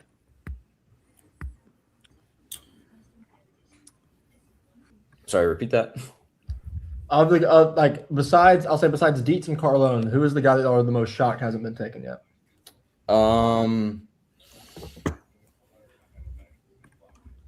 I kind of want to say Tegan Kuhns. When the pitchers started going, I figured he would come off the board. Yeah, that's a shocking one to me. Although a lot of how do I work this? I don't know how to work Logan Schmidt for me, low-key. I mean, there's kind of like manipulation with like how he'll sign and like how that's like going to convey into an overall draft pick. But I think he's one of my BPAs, and I'd assume you go by now. I don't know how this is going to sound, but a lot of the analytically driven people like Tegan Kuhns' metrics, but like the deep analytics people don't like it the deeper you dive. So it's I kind of figured that I don't know. There's a lot to like there in terms of just on the surface, but like in terms of like spin capacity and like all these various things, like can he find a good breaking ball, like that kind of stuff. It's kind of will it play at the next level. Fastball's undeniable. I like the changeup, but like it's the breaking balls are a concern, and I think that's probably a lot of why he hasn't gone yet. It's interesting. Yeah, I think that whole crop of college arms, I think like a little bit later than I thought, especially the three lefties and Dietz, Carlo, and Edwards. Right, you really heard Edwards' name creeping up there these last few weeks. Oh my gosh, I haven't even thought about that. Yeah, he hasn't gone yet. Like Strasniger is my top guy available by just above those college arms, but I don't know that I'm shocked by him. Just given what we heard. Okay, well, one last thing on Carson Wiggins. It sounds like there's reports he might get close to $4 million as a sign bonus from the Mets. Blake Bryant to the Diamondbacks. I mean, like the demographic we thought, right? Mm-hmm. I like this a lot.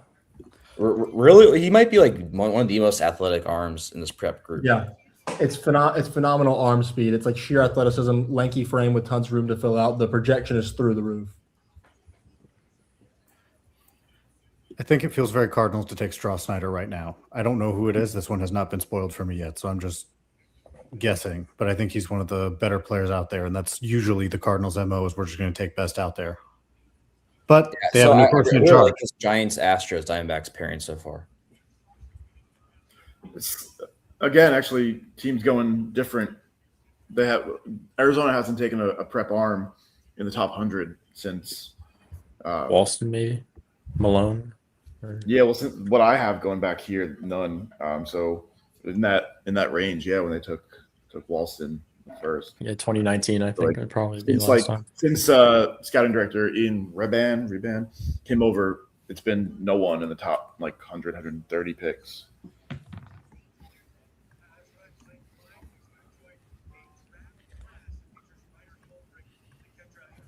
Who do you think would pair best with Trevor Condon for the Cardinals here? I think probably like a prep or some kind of arm. I think that just can naturally Time Bloom, fits. I I'm think. thinking. I'm going to say I Joe. guess Dietz.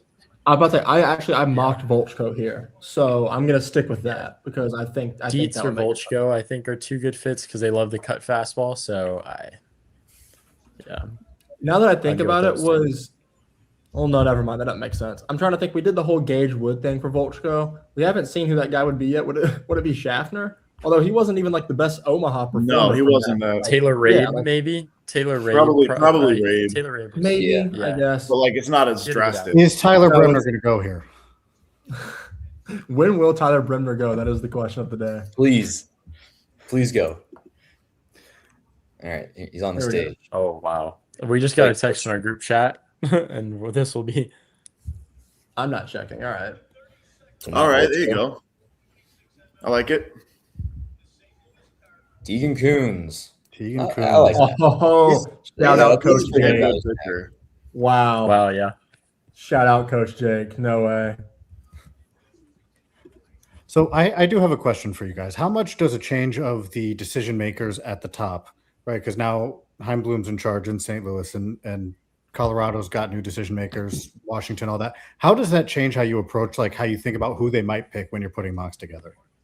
So I've kind of put that. I think I sent it in the chat. I kind of put this whole board together for each team, like going back and looking at like demographics they've taken in the top 100 each of the last few years with the current regime that they had, and like how long those guys have been there.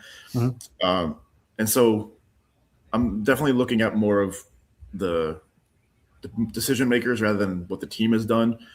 And I think with Bloom, right, he's been in the organization, but he hasn't been like the main guy until like the primary guy until now.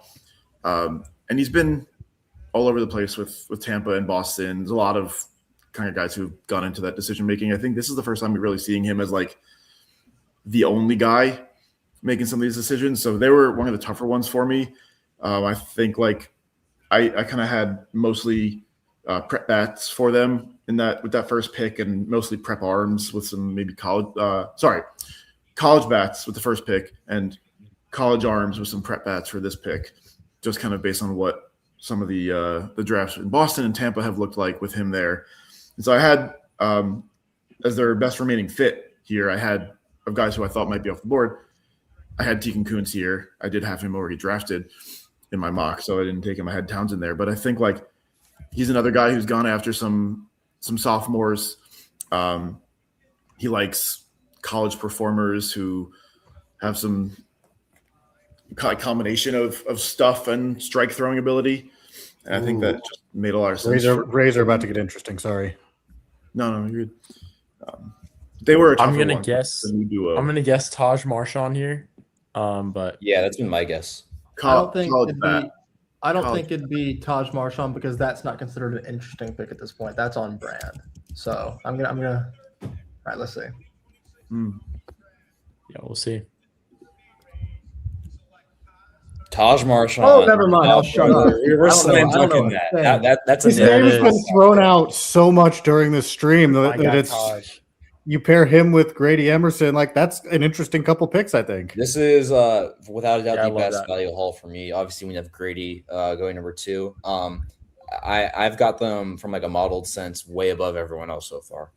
It helps when you have the number 2 pick in a comp. So 5 people from our staff mock had this exact pick correct. Yeah, I think I almost switched to Rocco. I think I held back though. So now, I'm sorry, no, we don't. Actually, now we get to see what the White Sox are about to do with all this extra money. Yeah. What do we say? That's true. They went out to get this pick. We're going to see what happens with it. Well, I was going to say, JB, do you want to put any finishing touches on your Taj love? Wow. I mean, I think I've said it all. I just think he'll end up being one of the higher upside guys in the class. I think he could end up being one of the better prep players in the draft by the end of it. So I'm assuming you think he sticks it short. Yeah, I think he sticks it short. I mean, it's plus arm. He's great to fend over there. I mean, he moves really well at shortstop, I think. So I think he probably sticks over there. The contact skills, despite the really funky load and the operation type of deal, he always finds a way to get to the barrel, and the raw juice is there. So I think the upside is really high for him, especially with Tampa. I love the fit. Yeah. I'm looking at it now also. Shout out 2 people in our staff mock got Borthwick to the Giants correct, and they're both on this stream right now. Trevor and JB. Shout out. Let's go. There you go. Carson Bowman, baby. That's the only ones we've gotten recently, besides the 5 people that got Marchand correct. Blind squirrel finds a nut theory is what I'm going with. Yeah. Yeah, I haven't gotten a pick right since number 3. So we needed it. We needed it bad. I've had a lot of demographics correct, but not the right guy. Is Coach Shake still winning? Right. Let me see. I'm looking. So of people on the stream right now, I have 3 correct. JB has 4. Dodge has 4. Trevor has 5. 3. Harris has 3. So Trevor and Jake are tied for first right now. Yeah. Okay, here comes the White Sox. Yeah, this is what we've been waiting on here. Wow. Good call, guys. Good call. Landon Tomei. I mean, that was very obvious. But again, at some point. Why did I not switch it? That was the most obvious pick in the world. God bless America. Yeah, and somehow nobody got it on our staff mock. How did nobody get that? Was I mean, I think it's a little bit higher than was expected for him. That was like the free pass go right there. And then I guess everyone's thinking Jack Slidham for them at 41. But seems to. Yeah. I just didn't even update it. I'm like, you know what? I tried my hardest, and it got traded. Maybe they'll pick the same guy. I did not pass go. I did not collect $200. Yeah, all of us didn't pass go. So there's a few picks off until this. What do you think you do in back-to-back picks if you're the Rockies here? I'm looking for them. Like, I want to see them play some gambles on upside. See if they can like put your player development to the test. They supposedly are trying to implement a new system that helps with like developing bat speed and stuff like that. So I've really pieced out like a target who would be there. But like if they're going like a college arm, I'd be like really disappointed. I want to see them take a risk. So I'll say like coming over from the Dodgers, right? I forget the guy's name. They're Josh Barnes. Their new assistant right. GM. Yeah. So I was looking at kind of what the Dodgers have done in similar situations, and it's been a lot of college guys, right? Obviously last year, like the Rutan, Davelin, and Leiter, they've gone like Louisville, Arkansas, Vanderbilt, Virginia, like just a lot of these big time college programs. They've gone obviously a couple times into the prep pool, but they have gone for a lot of college players. And I wonder if DePodesta kind of did the same thing with the Mets. There was a lot of college guys back in the day when he was last in the baseball world. And I think there are a lot of guys who not only fit that demographic, but also those specific schools. Obviously, different guys, you never know. But I do think that like 100 Dietz makes a lot of sense. I tossed Daniel Jackson in the ring, honestly, for them. I think for sure a great fit. For sure. I think I had Aiden Robbins going as one of these picks to them. I think Edwards makes sense too. The fact that Edwards, like, I think a really good strat here would be go with a high upside, very volatile college bat, and then go with one of the college arms that's fallen, like a Carlone, like a Edwards, like a Dietz, someone like that, and then go like maybe like an Aiden Robbins or a Caden Sorrell or like one of those routes. I don't think that's a terrible strategy because they went they went Bell early on. So maybe, I mean, they could do that and they could get a prepster later and do the strategy that we've seen 3 other teams are very clearly trying to do. Do you consider Rocco Maniscalco because his name has rock in it and you are the Rockies? You have to. I was thinking the White Sox would do that to pair up Rock and Rocco. Oh, that would have been good. That could have easily been, right? Also, one of these pitchers that you keep talking about is about to go. Okay, well, I'll say 2 things. One, that Olive Garden commercial that came by absolutely mesmerized me. 2, like clean up on Landon Tome. I'm curious how you guys think. 1, like where he'll play in the field. I've gotten pegged as a second baseman. I don't really think he's that like fluid of a mover. Then he's kind of shown like other top guys. I just want to hear your guys' takes on the swings. Like I think I just really struggled to see how he covers like various regions of the zone, and my draft stream just cut out, so I got focused on that now. Awesome. Who were we talking about? Landon Tome. I mean, when I saw him at USA, the thing I'll say, it just looked like a really advanced field to hit, and it's one of the pass, not necessarily like the shortest, quickest path, but he was kind of one of the guys that, uses the body to create leverage and kind of get the barrel through the zone. So I don't mind it. I think he's a great player, but it'll be interesting to see what they do with him. Yeah. All right. Yankees go 100 Dietz.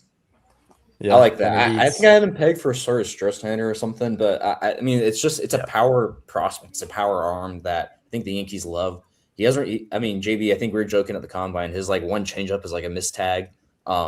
It's just a cutter slider hybrid and a curveball. Like they're already pretty defined. I think this guy can move pretty quickly if you can. This is his first year, also like kind of healthy too. That I just saw a comp on the MLB Network to Clayton Kershaw. I do not think so. We got a James Paxton comp too. So James Paxton. That makes more sense. Yeah, I like that. Real back commercial. I am not. Josh hasn't even seen anything yet. I had to refresh my. Wait till the comps you're about to see. Oh, here we go. I just got a Jordan Montgomery comp on 100. There you go. That's where I'm looking at. Yeah. Okay. Well, I think I like the fastball. Like it's hard. It's very like moves as expected. Like it's not like below expected. So I don't think it's gonna make a dead zone. But like I don't think it's a very like outlier pitch. So I'm curious if they work with them to like add a little bit of ride or something. It's just a very standard rise and run pitch for me.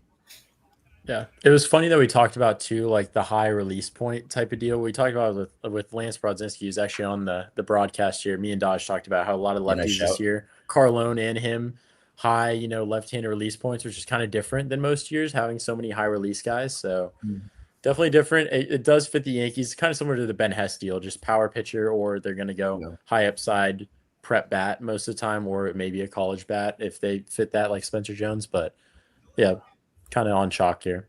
Josh, this is for you. Looks like a Yankee. This is your pick right here. He does look like a Yankee. Do you know who it is? Am I that far behind? No, you're not that far behind. It's just the team. It's your squad. Oh, whatever. There's multiple people who are there at the draft right now. What direction are the Phillies going to go? Josh, I'll assume they go back. Keep in mind, I know the pick, so I'll know if you're right or not. But I've said Aiden Ruiz for a while, and he's still on the board. So I think that could make sense. I settled in on Rocco. Okay. Yeah. All right.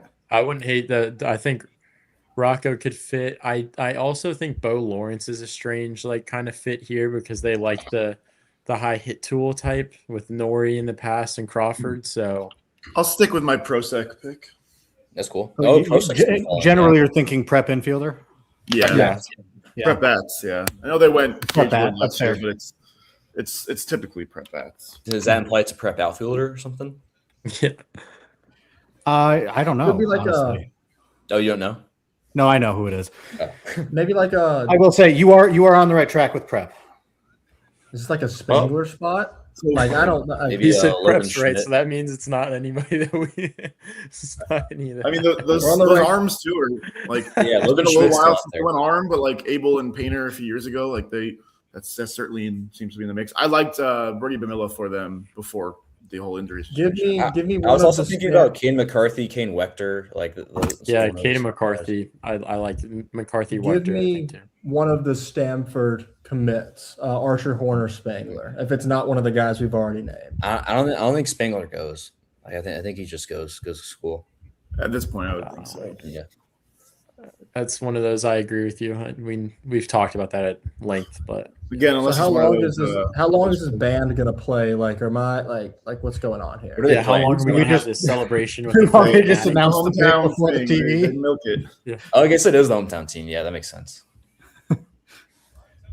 I mean, we Jeez. got the dancers going. I mean, there's everything going on. I don't know. This draft venue looks pretty big. It looks like there's like a lot Yeah. of people. See, now it Here looks comes like it's way Matthew bigger. Tyler. The first shot looks so small, and now the floor shot makes this thing look massive. So it's Yeah. like, I don't know what to think anymore. Oh no way! They did do it. Oh wow! There you Tyler go. Spangler. Tyler Spangler. Wow. It is Tyler Spangler. Wow. Makes sense. Goes I to show didn't you know volume, right? You got prep bats, so you just started There you listing go. all the prep bats, and someone got there. True. I didn't know I if think I kind of anyone forgot would about say him for a bit because all the Put him off the higher. field stuff. I didn't know if anybody would actually go with him this early. This is all right. Interesting. Yeah. I think JB and I both will kind of mention at the combine he looked really like rusty. Like I think looked pretty legit that he was kind of out of game action. You know, just how he gets how he gets re-sped up into kind of like the flow of the prep class is gonna be interesting. Like, will he even go to play the complex this fall? Like, I don't know. He like I feel like he just has kind of shown everything that he's shown as a prospect. Like he makes contact well. He doesn't really get it to the pole side well. He doesn't really get it in the air well. I think he'll probably age off shortstop, but he moves somewhat well in the field. His arm was weirdly very below average at the combine. I'm just not a big fan of the profile. I think Not for to him, make it I think I enough. agree. I think he goes to the Bridge League. I agree with you. Yeah. He might play a few complex games, but I think he's definitely a Bridge League candidate. I think he's going to go there. And Spangler, the problem is he really struggles with the pull fly ball, so that's something that will definitely be something to watch. For me, when that kind of deals with the wrist, I think for him he kind of wrist locks a bit, which is kind of interesting. And I think that kind of prevents him from getting to the pull fly ball. But I think the Phillies can probably fix. It's something that they like guys that make a lot of contact. Spangler kind of showed that he's got an ability to make contact, so kind of fits there. High upside. Take a chance, I think, for them. I mean, no one thought Aiden Miller was sticking out short, right? True. Yeah, the Rockies now, this is where it really gets fascinating with them. After they took Bell, so they save a ton. What demographic do they take here is kind of the interesting decision.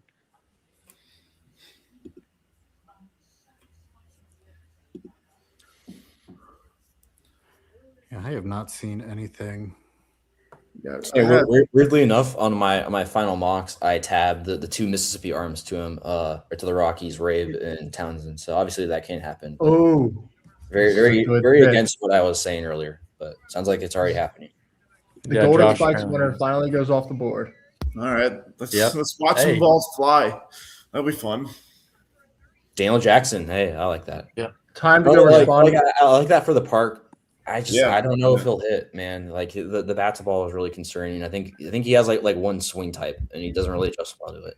And like I think there's going to need to be work on the swing, like adjustability, body adjustability in the box.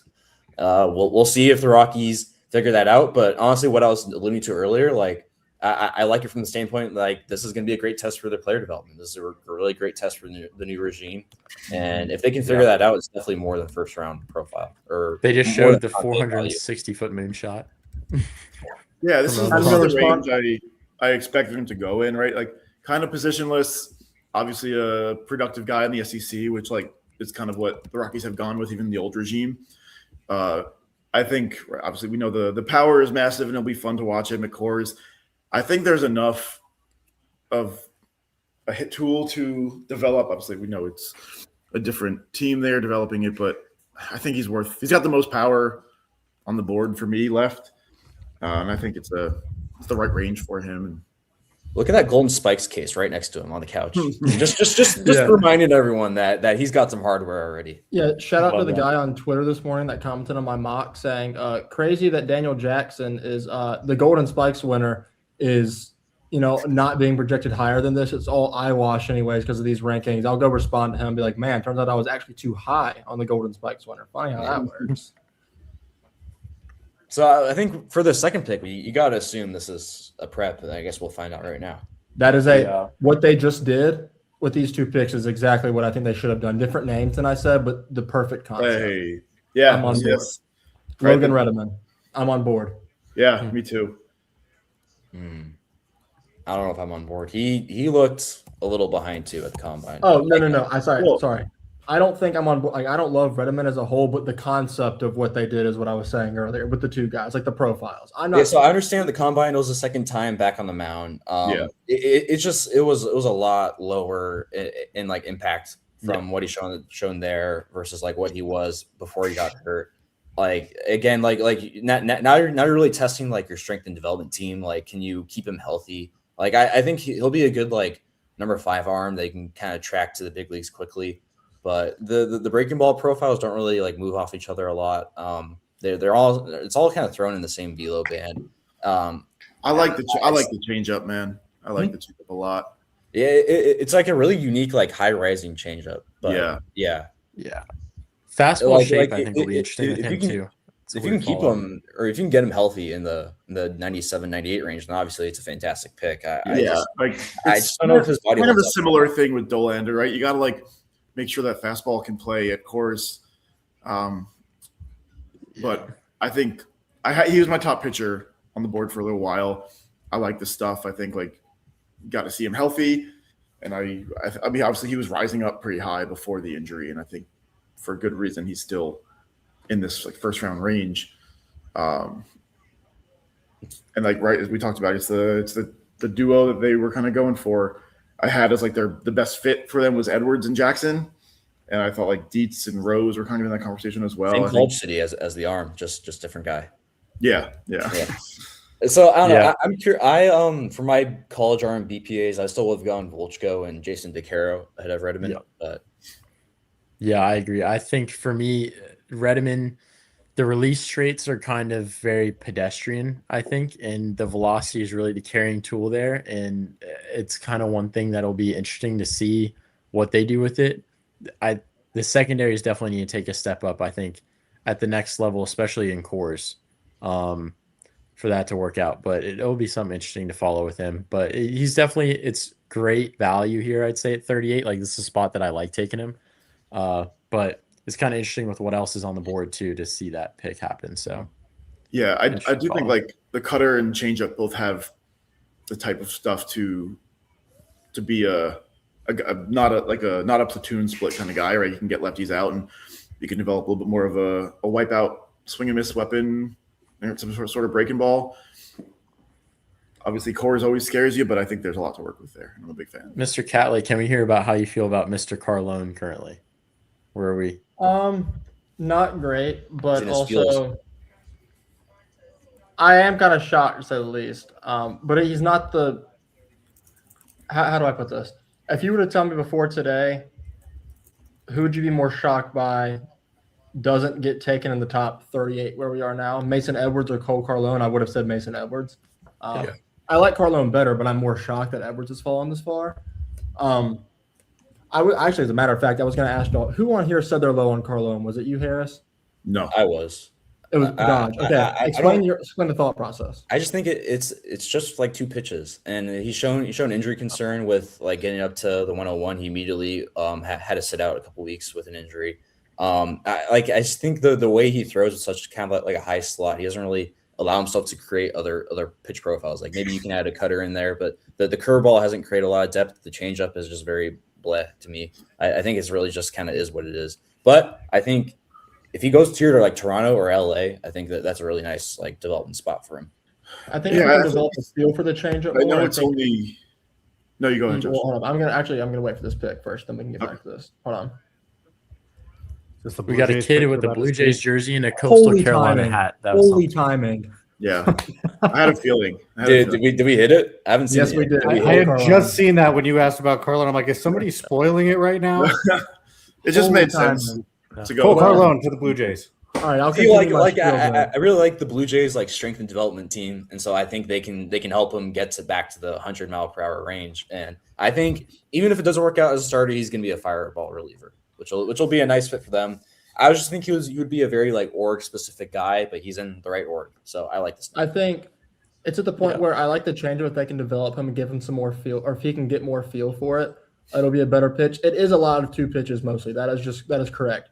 But also it's 2 phenomenal pitches. I think he led D1 in whiff rate in 2025, and he got close to it again this year. The pitch tunneling is phenomenal between the fastball and slider, and the slider doesn't have like the absolute world's best metrics on it, but it's got like a 55% whiff rate, I think, 2 years in a row. It's hard for so you take it. Right, exactly. It's like I think 87, I want to say. It's on the screen, 87, 88.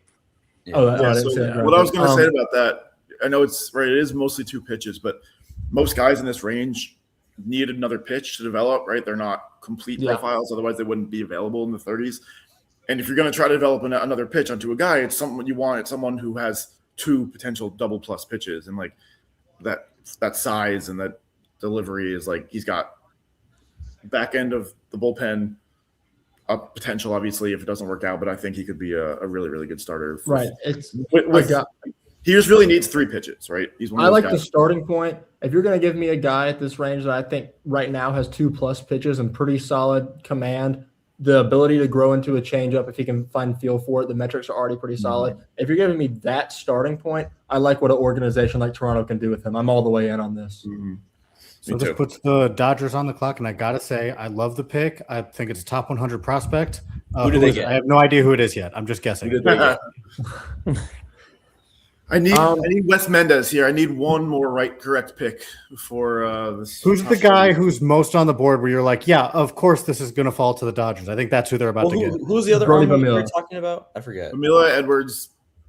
Edwards staying in LA. I knock Bamila here. I'm on board for that. Bamila here would be, I think, the most of guys on the board, the most like, of course, the Dodgers landed him.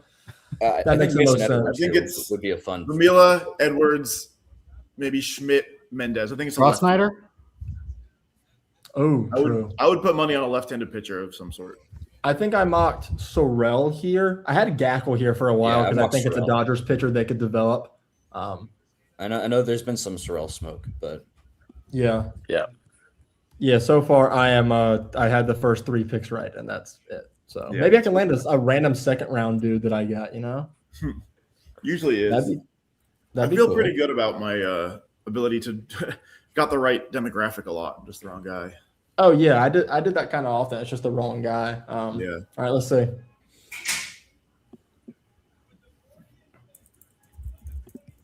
Interesting.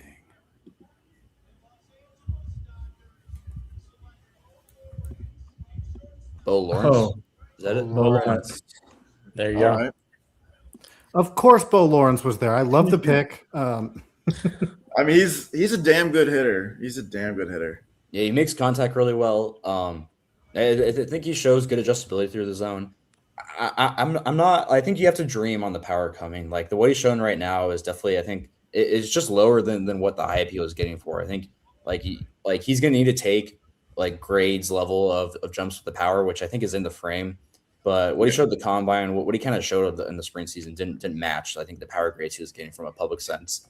I'm curious what he does or where he lands on a position scale. Like, obviously, size for third baseman, but he looked very like big at third base. I think he could be like a left fielder going forward. So he could play first, I think, too. He's got the arm for right, though. Mm-hmm. I I think the power. I think the raw power is there, and I think the Dodgers can certainly tap into it. I think like that frame and the ability to put bat to ball is just a recipe for success with the Dodgers. But I think the Dodgers also have a good amount of power already living in the system. You know, you talk about what DePaula can do. You talk about Emil Morales, Zaire Hope. I think getting somebody who is hit over power right now and you're trying to build that power, I think that fits just as well because they take those guys too. Davilan is that way. You know, obviously Mike Sirota they traded for. So I think I don't think this doesn't go with what the Dodgers are capable of doing. And I imagine this is going to go well for them because it always does. Yeah, I agree. I think it's definitely something that the Dodgers can work with the clay. I definitely think long term he probably turns into a first baseman, honestly. I just think the body's too big. The way he moved, it was really unathletic. It was just one of those things where I think he probably is destined to move to that spot, but at the plate, that's really what you're buying into with him. So okay, we're switching to MLB.com. Hope you guys know that. Yeah, for the stream. We are. Man, how many times am I have to go down underneath my table? That's because it's okay. So now we're back to the White Sox third pick here, right? Yeah. So they go Rock, they go Tommy. What direction do you go now? Do you think they have enough money to take another big swing here? Oh, certainly. I mean, they have the most pool in the class, I believe, now. They got over 20 million. Yeah. I mean, I can see them going. They've been rumored for big fans of Jack Slidham, the Midwest right-handed pitcher at Cincinnati. I know he's gained a ton of velocity in the spring. I think I'd love for a college arm here. I'd love for them to go college arm. Yeah. I can see him going, maybe Mason Edwards, something like that. Oh, also, that was pick 40. We have the final results of the mock draft. Right? Yeah, sure. We don't have to share them. I promise it's okay. No, I think we do. I think let's post on the main account big head blow-ups of the standings, and especially zoom in on the last place. I'm tied for last, I want to say. Wait, Drew, not Drew. Will, did you win? Are you the only one with 6? I know I got Carlone, so I think that's at least 5. You are. You're the only one with 6. There's one person who went 0 for 40. I'm not going to say their name on this stream. I know everything. Y'all can check. That's it. I think we had a lot of 3s, a lot of 4s, a couple 5s. Would it be a one Josh Catlett who got 0 for 40? I went 0 for 37 in the last 37. I'll tell you that much. You and me both. Yeah, mocks are hard. If you don't feel like you want to burn the whole thing and you did bad, then you didn't do your mock right. I will say I'm going to release a second mock tomorrow of the first day picks. I think I'll be really good at it. I believe my time is coming to a close. I want to just kind of give a couple of guys that I like the rest of the way. I think I'm the high man in general all over the place on Carson Tinney. I don't really know what he's done to dissuade me from keeping him in my top 40 for the last 8 months, 10 months, whatever it's been. I don't think he's a gold glove catcher, but I think he sticks there. I think he's hit everywhere he's been. I think the bat is real. I like the hit power combo. I think he's going to be a big league catcher. And I think he's a guy who should go in the next 5 or 10 picks. On the pitching side, obviously you got Edwards still sitting there, but I'll just talk about DeCaro for a quick second. I know JB's obviously seen a lot as well. Something that I look for every time I went to the park to see him, I wrote down 2 things. What is he using on 2 strikes? Is he being successful? And can he maintain his velo throughout the game? All right. And that was pretty much no for most of the year. on both. He wasn't generating a lot of 2-strike whiffs. He wasn't maintaining his velo, and he really found that in those two big postseason starts. I think he has a bunch of weapons that I think are really solid and could be potentially plus with some development. He's obviously athletic and he can mix his pitches well. I think he just gets a little bit more out of some of those secondaries. I think he's got really, really good upside as a mid-rotation guy. And I think Max Yeel is someone who I don't remember if I'm pronouncing that right, from West Virginia, someone who I'd like as a deeper guy, maybe later on today. I mean, he dominated all year, and I think the profile and the build and the pitch mix is someone who I think will be one of those like fourth, fifth rounders who you find in a big league rotation for a while. Sweet. I think I agree with a good bit of that. I think, this is where it gets interesting. Because I mean, you really don't know after this. I mean, after the first round, really at any point after the pick 25, you don't know where anybody's going. But the floor for, like, say someone like Carson Tenney, the ceiling is this round. The floor is like the fourth, because a lot of people think he can't catch at this point. Yeah. So I think that's a very volatile profile at this point. For sure. I mean, the power is undeniable. Hit tool is questionable. Could be a 4. Could be a 45. The glove could be a 3 or a 4, according to a lot of people. So it's just how much are you going to bank on him being just like a DH at the next level long term, and how much are you hoping that bat and the juice in the bat is good enough to be like a reliable DH in the long run. Yeah, I think I'm just on the high man on him. I have a 5 on his glove, his ability to catch, and a 45 on the hit with plus power and a good arm. And I just think that he's got enough tools to warrant something here. You said, like, it's a volatile profile for sure, but so are pretty much everybody in this range, right? So True. I'm not pushing him as it should have been a top 20 pick or anything like that. I just think in this range here, I really like him as, like, I thought maybe an underslot type of guy early on, or like a little bit earlier. Yeah. I liked him as someone for the Mets, actually, but I think at this point, a lot of people can't get over what they saw in Omaha. I think he hurt himself. I think he lost himself a lot of money with the way his glove was in Omaha. That's probably a big part of it. I don't blame that. I completely understand it, but I felt like I saw enough throughout the year that White Sox just selected Prosek, by the way, not to jump in, but they made the first pick, Cole Prosek. Nice. Is that on your screen, or did you just see that? It was on my screen. It just popped up. They just popped it up right here. Yeah. I don't know why we have pitching highlights of Cole Prosek right now on TV. I have no idea what is going on. He's not going to pitch the next level. But yeah, Josh, I get it. I completely get it. I just think that he has the potential to be a decent defensive catcher with some work and a fringe average hitter with a lot of power. And I just think I would take that in this range. I need to update my stream because apparently I'm behind again. I saw that pick like 15 seconds after. Yeah, I guess I'll tap in on the eval of this. Like, Prosek, it's a loose, whippy hands. The barrel, a lot of barrel feel there from him. Very loud BP at the combine. He kind of struggled in the live ABs, but he's a guy who's kind of been a late riser here. It kind of fits with the White Sox. He's a high upside, high power type of guy. A lot of raw juice in there. They announced him as a second baseman, so that's kind of interesting there. Looks like that's where they're going to move him going forward with Tomei. But definitely it's a nice pairing up the middle. I mean, they've really added a lot of up the middle talent, which is something that never hurts in an org. It's something that everybody covets all the time. And long term, Prosek, he did catch back in the day, so that could be something interesting. But the Nats are up. Third baseman. The White Sox are going to be playing only infielders at some point. Infielders and Braden Montgomery. At some point, that's going to be the entire lineup.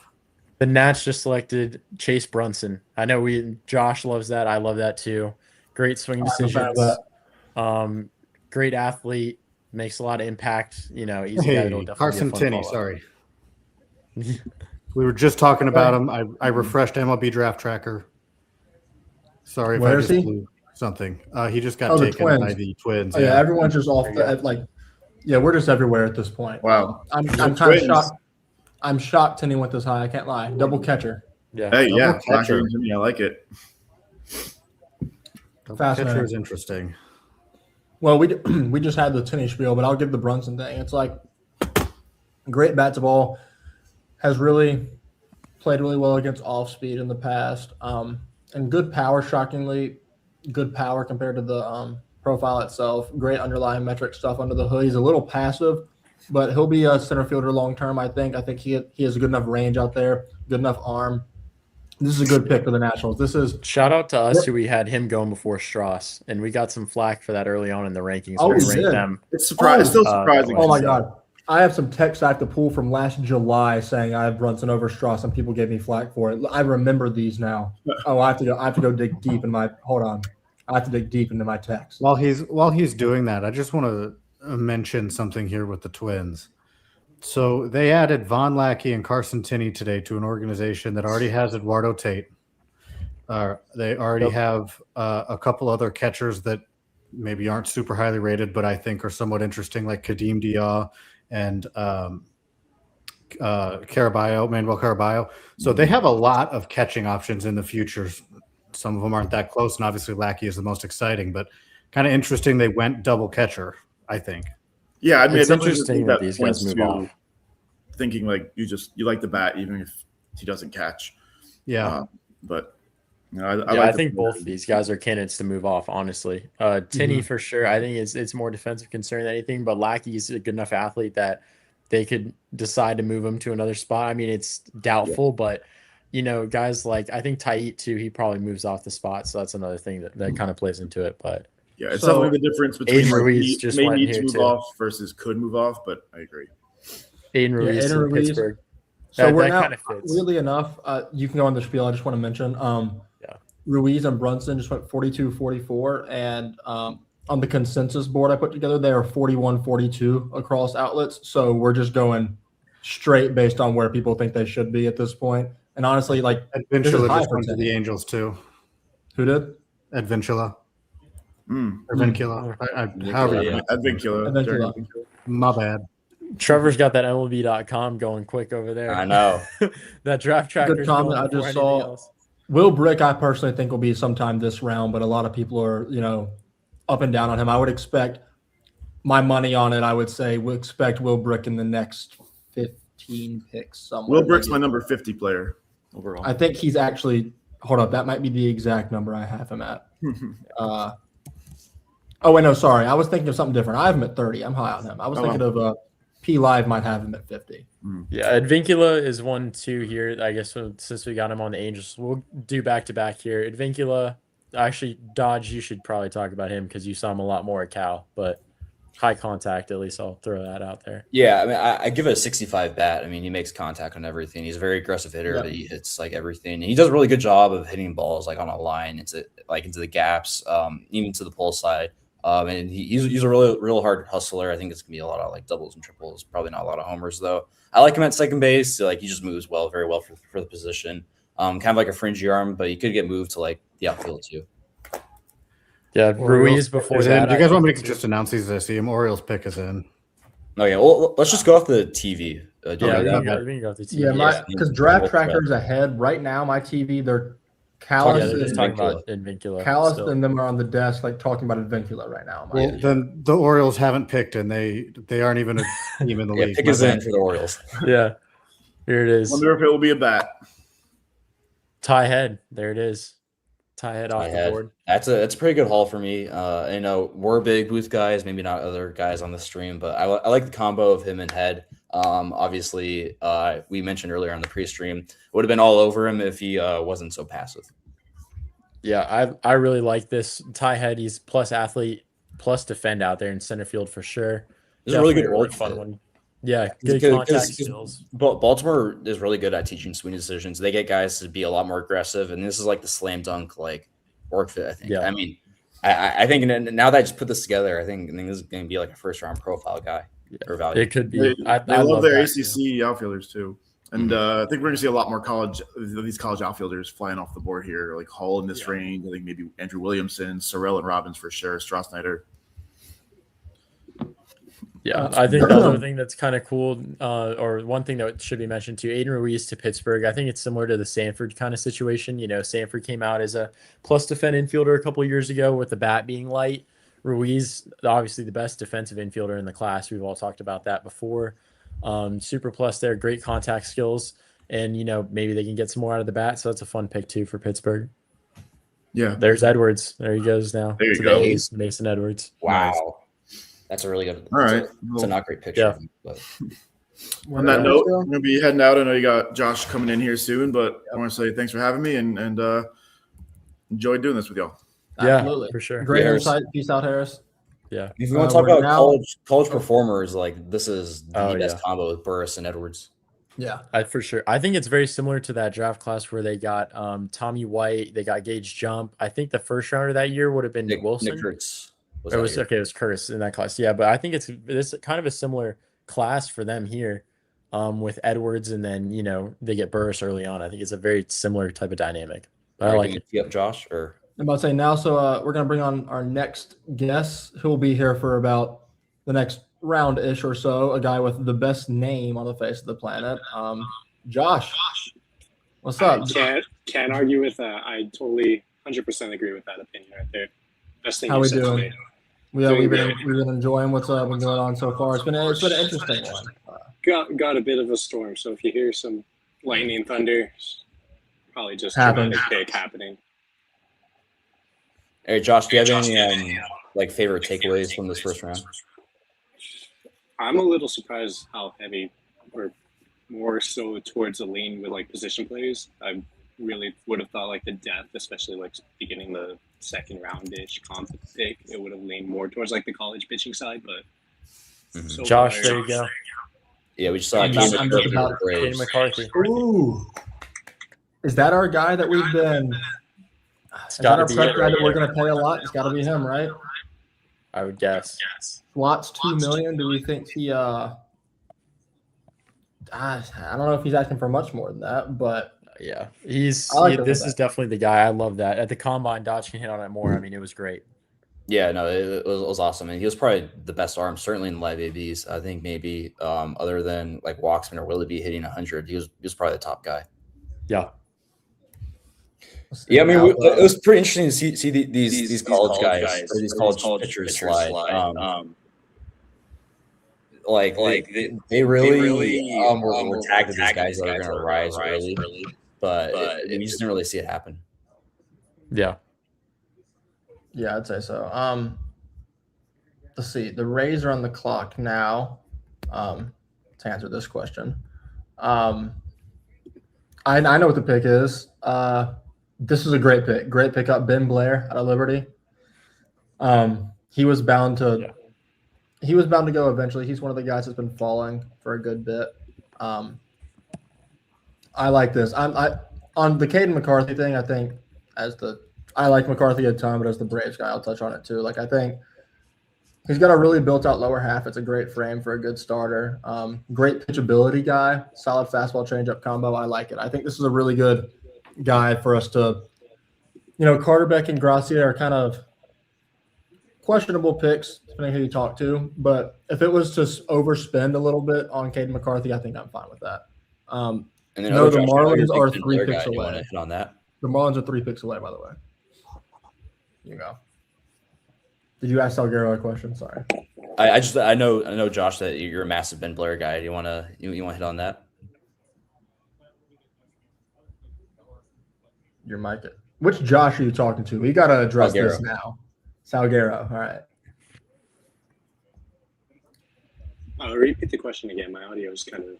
It's all good. I know you're a pretty big Ben Blair guy. You want to hit on that to the Rays? I think it's pretty slam dunk, like awesome fit. Yeah. So I was able to catch Ben Blair. I want to say 3 times, but kind of a lot throughout the season. Control started to dwindle down as the season wore on, but I would kind of play that more towards an innings thing. 3-pitch pitcher, sinker, cutter, slider. Really good slider. Kind of blends more into a sweeper shape, but I would still classify as a slider. I really do think that's kind of perfect Rays pick in terms of pitchers, just having that floor and the stuff probability. I do see more a reliever like projection, high leverage reliever more, kind of. Okay. Really want something more like vertical breaking, but pretty good pitcher. Really like the slot. I will say right now, Rocco Maniscalco goes Yeah. at 50th St. Louis. That might be my favorite pick so far. Yeah, good he's draft for definitely the Cardinals so far, I'd a say. great one. Yeah, Condon, Coons, and Maniscalco here. That's great. I mean, that's really great value. He was one of the guys that we loved the most at the combine, I think. I mean, we were really, really high on him, so love that. Like he's got bat to ball issues. I know, like he was playing like at his age level before he reclassed, and still kind of showed like a little bit of contact concerns. But he has a really fluid swing. I think if he's going to be like a slower build through the minors, but there's just a ton of athleticism. He showed as a really, really, really strong defender at shortstop at the combine, and obviously those plus power. Like all the strength gains materialized last month. So. Like if you're willing to kind of wait it out with the bat, I think there's a really nice profile as we're getting 51 with the Pirates. Rembert, there you go, Josh. Go ahead. Oh, he went. Oh yeah, Rembert to the Pirates. Hasn't popped up on anything for me yet. Let's go. All right. Well, shout out my guy Chris Rembert. I did not think he would go this high, but I mean it's truly one of the no true flaws profiles. He's very well rounded. Didn't think he would go this high. Ultimately, he had a worse year than expected this year, but I mean you know what you're getting with him. It's a solid glove at second base, more pop than you'd expect out of a frame like his. He's kind of opened up his stats over time to find more of the juice, and you can see the numbers reflect it throughout the 2025 season. When I got a ton of firsthand looks, you could see the progression naturally, and that's kind of what you want to see out of a guy like that. This year was a little more stagnant, but there was an injury thing early on that might have held him back a little bit.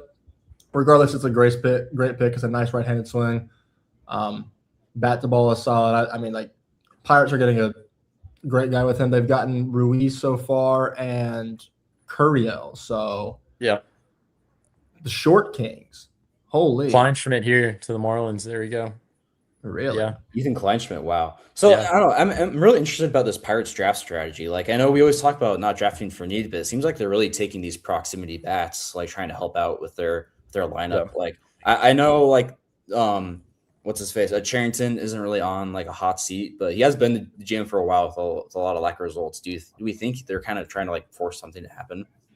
It really just seems like they're more so going for like the safer kind of bats, or safer for what you can pick for. I mean, Curiel, Ruiz, Rembert kind of all fit that like profile, and like they've had their struggles with like kind of hitting prospects flaming out. So maybe it's just kind of like a change in philosophy, having something more certain that way. Like what you said earlier, it translates into the major league level sooner rather than later. Mm-hmm. Yeah, because I mean they've had a bunch of development wins with the arms, but they haven't really had like a slam dunk one with the bat yet. So I kind of see that on Kleinschmidt. I really like him, but I know we talked about Lombard being sign out underslot. I feel like this is like a very like another underslot candidate for Kleinschmidt at I believe that was 52. Like really, really, really big like kind of slur sweeper pitch that I love, and he gets rise above expected on the fastball. It's really good like pitch metrics for kind of like a smaller frame. Phenomenal pick by the take Carson Diamondbacks Curse here. Yeah, I have a first round grade on Carson Curse. I love him. I love Carson Curse so much. I love him so much. It's probably plus hit tool, great bat to ball, doesn't chase a ton, great glove that you've seen time and time again this year. He overperformed for Georgia Tech so much this year. You know what you're getting with Carson Curse. I think the upside is very high, but at the same time, like I really don't see him regressing in any way from what we saw this year. Found a lot more power than you expected. I'm big on him. I had him number 30 on my board. This is a great spot. I think the college player that he is right now is kind of more so what he projects to be. I mean, great fielder, love the fielding. There's like some pop. I probably won't translate well to like the professional level, but there's like enough like lift under the ball. Very well, maybe just like a really great like 20, 30 doubles guy, but really solid. Love him a lot. Great pick by the sticking in the state with pick number 54 for the Rangers, Connor Como. I think JB, you're high on him, so you can hit on him. Oh, I think. But did Dodge have him high too? I don't know. No, it was high on him. It was Quinn, I think. I know Quinn is, but I thought one of you were like with him. No, I like Connor Como too. Connor Como, I mean, it's huge frame, a lot of room to fill out, especially there, a lot of room to dream on the power. How he moves on the dirt, where he finishes up is kind of the question, because it's a big, long, lanky frame. Probably ends up at third, but the hit tool is there. He's got some lift in the swing. I think it's definitely a fun like bat to project. He's definitely a very projectable high school bat. To answer a question or that we got in a comment about the Ethan Kleinschmidt fit. We just kind of talked about this, but seems like it's another underslot deal to maybe go for another prepster later on, or for a bigger prepster later on. I personally, I don't love it. I don't hate it. I had like a 4th round grade on him. I'm a little lower than most people. I mean, it's like he gets good metrics on the cutter. It's like maybe a plus cutter depending who you talk to. Big sweeper, solid-ish, like average fastball from the left side. He has struggles with command though occasionally. I think this is more of a move to get a better guy later on. Personally, that's just me. If it, someone else. I had him around 120 exactly. I had. He came out of the gates pretty slow, struggled with command, but especially once Dax Whitney went down, he settled in nicely, filling his role. Not obviously the same kind of arm, but for me, I had him at. He's got to be here somewhere. 134. There's Caden Wechter. Yeah, that's a really good draft class. They've gotten 3 first-round quality picks for me. Wow, the Giants have won today by a landslide. Incredible arms. I mean, Wechter he's one of the more polished high school arms. When I saw him throw at NHSI against Trinity, it was him versus Willoughby actually. But he's one of the more calm, composed high school arms that I've seen. You know, he's got 3 true, like pretty solid pitches that he can fill out there. I mean, a lot of command, good stuff. Definitely a fun one here for the Giants. And the fastball too, you know, there when I saw him at that time, he got a -3.8 or 3.7 vertical approach on some of the heaters. So yeah, he's definitely a guy that'll be a fun heater build for them to kind of figure out, because metrically it doesn't get a ton of ride, but the vertical approach is good. So should be interesting. I mean, they probably got a pretty nice underslot in Flora, and they're just spreading this cash all around. There's Slight right there to the Royals. Okay, interesting. Yeah, you sound like it's pretty good. So that's White Sox. So that's the prepster they've been trying to save money for. Yep. Yeah, that's a very interesting one. I think they could probably spread the money to another guy too. Like, I mean, he's a Cincinnati commit. It can't be that big of a exactly. Yeah. That's fair.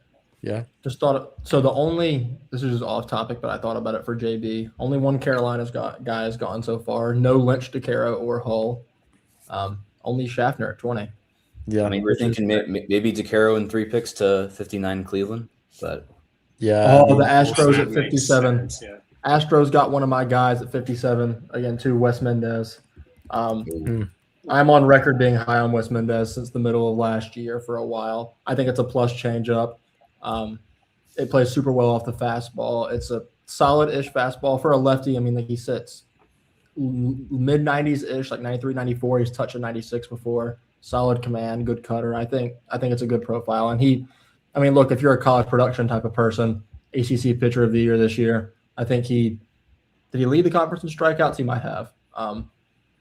That's a really good pick. I'm fully on board with that for the Astros. I'm now trying to do the thing where I keep up with who's drafted who at this point. So the Astros are still saving maybe because they haven't gone prepster yet at all. It's Logan Hughes, Jack Radell, Wes Mendez, which I like that haul a lot. That's besides the Giants, that could be my favorite. And I think Houston also has a comp B or something like that. Or I think they got a pick for something. They have pick. Because Framber signing, they have like a 4th round pick. Yeah, no, they don't have one before the 3rd round. Eric Becker, number 58, going to the Reds.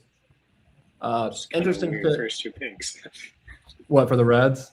Yeah, LeBron to Becker. I think what's funny is one of them, it's like a shortstop with a super high floor and it's safe, and the other one has the high ceiling that you just don't know what you're going to get from him. I think it's funny. I mean, Becker, I like, yeah. But, I like Becker. Interesting. They're making it fun. It's a fun one because it's like, what are they trying to do? Because they've taken 2 guys at the same position with like opposite profiles in terms of volatility.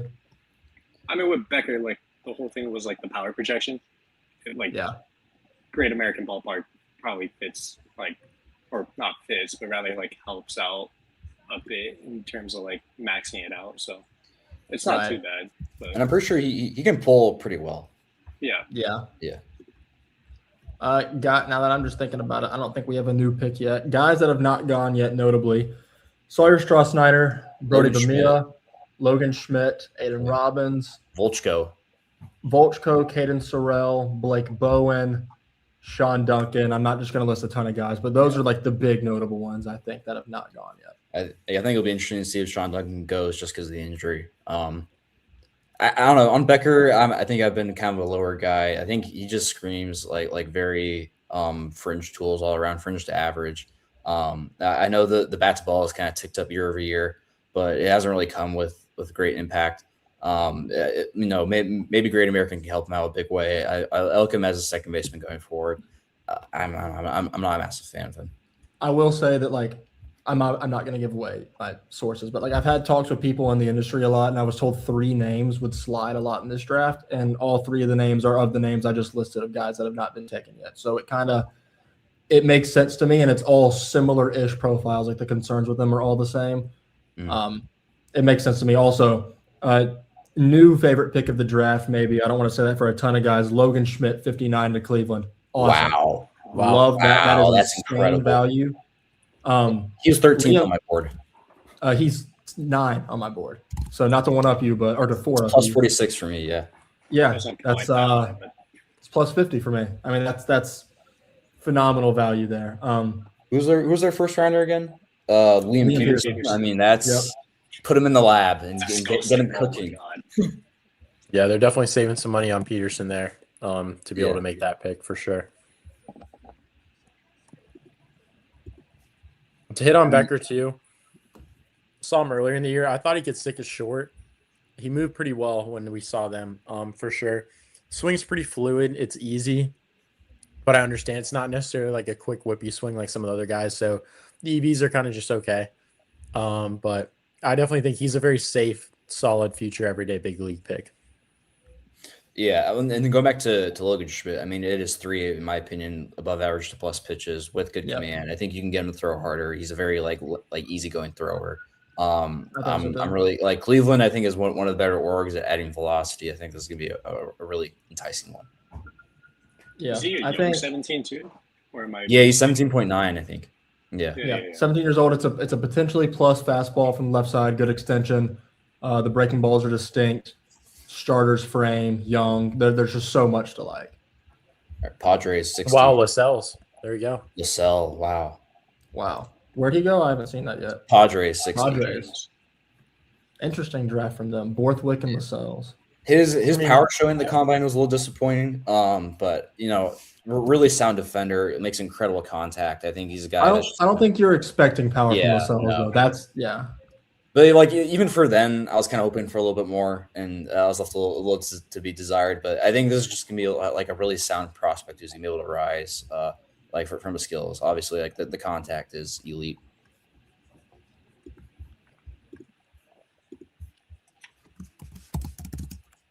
Yeah.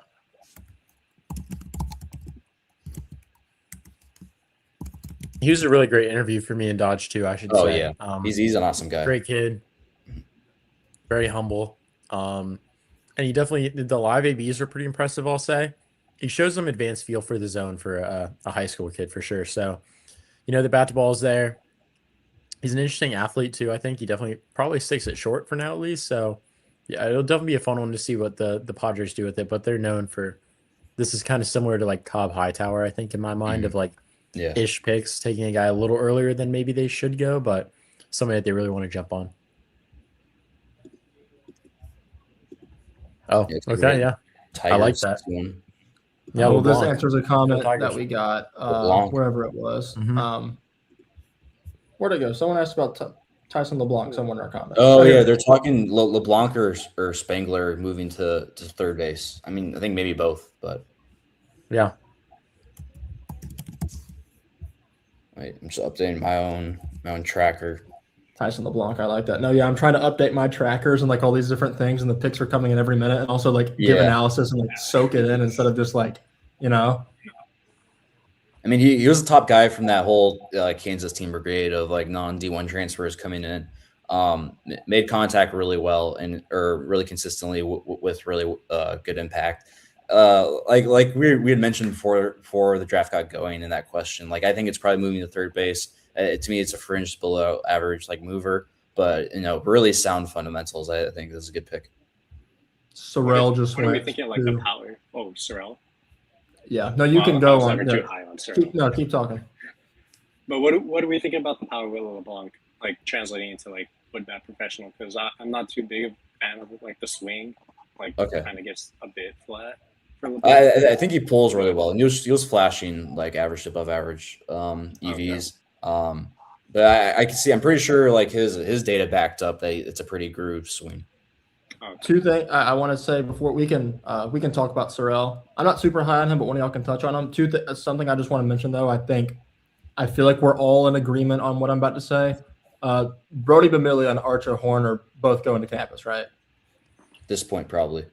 I think so. Unless if somebody is willing to pucker up the money here soon, I think I think Horn is like, it was a Stanford commit. That's tough to get a sign away from anyway. And Bamilia, it's pretty shocking for me that Horn got away though, especially that Spangler didn't, but Horn is going to campus. I would have thought I can't find where it was, but I know somewhere recently I texted someone saying one of the two high level or one of the two big name Stanford commits is going to make it to campus and one's going to go pro, and I just don't know which is which. So that makes sense. I think we got our answer. I want to find that somewhere, but regardless, someone talk on Sorrell. I'll be back in 2 seconds. There's a lot of like bat to ball concerns, just a high level of swing and miss, but incredible power for the frame. He moves really well. He's kind of like another dynamite center fielder. He gets himself injured doing so, but I think he has good reads. Wow, Sean Duncan goes to the Yankees. Yeah, I thought that was one that we campus definitely didn't see. I mean, Sean Duncan can add velo, I think. And I think the Yankees are one of the better teams at rehabbing Tommy John's. I really like their strength and development department, so I think that's going to fit well. Josh, Sean Duncan to the Yankees, pretty interesting. Wow, that's they got one of the higher upside drafts going right now. Hunter Dietz and Sean Duncan. Interesting. Yeah. I think I like that for them. I'm not sure I saw him like at this point.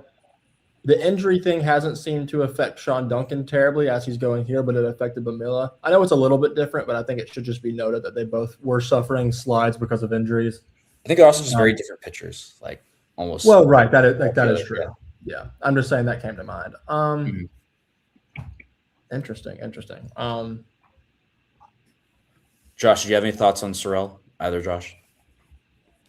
I was never too big of a fan. I really don't like the swing and miss. Wow. Especially the swing and miss is egregious. I think it's like above 30% whiff. The zone contact rates are like in the mid 70s. I think there's a lot of guys like that. Speaking of guys like that, speak of the devil. Yeah. Philly select Caden Bogenpole. Our combine masher, and he's off the board. Bogenpole and Miles Daly are probably the two biggest 30 hit tool and 70 power kind of guys in this draft. If you're going to be drastic with it, I think that tool could be a little better than 30, but it's certainly. Yeah, if we're giving 35s and 65s, I personally have a 35 on it. Yeah, sure. I get what you're saying though. A lot of like Bogenpole's like concern was like the lift though, because what was it? I think it was like 6 home runs despite like. Yeah, it definitely dropped off a big time.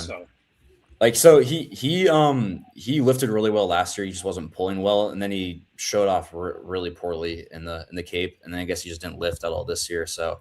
If the Phillies are willing to take a little time to kind of rework that swing, there's obviously a massive strength profile here. Yeah, I think it's still like a good floor for him too, because he's like very athletic. Like from the times I've watched him, he's looked really well out in the field, like providing like good range out in center. So I believe he'll stick there. Yeah. Speaking of injured guys, Jake Brown. Jake Brown very weirdly put up like a 70-time run at the combine. Not like really have that as that guy or have him as that guy. Interesting. Well, there was a lot of helium for Jake Brown to make it up. Ace Reese, Jake Brown is an interesting. So the Mariners going Ace Reese. That was their first college bat in the first round since 2017. Now they go back to back. That's pretty interesting because they're like I just feel like that it doesn't like fit their profile development. Like they're really good at swing decisions. They're really good at adding command or like working command with pitchers. And I feel like Jake Brown, like it's not a swing decision thing. I think it's a swing path issue for him. I think like he's going to be pretty susceptible to platoon splits. And then obviously we're talking about the end of the second round. Like you can live with that. But it's a really good power, I guess now speed kind of guy. Good arm in the outfield. Used to be a two-way player.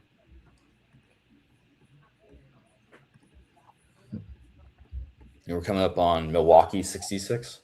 Yeah, this is where we figure out, I think, partially why they took Ebel. Yeah, because I think that had to come at a little bit of a hike. I'm now allowing my. Wow. There it is. Wow. Sawyer Strohsnyder to the Brewers, so there it is. Not a Brewers pick at all. Polar opposites, I think, honestly. It's a guy with loud tools, high risk, and then you get a very safe, not so loud tool high school guy. So yeah, definitely very interesting there. The Brewers like doing that. They like flipping their value of their first two picks. Like I think back to Berlin Payne, they tried to go Lavonis in 2014. Yep. I'm now allowing myself to go on Twitter for the first time all day. No. I'll have to leave it a bit, but I'll give some final thoughts. No, go ahead. I'll stick around for another 2 picks. I'm surprised Luke Williams is still on. I'd also want Blake Bowen to be picked earlier. I'm having a feeling he might be a campus guy too, but those two are the big ones. Pitching side, I'm still a little surprised about DeCaro. Caden McCarthy is another arm that I don't think has gone yet. Caden McCarthy. No, he did. Okay, yeah, I misread that. But more so, Luke Williams, Blake Bowen, I was really high on both of them. Both still on the board still. Luke Williams, I think, could last another round, but kind of dwindling down on there. Trying to comb through more so the other guys that I think haven't gone. Andrew Williamson's another guy I was pretty high on. Big power guy, kind of athletic. The Red Sox just took Owen Hull. Wow, so back-to-back Carolina for them. Wow, they're scouting somewhere. There it is. That's crazy. That's crazy. I think Blake Bowen getting to campus would be a really interesting thing, just with how the new Pac-12 will be. It's not. I don't think it's that exceptional of a baseball conference. Basically, they're playing in a mid-major conference at this point. And I mean, he should have a pathway to start pretty much immediately, kind of another Gavin Turley for them. They had a pretty bad offense coming down the pipe at the end of last year, and if maybe he can lift them back out of that. I mean, even making it to campus should be very beneficial. It could kind of quell some of the contact issues, especially playing in a weaker, and with all the teams moving into the Pac-12 is a lot of old Mountain West, so it should be very high-powered offense. So they also have that Texas State Dallas Baptist combo too coming in. Yeah, Josh, you want to keep talking about Andrew Williamson because he just got taken at 68. So Cardinals, what a draft! Cardinals. Yeah. Oh yeah, athletic guy, very power focused. Just someone I think has a pretty, I don't want to call it a safe floor, but it's a decent floor in which it could be a utility outfielder, power bat off the bench at the very worst. Best you have your starting center fielder in the future. Who else did the Cardinals pick before too? I know they have Condon. They had Cardinals have and Tegan Coons and Rocco. Oh, yeah, that's wow. Yeah, what a draft! I love that draft so much. There's a lot of tools in this one for sure. I love that. The Kind Bloom effect right there. I'll stick around for one more. And then Detroit on the clock again here. So we'll see.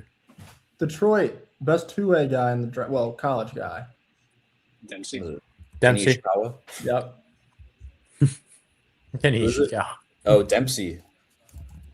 I like it. It's a really interesting class they're putting together. I forget who was the Detroit second pick. The second pick they had LeBlanc.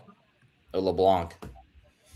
Yeah, it's really interesting. They're taking it's 2 follow picks that are very high 1 year risers and then a 1 year dropper and Fluky. But I feel with Fluky you just take the best player available. Josh, where did you have Fluky on your board? I wasn't super high on him, I don't think. Give a quick check. Yeah, I had him 27.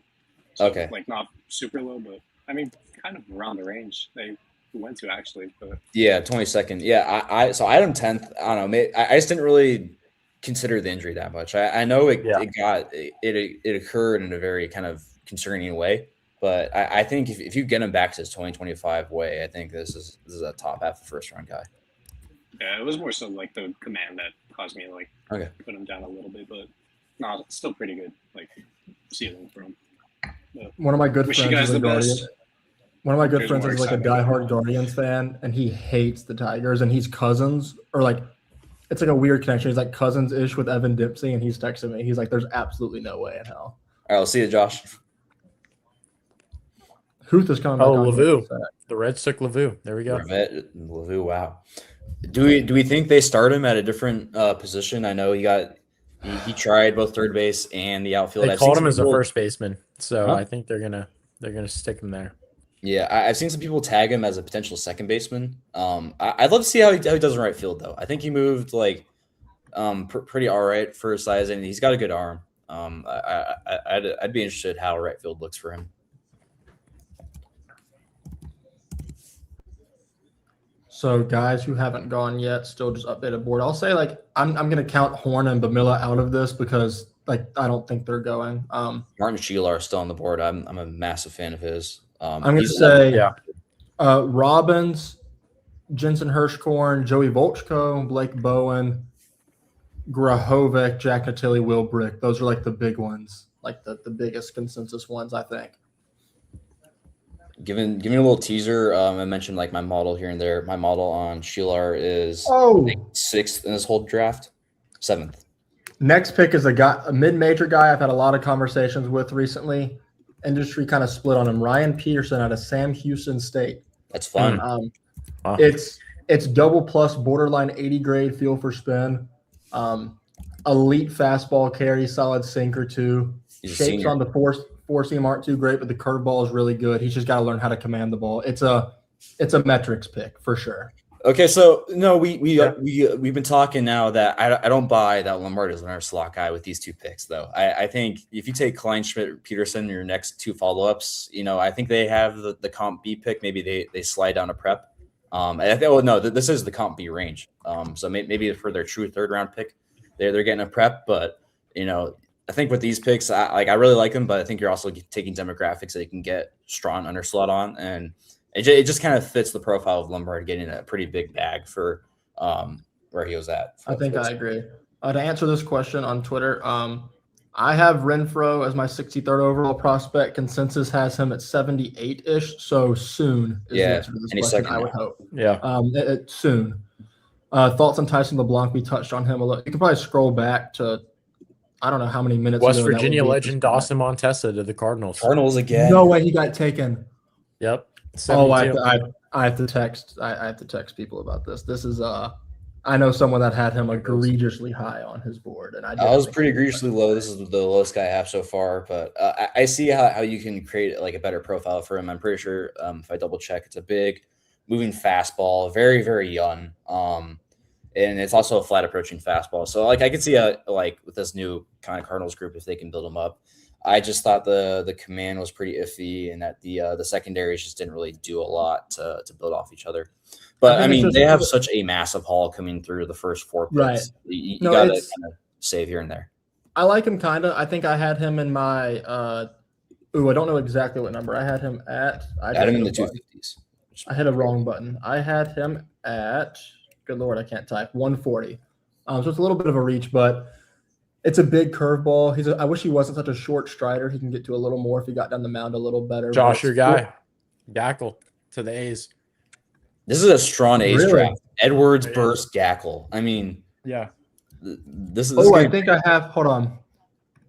This might be my first. Oh no, I'm looking at a different thing. Dang it. Gackle. The consensus on Gackle was 73 overall, perfectly. So yeah, that's what it was. I knew somewhere was 73. That is my guy. This is a great pick. Shout out Gage Jump. They're going to become teammates again. I'm a Gackle guy. I think you can develop him big time. Welcome back, Trevor. Yeah. So Gackle entered the season for me as my SP1. Like I thought the Vila would hold up with him as a starter. It obviously did not. It dropped to like 2 to 3 miles per hour. But even if he doesn't have the command and the profiles to make it as a starter, and like I don't think the changeup does much. I think he has the potential to become like a real fire hose reliever. up to 100 with a flat approach, high rise, and 2 really strong breaking balls. Like I don't want to call him like another Mason Miller, but like the reliever risk is strong. The reliever risk is strong for sure, but I mean, like I wouldn't even call it risk though. He's gonna be a great reliever. Like it's reliever upside. Well, yeah, fair enough. Yeah, I mean, like it's really good extension. Speaking like, of the devil, Brett Renfroe to Minnesota. Brett, I love Lackey and Renfroe, but the Tinney pick really throws off the Twins draft for me. I think you can live with Tinney as a second rounder. I like that. I just don't like the glove, but I love Brett Renfroe. If I can talk about him for a second, this is my guy. It's a really athletic build, locates super well, great extension, 4 pitches, big swing and miss on the curveball. That he has issues controlling some, but it's a lot of swing and miss. Mid-90s fastball that's going to play really well. I think it's a starter's frame that I think he sticks as a starter long term. This is the right range for him. I think this is a really good pick for Minnesota overall. One of my favorite guys. They're showing the graphics on your screen right now of 60% end zone rate, and with the slider, 38% chase rate on the slider. It's big whiff and chase on the slider, paired with a pretty good fastball from the right side. I like this a lot. Plus, they have lots of guys to catch him now. I mean, they are stocked up on guys who can catch Renfroe. Probably have 2 guys catching him at once. Lackey suited up back there. Miles Bailey to the Cubs. Wow. Really? They took. All right. Well, Bogenpole and Bailey both already went. Interesting. That's an interesting one with the injury. So we saw him at the combine. He was already walking without anything. Yeah. Shout out to the guy early in the year who said that I was crazy for not having Miles Bailey in the first. Welcome to it. I've had plenty of people. I mean, if his season kept going, he would have kept rising. Like he was making contact a little bit better, but he was like pulling his batted balls extremely well in the air. Like it's obviously like it's potentially like 70 to 80 upside on the raw power. No, does he tap into it all the time? No, but the bat's ball was slowly improving. You just keep letting it slowly improve. Maybe it's a strong profile. You can tell the Cubs, Sorrell and Bailey both going to the Cubs makes sense. That's a demographic. There's a certain definitely demographic. That there's a certain kind of profile they're looking for there. And then the Townsend pick, I mean, it's shapes, it's projection there, but he didn't perform at the best level, which is kind of weird because the bats are the opposite. The bats are like they perform big in college with a lot of swing and miss concerns, and it's like, how is that going to play? Townsend didn't perform the best in college, but the projections all there. It's kind of funny. It's like a completely conflicting thing, but the bats are so similar. Interesting draft for the Cubs. I don't know if I love it or hate it, but there's definitely, you can tell like the demographic there. So let's see. We don't have the Rockies pick yet. It's before round 3. I guess we'll have a break a little bit. I know James. I have a question for you guys. We're gonna have a 20 or 30-minute break. Since you're all smart, let me ask a question for you guys. Obviously, the chances of it are very, very low, right? But are there any teams left who have the money to take a swing at Archer Horn and have a chance to sign him conceivably? Let me look at the teams. That level of I think Kansas City still can. Like I mean, off the top of my head, I would say Detroit has the money. Maybe. Well, I don't know. I'm just going. Obviously, I don't remember every single pick right now. I think Detroit's probably more at slot for all 3 of those: Dempsey, LeBlanc, and Fluky. I think another one could maybe be Houston. Mm-hmm. I'm saying Kansas City can still spend it down. I'm assuming they're getting a pretty big shortcut or haircut on Zion Rose, obviously capped at 75% though. Yeah, I think the other one, if it's true that the Marlins got a haircut on Lombard, or even if Lombard signs at slot, I think they're in the range where they could do it too, with those next 2 picks. So my AirPod died, so I didn't hear if y'all already said this or not, but I know the Mets only had like $6-7-ish million coming into the day, but they took yes, thank you, Trevor. They only had their only pick so far is Carson Wiggins, and I can't imagine. Did y'all mention earlier that he was getting a lot of money? Do I remember that? Carson Wiggins. I feel it. Didn't someone come in here and say? I got told that he's getting under slot. He's under slot. Okay, so the Mets, they don't have a ton of money left to work with, but it depends if Horn would be okay with accepting like 2.3-ish million, then like they could do it. So I see Ace Reese is going to sign for 300,000 under with Seattle. And then they Where are you had seeing this, by the way? Because I just want to find a way to keep up with it myself. Twitter as just their beat reporter, Daniel Kramer. Oh, gotcha. Okay. I forget I can go on Twitter now. Yeah. Oh, for sure. I mean, there's about to be a 30-minute break, so I think we're. How long? When's the start back up? Is it like? It'll start at 5:50 Eastern. Oh wow. Okay, so we have a while just to sit on here and yap. That's cool. Yep, pretty much. Yeah, in Seattle with Ace Reese, Jake Brown, I think that you can save a little bit. Probably maybe not to Archer Horn level, but yeah, Archer Horn's probably. I'm guessing he would be in like the 2-3 million. Yeah, I'm just gonna say it's campus at this point. Like probably campus for Bertie Bamila, probably campus for Luke Williams, Bo Peterson, probably Kevin Roberts, probably campus. Yeah, I think Roberts is one of the, I'd say, slam dunk. Roberts is definitely campus. I don't know about Will Brick, maybe. Yeah, that's maybe. See, that's the thing with the reclassifiers. I don't like. I just always see that reclassifiers go. Like I don't think. I mean, obviously DeCaro is one of them, but I don't see a ton of reclass to campus guys. I think Cooper Harris could be campus now. Did you already say Joseph Contreras? No, but yeah, definitely could be campus. Savion Sims too. That's another one. Yeah, that's one. I don't know about Luke Williams. Maybe. I think that he could go early here. Maybe it depends. Yeah. The White Sox were in on him. They had him at the combine workout and everything. So, he could just be their first pick coming up right here. I'm still, I keep beating the drum. I'm surprised no team has taken Martin Sheelar. You'd think he'd be a model like slam dunk for a team. Performed really well in the summer, makes great contact, showed at least above average power at the combine. He runs at like an average rate. He throws at like a fringe rate. I think it's a left fielder, but like it's great swing decisions. It's elite hand speed, adjustability in the zone. Like it's a first round pick for me, and I don't know why he's on the board. I will. I mean, say what you want about consensus boards, but they have Sheelar with like a late third round, early fourth round type of grade. So like Blake Bowen and Sheelar, I think, are two that could definitely be campus guys at this point. I think Bowen at this point is a yes campus guy. Sheelar, maybe we'll see. Do you all have thoughts on Landon Brown too? Same kind of concept. I'm just trying to help. I will say though that we could see. Isn't it what August 1st it opens? Like all these campus guys can enter the portal. So if there's like maybe Blake Bowen enters the portal, something like that, like. All these incoming freshmen do have an opportunity for the portal. I have Landon Brown in lower range. I think it's pretty expected that he hasn't gone yet, even though he is a spring velo jumper. I know at the combine he dropped back down to what he was kind of like last summer. I like the release metrics. It's a very like low, flat approaching release, kind of very, very, very hard from the side. Massive sweep difference on the fastball and slider. But I think it's pretty expected that he's not here yet. I'm just gonna run through some comments. There's a couple here. There's not many that have been recent. Cam Kozel of Arkansas. He'll go relatively soon, I would think, maybe like fourth round ish. But I expect him to go relatively soon. It's a little shocked the Dodgers didn't go with him.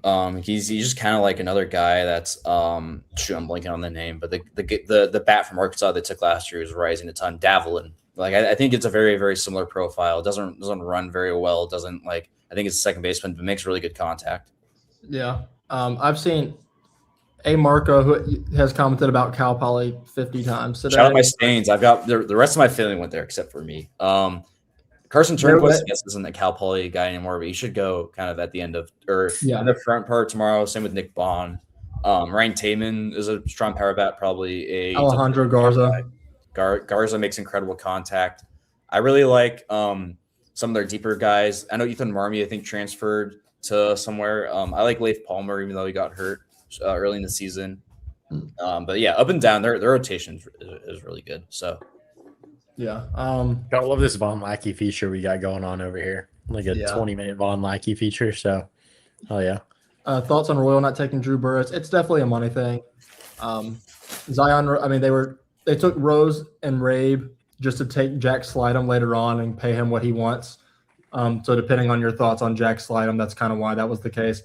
I think just in general, I would rather have Burris and Rabe along with a lesser pick around the 70 range where I forget the exact pick they had, but it was around that range. Jack's line kept rising and rising. I know he's a spring velo jumper. Right. I saw he was going to get like regular round 1 hype. He went early round 2. Right. I like that.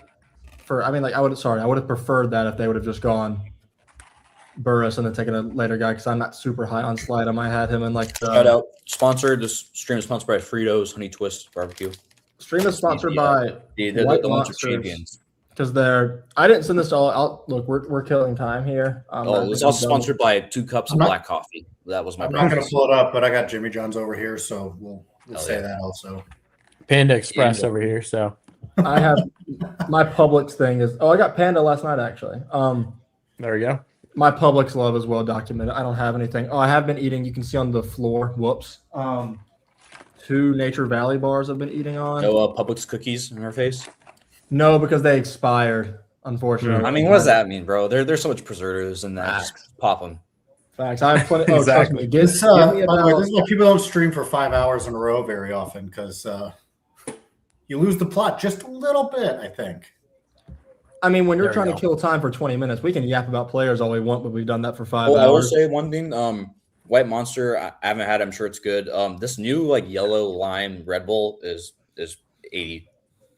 Wait, like the tropical punch one? I think it's it's their new summer one. It's like called something lime. See, I would like it, but I am the world's #1 Monster loyalist. I just think everything is much better. You would be slam dunk. I am. Sorry. Yeah, if you know what their logo stands for, Dodge, not a surprise. We've had this conversation with Mr. Catlett before, so I live in the Bible Belt. I have it right here, buddy. All right. There's nothing going that direction. James got it. James is a big fan. Facts. Speaking of, we have another guest for the 3rd round that's probably about to come on.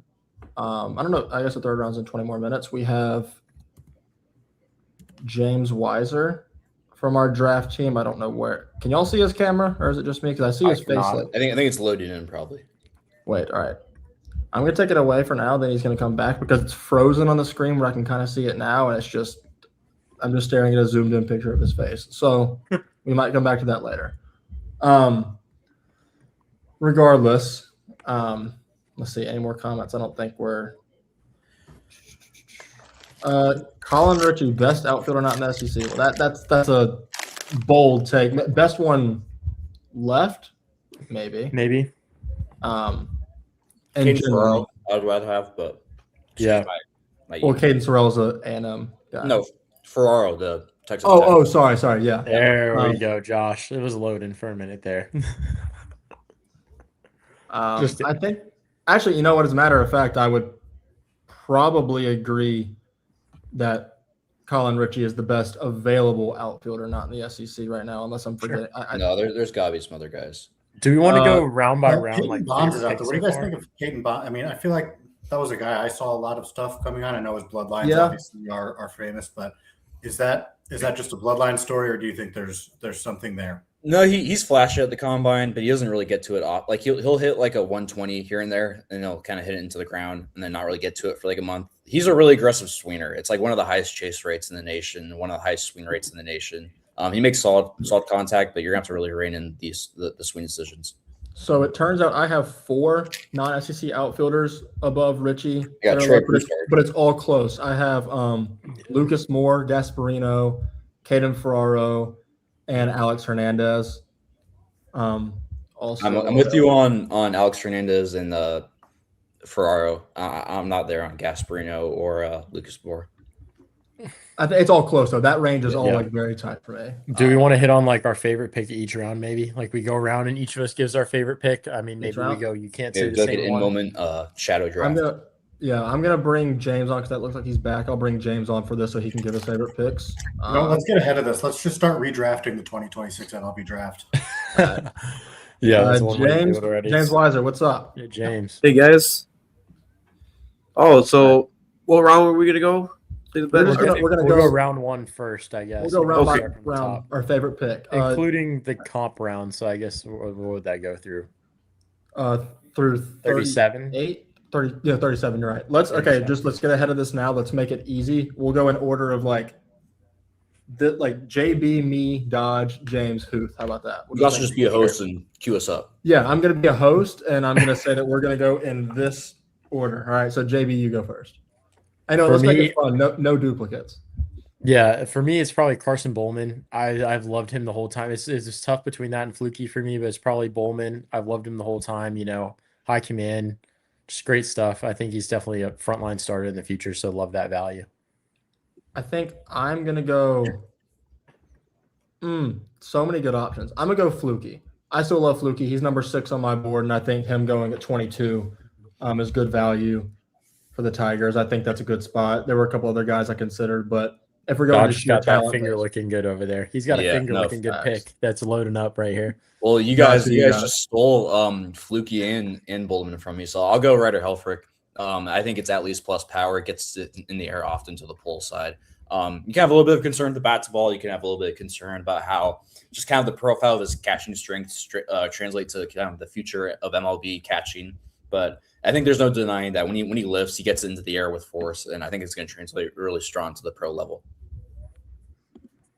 James, the fact that Dietz was out there at 35 with his upside, this was his first healthy season in the last 2 years, right?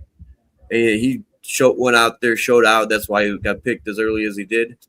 But it's like he could still, like, if you get there and you can stay healthy, how much more is there for him to take off? Really, like I think this is a glimpse of it, but like then you're gonna be like, okay, you get to come in next spring, be around Schlittler, be around Max Fried, be around Garrett Cole, and learn from those guys. Like he's got the chance to take a huge step forward, very soon.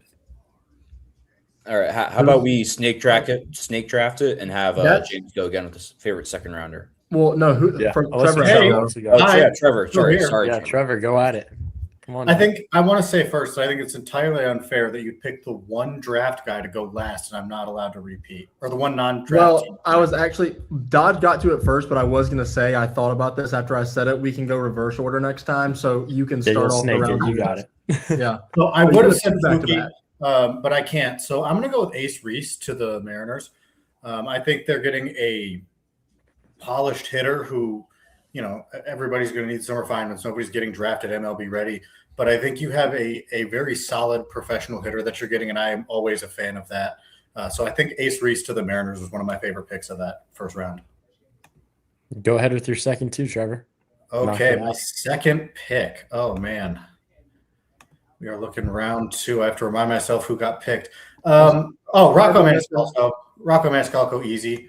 I thought that was a really great pick. Love that for the Cardinals.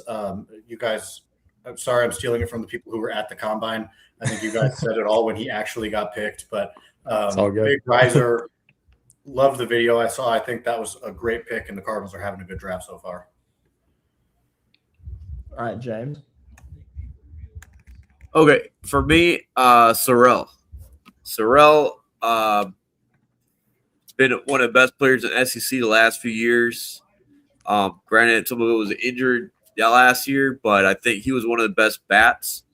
They're obviously a guy we'll look at coming up. Grahovac is also there, right? But like between Akopian, Sorrell, and Grahovac, he was one of the best hitters on that team. So for him to go second round to the Cubs, I think that's a steal for them because he could have gone away earlier than he did. Okay, I'll go. I have no idea how this is still going to me. Logan Schmidt in the Cleveland Guardian system is going to be a firecracker. I was talking about it when he got drafted. I think there's 3 above average to plus pitches. He can get into the upper 90s. He has body control for great command. It's a dynamic delivery, intriguing release point. I really like his it's a little slower, but his sweeper is real massive moving pitch for me that I like. I think Cleveland can add like a little cutter in between to improve the tumbling on that. I like the running action on the changeup. I think it's a terrific pick and a terrific org fit for him. For me, I'll go probably a reach according to most people, but I love this guy. I already talked about him. I'll go Carson Curse to the Diamondbacks. Great hit tool, great bat to ball. I think he'll be able to stick it short. Really good, polished approach. Really mature at the plate. Barrels at the ball super well, pretty consistently. Performed well all year. I think it's a good get for Arizona. Yeah, for me, I'm surprised I got both of these. I got my pick of the two Cadens. Honestly, those are the two that I really wanted. I'll go with Caden McCarthy, but shout out to Caden Wechter too. I mean, I really loved watching him at NHSI, one of the more polished prep arms I've seen. But Caden McCarthy, he really lit it on fire at the combine. Me and Dodge kind of saw that, and he was one of our favorites walking out of there. Upper 90s fastball, drew a ton of whiff, got a solid hard slider too that he flashed with that. So he's a guy I think will definitely be a really, really fun arm in the Braves org, which has done a pretty good job recently in pitching development. So, yeah, I think it'll be a really fun follow. Him and Briggs, I think, will pair together very well as overslot guys. So, honorable mention that I forgot to say for the first round. Actually, I didn't talk about it because I forgot that this is technically the first round still. But Cole Carlone dropping to Toronto at 39 is probably my actual answer there. But with the whole with the fact that the Rockies' second round pick was before the Blue Jays and Dodgers' first round pick, technically just throws me off mentally. Yeah. Yeah, I don't know. It's weird, I guess. So what about Sure. class as a whole? Like, who has the best class so far for you? In terms So of I think there's an easy answer. Well, actually, no. I think we actually might differentiate here. I think personally, the easy answer is the Giants. They've taken their arms they've grabbed with. See, I know Dodge disagrees. Dodge are going to say Cardinals probably. Yep. I'll talk about the Giants. Flora, Bowleman, and Wechter. I already mentioned two of those guys are in my top 7 on my personal board. I love Bowleman. I love Flora. And Wechter was a guy that was kind of projected to go a little bit earlier than this. And I think the fact that he fell to them, smooth mechanics, repeatable delivery with a solid fastball from the right side. Bowleman and Flora, we already talked. Well, you don't really need to talk about Flora at this point. Bowleman, we already hit on a little bit. I think it's a great pitcher class they're building there. They seem to know what they're doing. I'm very excited to see where the Giants go the rest of the way. If someone else wants to hit on these teams, I'll let them. But just like throwing names out there, honorable mention to the Nats for me.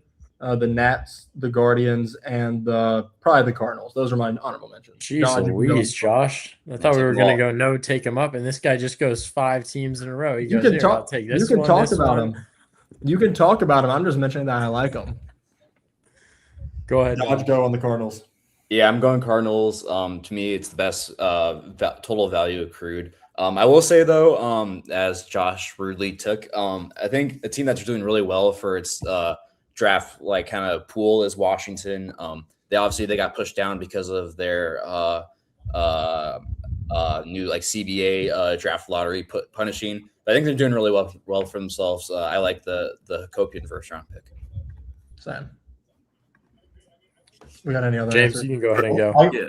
For me, it was the White Sox. The fact that you get the top player in the class with that second round, with that second pick that they got Tomei, which I think is going to prove to be one of the best picks from this class in time. And then also getting Prosek, who a lot of people had going in the first round with their third pick. I think they're off to a really good start. I want to shout the Brewers out. I know that might probably be a dumb thing to do, but I'm going to do it anyway. They got Trey Ebel with their first pick. Obviously, brother Brady is doing well with the Brewers right now. They're the Brewers, so you can automatically assume Trey Ebel's going to have some sort of improvement on whatever you don't like about him between now and when he actually debuts, or between next year or whatever. But then you use that savings that you're likely getting, and you're able to go and get Sawyer Strasnyder, who, I mean, we had talked about all through the first round as, maybe this is where Strasnyder could go. Well, maybe not like 1-1, but at some point his name started coming up in the first round. And so you're able to get both of those guys. I don't know. And I'm also a sucker for bloodlines and like brothers. I also want to see Ethan Norby and Jackson Willits go, but I do think that those couple of picks and the fact that they're the Brewers and could develop anybody into a good baseball player, you could sign me, I'm cheap. I think the Brewers are doing pretty well here. I do kind of want to mention on James's White Sox point. He might be right, but I think it's really easy for us to gloss over. Like, if you think about it, the team that got the best prospect in the draft is having a pretty good draft.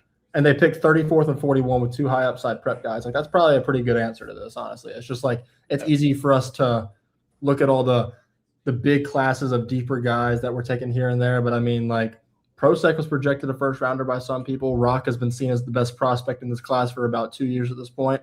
White Sox are doing well for themselves, and they're handling that big bonus pool pretty well, I'd say. Last night's trade, I think, might have panned out for him. Now, I'm personally not super high on Tommy long term or really Prosek, but the upside's there. And if you're going to take a guy that you think is a safe floor of being a great big leaguer at the 6 at your number 1 spot, you can take a shot on a couple prepsters on the board. Yeah, I mean, to finish it off, I guess I'll take the Rays. I think kind of piggybacking off of that, I think they've done an amazing job. You get Emerson at the top, you add Marshawn behind that, and then you finish it off with a high upside, college arm and Ben Blair. I think it's a really exciting group that infuses a lot of talent up the middle, especially, and then you add the arm as well. That's great, and they still got 2 more rounds to add more. So I think it's really, really exciting for them. And shout out to the A's too. I think they've done a great job here so far with what they've been able to do. I know we already talked about it, but getting Edwards and Gackle late is incredible, and you get Burris as well up top. I mean, they kind of just were handed a few gifts there that kind of give them some high upside, high talent guys.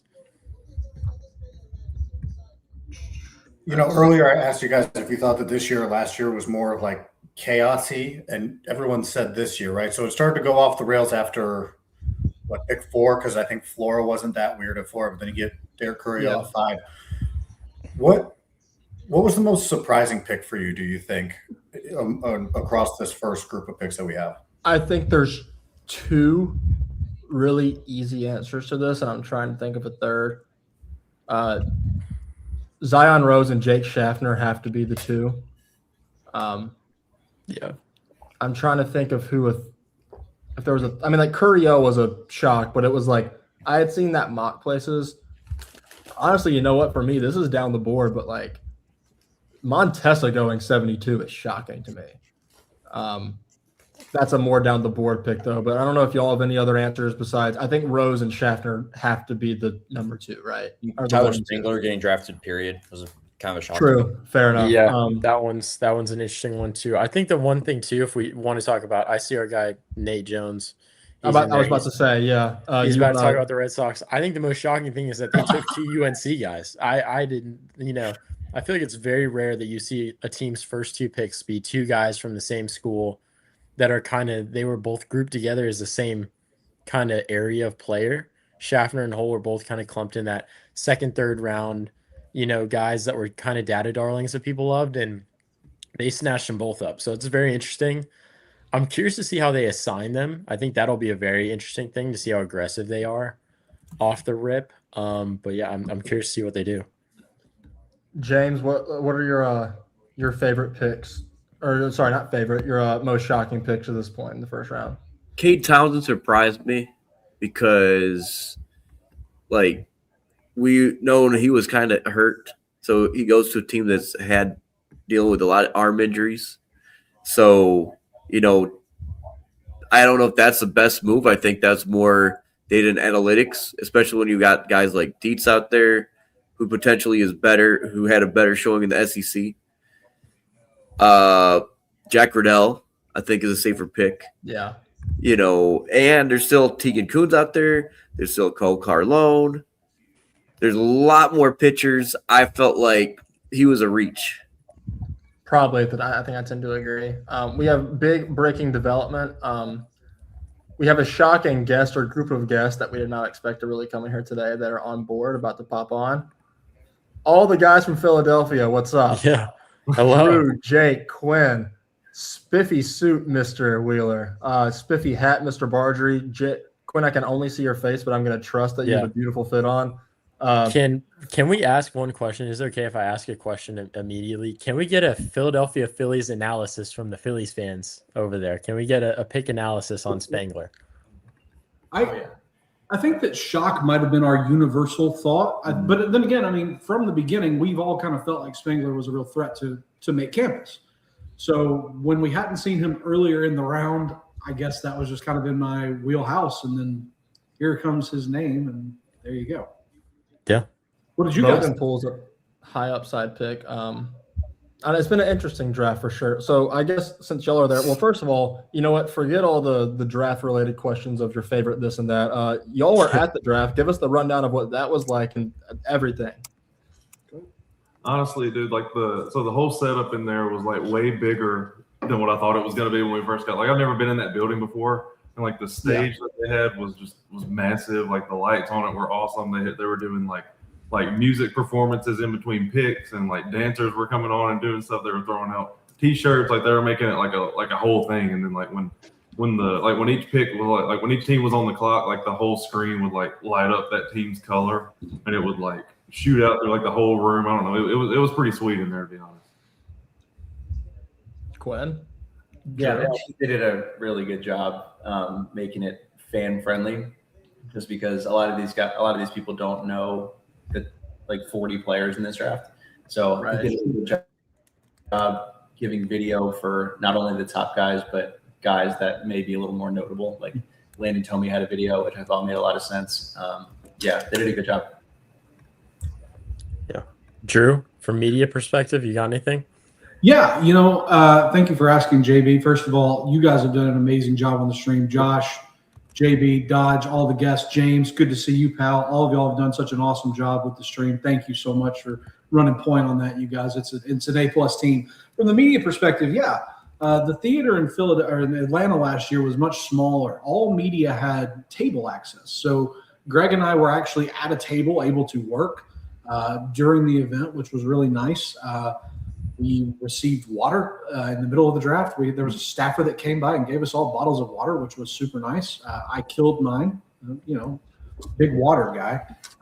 Anyhow, it was really nice. The venue, as these two said, was beautiful. It was as big of a deal as it should have been in Philadelphia. Another thing I think that cannot go unmentioned here, guys, is that the Phillies fans were just as good as you'd expect. I don't know if that translated on the broadcast, but Manfred was public enemy number one until they mentioned the Braves, until they mentioned the Nationals, and then God forbid whenever the Mets did. Yeah. It was just all the atmosphere you would expect from Philadelphia. Interesting. Yeah, it looked awesome. like the Phillies pick on TV when the Phillies themselves actually picked. We got that memo. That came across really well. But besides that, you can't really it was hard to tell with the whole Manfred stuff. Although to be fair, my volume is very low, so you can't hear it on the stream for that purpose. Sure. So how butchered in person was Rock Cholowski? I really thought that tweet would bang, but surely enough, somebody beat me to it. Anyway, no, it was horrible. And literally the first pick, you turn and you're just looking around in the media section. Everybody has the same look on their face. Like, is this guy for real? Yeah. He had a whole year to prepare to say his name correctly. Literally. Really bad. Completely wrong. And that was the only, he got a few other ones. What was the other one? He said, which one was it? no, it was D-Row or somebody on the stage said, I even sent it to you guys in the text. Gosh. Well, they messed up.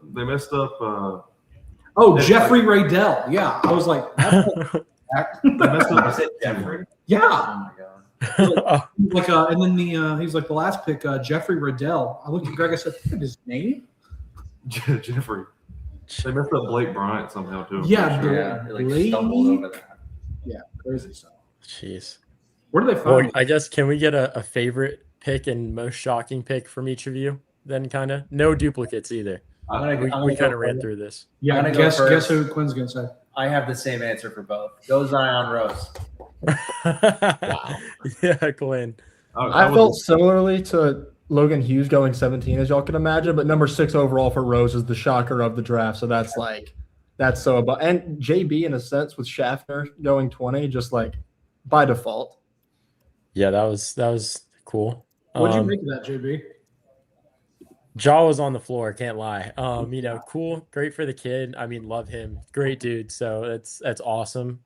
But was a shock. I didn't see that one coming. I thought he was going to be round 2 for sure. Maybe in the comp, I thought he maybe someone jumped the gun, but at 20 was definitely before I thought. I guess we're getting going here. We got round 3. We're being asked. Come off of my union mandate break here because I need to ask Drew a question. Yeah. Drew, how How did your mock draft go that you submitted for the staff mock draft? Did you do well? Jake can verify. I did submit a mock into his sheet. I didn't do it into the that other sheet, but I swear I had one. I believe I've gotten 4 correct though, right? 4 correct. Yeah. Jack Natilli here at 76, by the way. There was an error. There was an error on Quinn. Quinn has 6 right because Redham and Win at 38. And marked red on him, so he has 6, and I also have 6. Well, I get it. I had them all right, but somebody changed them, so I get it. It's understandable. You know, great job covering it, guys. I'm going to go back on my union mandated break. Thank you. We got for us, we got Jack Natilli here now. He's the first pick in the 3rd round. I know you guys loved him. Me and Dodge got to see him at the combine. He had a nice little combine. Anybody got any thoughts? Anybody else? Or big power, big arm. Swing and miss definitely improved over the year, but still give me a little bit of a risk. Him and Dylan Jackson are like kind of a little bit of the same player. Definitely a lot less of an athlete for Natilli, but very interesting. We got more people. We got everybody. We got draft house. I mean, we got it all. Seems like a safe floor guy. Pick 77's up now. Yeah, Volchko. My only thought with the Joey Volchko. Yeah. I think that's a steal. Pick is that they're not. The Rockies are not the first team to take 2 college catchers. That's true. What are when the Twins took like Carson? Twins. They did Tinney and Lackey. And them going. Shout out the boys again. Jake Barge. We're on MLB Network, dog. All of the boys were right behind home plate for all the Volchko film. It was us and let's go. So the boys are in there. Don't worry. Let's go. If you're looking at watching MLB Network right now, if you watch it, you'll see the boys right there. Just to the right of the batter. This is good stuff. Love that. That's a steal. That goes to what we were just saying about the White Sox arguably having one of the better drafts. That's a steal. Yeah, James just doubled down on that. Yeah, well, I have him. He had first round potential, right? Yeah, let's go 14th. I think I would have taken him over Townsend personally. Yeah, he has totally unique pitch profiles. I think even if he is a reliever, it's an extreme cutter, slider, curveball, all move in unique fashion, thrown very, very hard. So whenever during the break we were talking about someone, I forget, I think it might have been Dodge, said, thinks Luke Williams goes to campus, and I said, we'll see soon, depending on how soon he gets picked. He just got taken by the Nationals, so wow, that's a really good class by them. And, that's what I'm saying. That's one of my favorites for sure. And update, it's 1-1 Norway, England. We got a World Cup talking here. I mean, we've just going down. Yeah, I mean, Luke Williams, like maybe the most twitch out of the prep group. It's incredible power, arm, speed, tools. I mean, he flashed a 100 and from center field, I believe. No, maybe he gets moved to the outfield. Sure. I think he's being a great defender either way. There's some slight bat to ball concerns, slight like adjustability in the swing path, but I mean for 78th, this is a really good profile. It's a really good draft, especially for them being another team that was locked up by the lottery. I think they've done well for themselves. He's young. I think there's a lot of upside with him. He's smooth. Another guy that had a lot of helium, Ethan Waxman, right here. Wow. So Twins. That's the next one off the board. Some prepsters. Interesting. I'm trying to the Twins. They definitely the Twins. Now that I think about it, 3 college guys, especially Tinney and Renfroe. Tinney was probably commanding a little less money than the slot that he's around. That's probably gonna be a little underslot if I had to guess. Renfroe's probably about slot value, but they can afford Williams here for sure. I mean, not Williams. They can afford Walkman. Yeah, really strong fastball changeup combo. Huge Malprower and movement profiles off the 2. Yeah, Luke Williams. That pick reminds me kind of the. Oh my gosh, was it Drew Dickerson or Luke Dickerson? Luke Dickerson. That's what it was. Yeah. Hey, JB, we're both going to have to be Pirates supporters for the next year. Number 80 overall, Jason DeCaro goes to Pittsburgh. Wow, interesting. Love that. Hey, I mean that's good for him. It'll be interesting how he cracks that rotation, but I mean, obviously it'll be a while. I think it'll take some time to play around with delivery, see if he can unlock more velo. But the feel for spin is incredible, and he's got good command. I had DeCaro 38th, so another great value pick for him.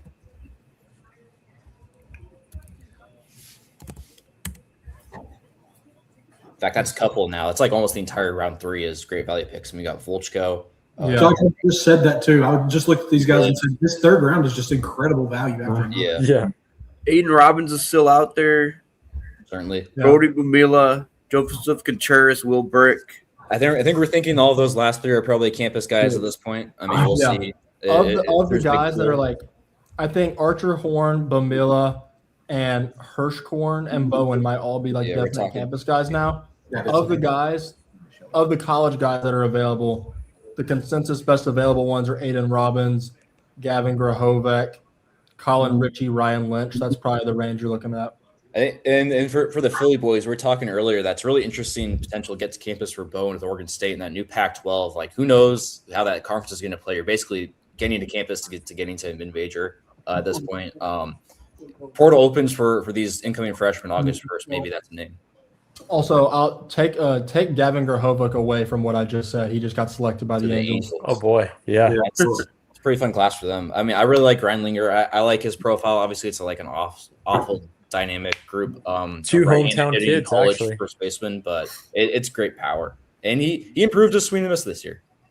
It's double hometown kids. He's from Villa Park, so that's another one. Yeah, Also, high school kid from California. And Avincula is around there, right? I think he's I'm not sure. I think he might have been a California kid too, so they might have gone 3 for 3 on them.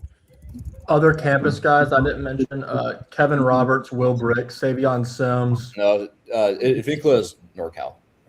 I should have known that. Joseph Contreras, maybe. Cooper Harris, maybe. Those are the more like 90% or more at this point. It seems like campus guys. Wow. The Orioles coming right here too. This will be unless one of those. Oh, Dom Vagley from Kansas.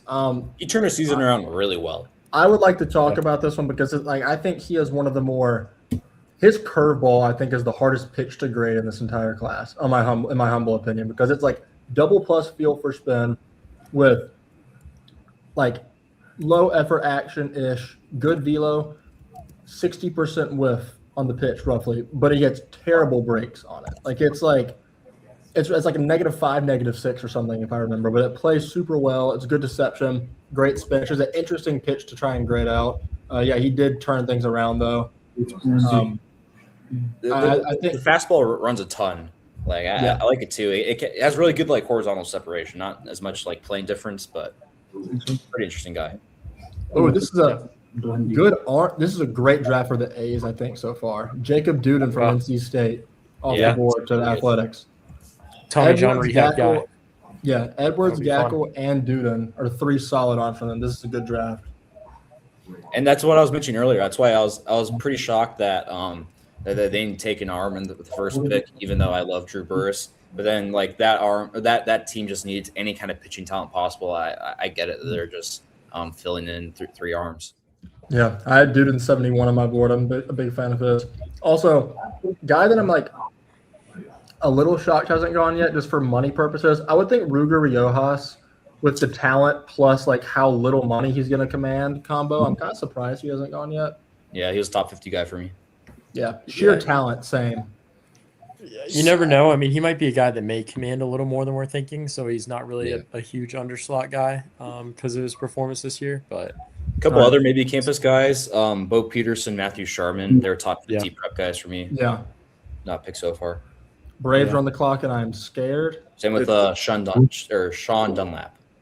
Yep. Oh, there it is. 3 names I still have out there. Oh. There goes Jensen Hirschkorn for Atlanta. That's I haven't gotten it yet. Big arms.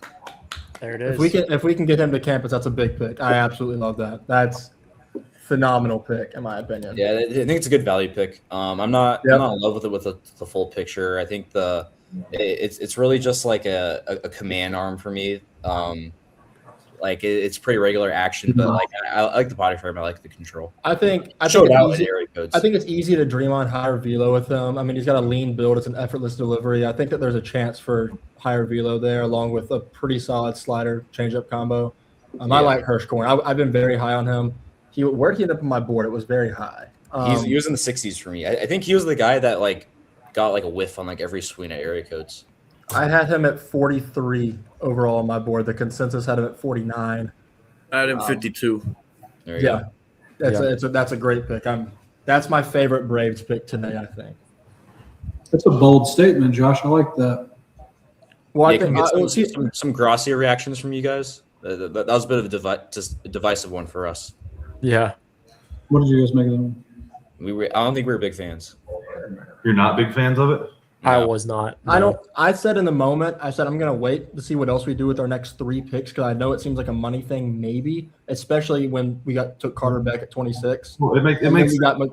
And then McCarthy, Hirschhorn, I think it makes sense. Like I'm fine with it now. I think for if you're signing him well under, which I would expect they're going to, getting those 2 arms there back to back it makes that pick worth it if you ask me. I completely agree with Jake, and I think that it's almost like doing the Braves' typical strategy of focusing on pitching, only you also get AJ Gracia at whatever he can deliver. And if it's peak AJ Gracia at any point, this is a theft of a draft for the Braves.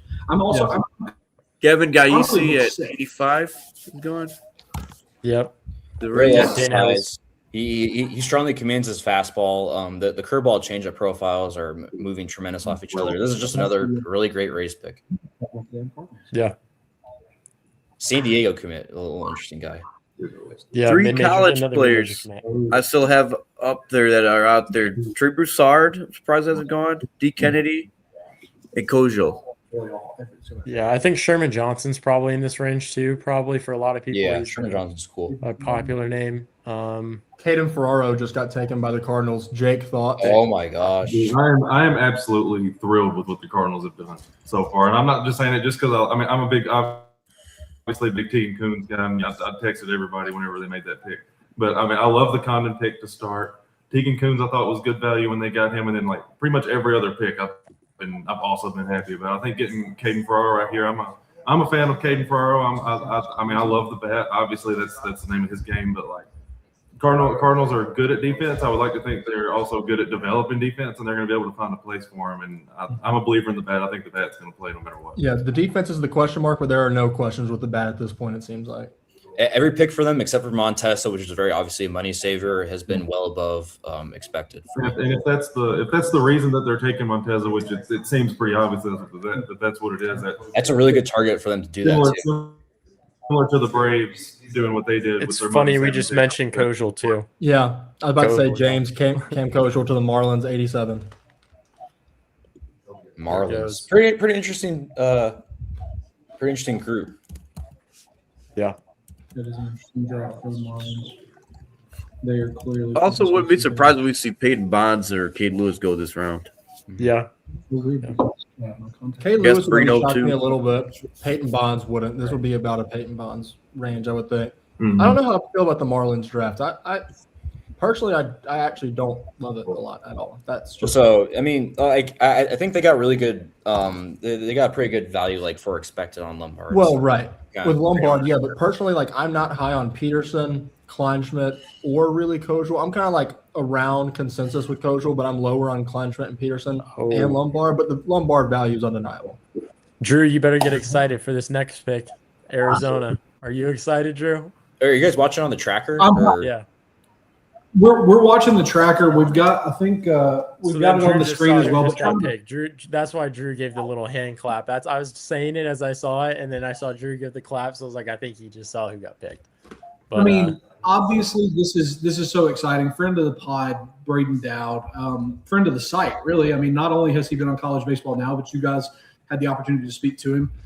He's such a good kid, and we were talking earlier actually about how we think that even though he's undersized, he's just a gamer. And I think that no matter what, he's going to bring excellent defense, even if it's to a corner. He can really hit. There's usable game speed. I mean, if the question is, was that kind of power outburst just selling out and trying to put him on his back? Maybe, probably. But I still think that this is a competent outfielder. And it's not unlike the Diamondbacks to seek this kind of profile out.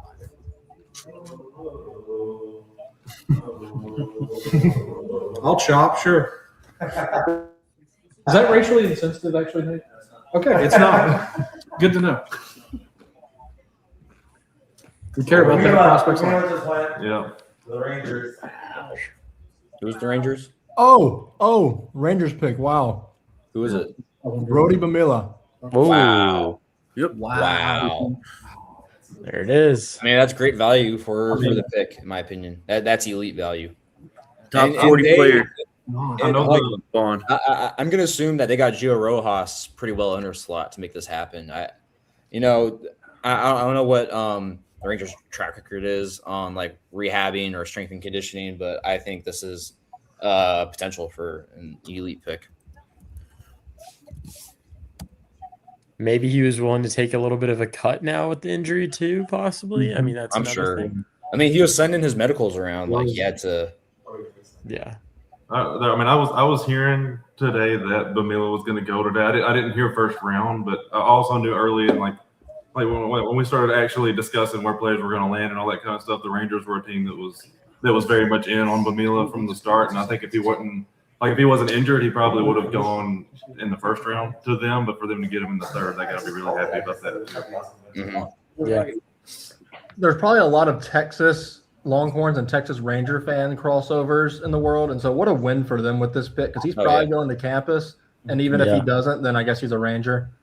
Yeah, there's an insane irony with the Giants pick here, which is awesome. Peyton Bonds to the Giants, so that is an incredibly ironic pick. Hilarious. There are going to be so many Giants fans that get so excited for this. The jerseys are being made right now. Yeah. Oh yeah. Media in San Francisco gassed up to deal with another Bonds for years. You'd love to see it. Oh yeah. What did you guys make of the Royals draft thus far? I think largely not massive fans. Yeah. I figured as much, but Dodge, will you elaborate on that? Yeah, I think it was just a lot of saving up to then spend on Slidham. I think we're around the board, like bottom of the hundreds on him. And to go basically blow the load on that, it just does that. I assume someone just got selected. Yeah, I'll say. The reaction. Who you think? Where are my sunglasses? Wow. Who is it? Everyone shut up and let Drew talk about Max Yale. Yeah, Drew. Right, there you go. There it is. All right, folks. Here's what's just happened. The Kansas City Royals have decided that they needed a real dog in this system. They want somebody that comes in from the left and just throws some outright junk at you, and you're going to swing and miss and look like a chump. Max Yale. Give the Rebel Yale at home. Let's go. I mean, this is a guy. I'm going to let them talk about it. Hell, Jake, JB, Josh. Now, I don't want to hear they left him in an inning or two too long. Leave that out. This is a dog. My favorite player I've seen maybe this whole year.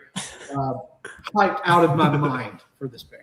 This is high for him too. Like this is way higher than I expected. We saw him right behind the plate. You know, I mean, I would have been okay in this round. I could see it, but high compared to where we thought he would go, not where he should. Not me, dog. I don't know, Josh. I think Mr. Yale probably had a home in this range. I think this is. Oh my God.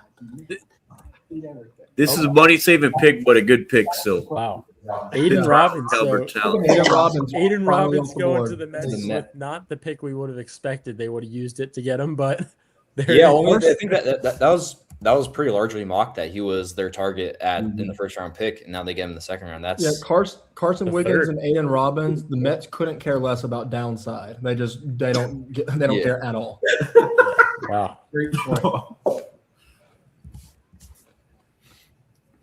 This third round has been banger after banger after banger. It's been incredible. So yeah, this is something.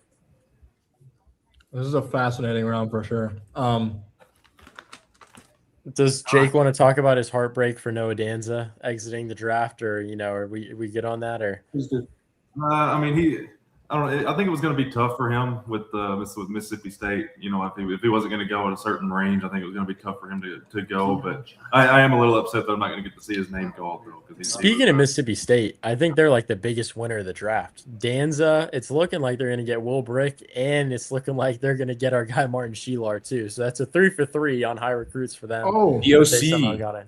One of my guys from a while ago got taken. Keon Johnson, the Astros. Keon, there it is. Dynamic athlete, great contact rates, gets to the pool side easily. I like Keon Johnson. I've been on him for a minute. I remember JB and I had some Keon Johnson discussions a while ago. Yeah. After the combine, I sided with JB, but fair enough. But go back to Mississippi State. Like, this is just going to be an insane team next year if they pull that off. I think Sheelar could start day one there. Yeah, that's a great point, Dodge. I actually really agree with that. And they've shown this year that they're not afraid to let a freshman have some leash either. Yeah, and they're going to maybe 3 first-round arms next year. Like, oh yeah, it's going to be dangerous. Brick is a plus defend guy. I mean, he probably gets some run for them, even though he's going to be a young kid. I think he probably gets some time behind the plate. Definitely midweek time. Yeah. Oh, exactly. Will Dodge guy flies off the board. Ty Horn to the Reds, 94. There we go. Ty Horn. Yeah, Ty Horn. Love the depth of the profile. Just mix and matching a little bit of everything, and I think he's got good command too. We mentioned on the pod. I don't know why Nebraska threw him to their pen. The fastball, it comes out from a good approach. Seems like that's kind of guy that the Reds like a lot. We're pretty shocked they went Justin LeBron in the first round, but Ty Horn I think makes up for it pretty well. Yeah, Ty Horn, his combine bullpen was incredible too. I mean, everything was coming out firm. The breaking balls, 2 separate breaking balls look really good. I'm definitely a huge fan of that one. If you look at the Reds draft so far, this is one of those drafts where I look at it saying, what are they trying to do? Like nothing lines up here. They want college infielders, my brother. Well, they got all college guys. They like their old dudes. So we mentioned this. Justin LeBron and Eric Becker play the same position and couldn't have more different profiles. One is the safest floor and one is the highest ceiling with the lowest floor. Big fans of guys that are of the legal drinking age. If you can't have a beer, then they don't want you. So that's what we're going for. They're kind of doing the Braves thing last year, where it's like, all right, we're going to load up on shortstops early with different profiles, and one of them is bound to work out. All right, so what are your guys' thoughts on Molovai Lavu, right fielder? Now that's what I'm kind of pushing out. Yeah, that's the thing with the Reds. The LeBron's the only pick so far that I've been like, I don't really know about. Like Lavu, I'm a huge fan of. I love that. So Ty Horn, huge fan of that one too. I think they've done a fairly decent job there. I have a more important question. What are our thoughts on the draft tracker on the website changing Ty Horn's name to Tyner Horn? That is out of nowhere. Professional name. Anybody else just noticed that? I just see Ty Horn. I did notice that, yes. They have that. I was wondering about his full name. If I missed something, I don't know. It is. And they put it as Ty Horn, and then they just changed the website to say Tyner Horn. They're doing the Josh Catlett bit where they call you by your government name. It's good stuff. Yeah. Well, I've been looking at the 1-1 to see if they're going to change it to Trubisky, but they haven't changed it that way yet. For sure. Oh, Trey Broussard off the board, 95. Wow, there we go. It was a lot of guys we just talked about. Just slam dunk profile, like a very much negative bat, but an elite defending center fielder. This is a really good Guardians draft. I think I like this draft so far for them. James, you got anything on any of these guys that have gone recently? You want to chime in on anybody? Trey Broussard, right? He's probably one of the fastest guys. So surprised that he's lasted to 95th. I think this wasn't a great year for him, but I think there's more there potentially, right? So I think this is a really good value pick. 95. Let's see. Some of the top names still out there. D. Kennedy, Kid Lewis, Gasparino, Data LaChance, possibly. Colin Ritchie, Ryan Lynch, I would say. Yeah. JB, which Tar Heel is going to go to the Red Sox here? I mean, we might as well just wait for it. Philadelphia, you already know it's Can we get Nate Jones' take on the draft here for the Red Sox? Oh, wow. Oh, gosh, that's a fun face. Couldn't be anything damaging to your team. No, I did. I kept wanting him to fall. I kept my eye on Matazinski, and he just kept falling. Really, Josh, what are we going to do? Not happy about it. I thought he could make it to campus if he kept falling. I kept my eye out for the fact that he hadn't been taken yet. Hey, you're already getting Deacon Nelson, so you'll be good. We're gonna get. I mean, Guy Lynam hasn't gone yet. Deacon Nelson hasn't gone Stowers, yet. Right? You big fan of that? Stowers, yeah. Stowers is actually he played at my rival high school in Mobile, and he's going to Auburn. So, it's definitely an interesting swing from what I'm seeing on these highlights. Matazinski on MLB Network, yeah. No, yeah, he drifts forward in his swing, kind of slashes at the ball a little bit. It's an interesting profile, but you're banking purely on the athleticism. Yeah, and which is what you should do in the third round. I mean, it's definitely an athlete's plus round also. Yeah. All right, let's see which prospect's going to get traded in the deadline. No culture war starter Grayson Willoughby. Pick too late. Who's this? Oh, there it is. Oh wow. Padres did have a heavy hitter in house when he started, so that makes sense. Who is this? Brian Lynch. Ryan Lynch. Interesting. Yeah, I mean, I guess I can take that one. Sinker shaped fastball at its best. Good VAA. It's a big sweeping slider, but it kind of pops out of the hand, so it struggles to get swing and miss on it. But it's definitely the power stuff that you want. There's a lot of raw clay there that you can mold. Draft eligible sophomore, so that'll be a fun one for sure.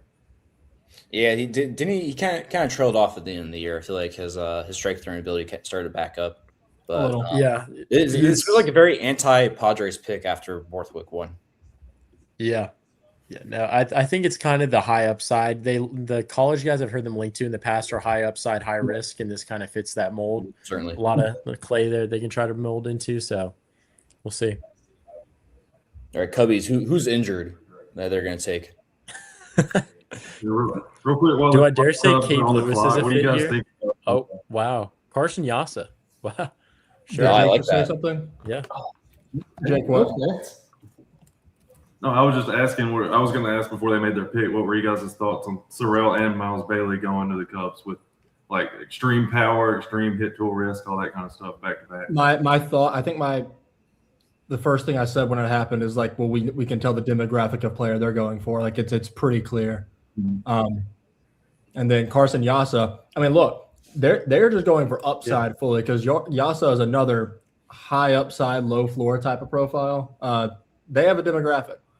I'm calling Yasa could have a 70 slider. I was joking in another chat that I would take him in the first round if he agreed to ride a Peloton for 90 minutes every day, just get a little bit more in shape. If he can extend a little bit more down the mountain. I really like this guy. How did the Cubs get him a little more athletic? I think it's a very generic release point, pretty generic fastball, but it's heat and it's a really, really power slider. Yeah. I just go commenting on Bailey and Sorrell. I think that those guys both have extreme potential to prove to be steals because they're not first rounders. Like Bailey, he could have been like had he stayed healthy, potentially one of the top players in ACC, right? Like potential ACC player of the year. Yeah, the upside with them is undeniable. The downside is pretty obvious too because they have big swing and miss issues, especially Bailey. But I mean, he's the epitome of the guy that's like might not make contact all the time, but when he does, it's going far. Oh, Brendan Brock. Wow. The first national champion taken so far, Brendan Brock. To the just on the Cubs thing, guys. I was talking to a scout that's in the war room with them right now, and I've been texting him after every pick for them, and they are absolutely thrilled with how their draft is going. Like they can't believe these guys have fallen as far as they have. They're absolutely thrilled. So interesting. I mean, I think they have been picking above average. They're if you go like before and after on their draft value, they're up 6 for me. So up 6 ranks. No, I'd be waiting for the team that goes, oh man, we hate this. This is awful. Yeah. I mean, I might be saying that if I'm like the Mets. I might be saying there he goes. Ruger Riojas to Philly. That's a money saver. I love Ruger. I love the Ruger Riojas pick. That's Phillies fans. What are our thoughts from the Phillies fans? I personally love this. And here you go, Drew. No, I was going to let them go. Go ahead. Okay. Yeah, it's the probably best money saving option in the class. And if they need it after Spangler, it probably cost a good bit getting away from Stanford. Good pick, but Drew's excited about it, so I'm going to let him talk. I just think, and I'm going to shout out the homie Nate Jones over here. Nate, you want to wave? Waving from the back. I've told him to come on and give his thoughts on things. He just refuses to. That's all right though. He pointed out to me last night. Used some black magic from Florida State, and Ruger has one of the best and most well-developed arsenals in this draft. And I think that that's going to be something that the Phillies can tinker with. Not that they've ever really shied away from developing pitchers, and especially lately, but I think with all that clay, even in the older body, I just think that it's something that the Phillies can use and make something good with. So I'm excited. It feels very Gage Woody to me. Like very similar to Gage Wood. I don't know. It's kind of a similar deal, but yeah. Well, that would make sense because Gage Wood plays for the Phillies. I'm just going to throw that out there if you don't remember. from last year. Ooh, Who's this is an interesting pick. Yeah, it is. Nate Taylor to the Mariners. Oh wow, love. Gosh, I don't love Nate Taylor, but this is I mean, like it's double plus extension, good deception on the breakers that get good swing metrics, big chase, big whiff on those. Fastball is just not great, and if you're one of those people that thinks that the Arsenal should play off of the fastball, you don't love this pick. I am kind of one of those people. I don't know. I don't love it. Bit of a reach. I think it's Tracker. Wow, I can't talk. Tracker has it at 215 overall. That's where Pipeline had him ranked. Yeah. I don't know. I had him in the – good Lord, where did I end up with him? I have to keep scrolling here. That's a good sign. No kidding. 234 is where I ended up with Nathan Taylor. Yeah, I'm 263. Yeah, this is if we're going pure like difference in like plus minus like basic as it gets, this is the biggest reach of the draft so far. If we're going relative to position and stuff like that, it's still Rose and Schaffner probably, but yeah. No, I've got Montesa as a bigger reach still. Oh wait, good shout. Yeah, that's a big saver though. Good shout. Yeah. This is up there though. At the All right, Milwaukee. This should be interesting. I mean, they definitely have money to spend.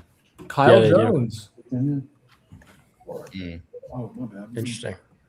That is a fascinating one. We're now in the fascinating pick range. Yeah. I mean, I get it's good bat to ball with him. Good bat to ball, good athlete. Not sure where he sticks as a defensive guy. Could be a left fielder long term, maybe, but it's big athleticism, solid bat. Like I don't know about a third round pick on him, but you know, I'm just a little lower than most people, I guess.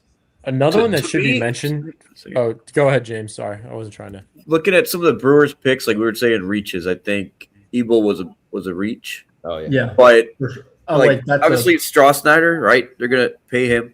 But if you look at like what the Brewers tend to do is they'll get guys they can sign early and save money so they can use it later in the draft. Like if you look at some of their later picks, like 8th and 9th, and even last year's, like I think it was a 19th round pick, but he got like over $500,000. So they like to backpool that money. So like some of these early picks, it's just probably save money down the road. Right. They have a lot of success doing that. If you look at their prospect lists, they are filled with guys who were just late round finds. Is if you want to read up on everything, Ethan Dorchis is one of those guys who comes to mind for that. Tyson Harden was a little bit later of a pick. So we have a Quinn pick at 103. Yes, big Ryan Cooney guy. Yeah. Go Ducks. There was a lot of hype early on in the year. I think it cooled down towards the end, but he played second base with Maddox Loney at short. I think he can play shortstop. He got drafted as a shortstop, so I'm sure he'll get a chance to stick there for a bit. Probably above average hit, below average power, but could get to 50. Should get a little stronger too. I think it's a pretty good pick here. Yeah. That was an interesting one. The Toronto range is very strong. Josh Kasevich a couple of years ago. Yeah. I thought you were about to say Josh Catlett, I swear. Oh gosh, he took ground balls at short at the combine. I know me and Dodge watched that. That's like all he did. I'm pretty sure he just took ground balls. But it was okay. He probably goes back to second, but I mean it was enough to warrant maybe to give him a chance going out. But yeah, definitely. Pipeline only gives a notable grade for 55 run. I think it's an at least 60 hit. Makes contact with everything. Yeah, for sure. Josh, I would love for you to take the floor for this next pick. Yep. Ben Ben Davis. Oh my God, this is higher than I even have him. Oh my dear heavens. Ben Davis, reliever for Mississippi State. This is I like him. I think this is all right. I have to get my wits about me. This is a huge skill in my opinion.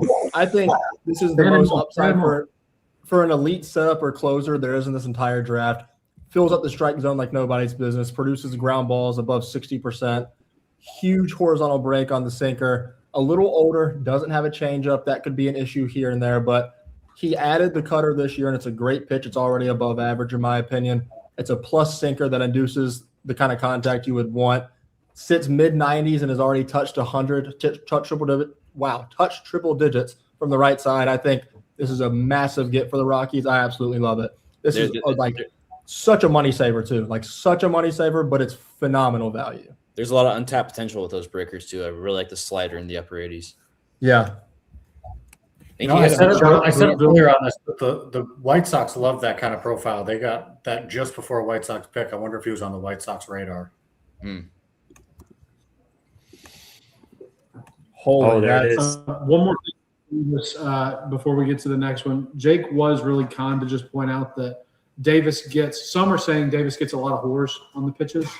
Shout out College Baseball Now. You get that reference.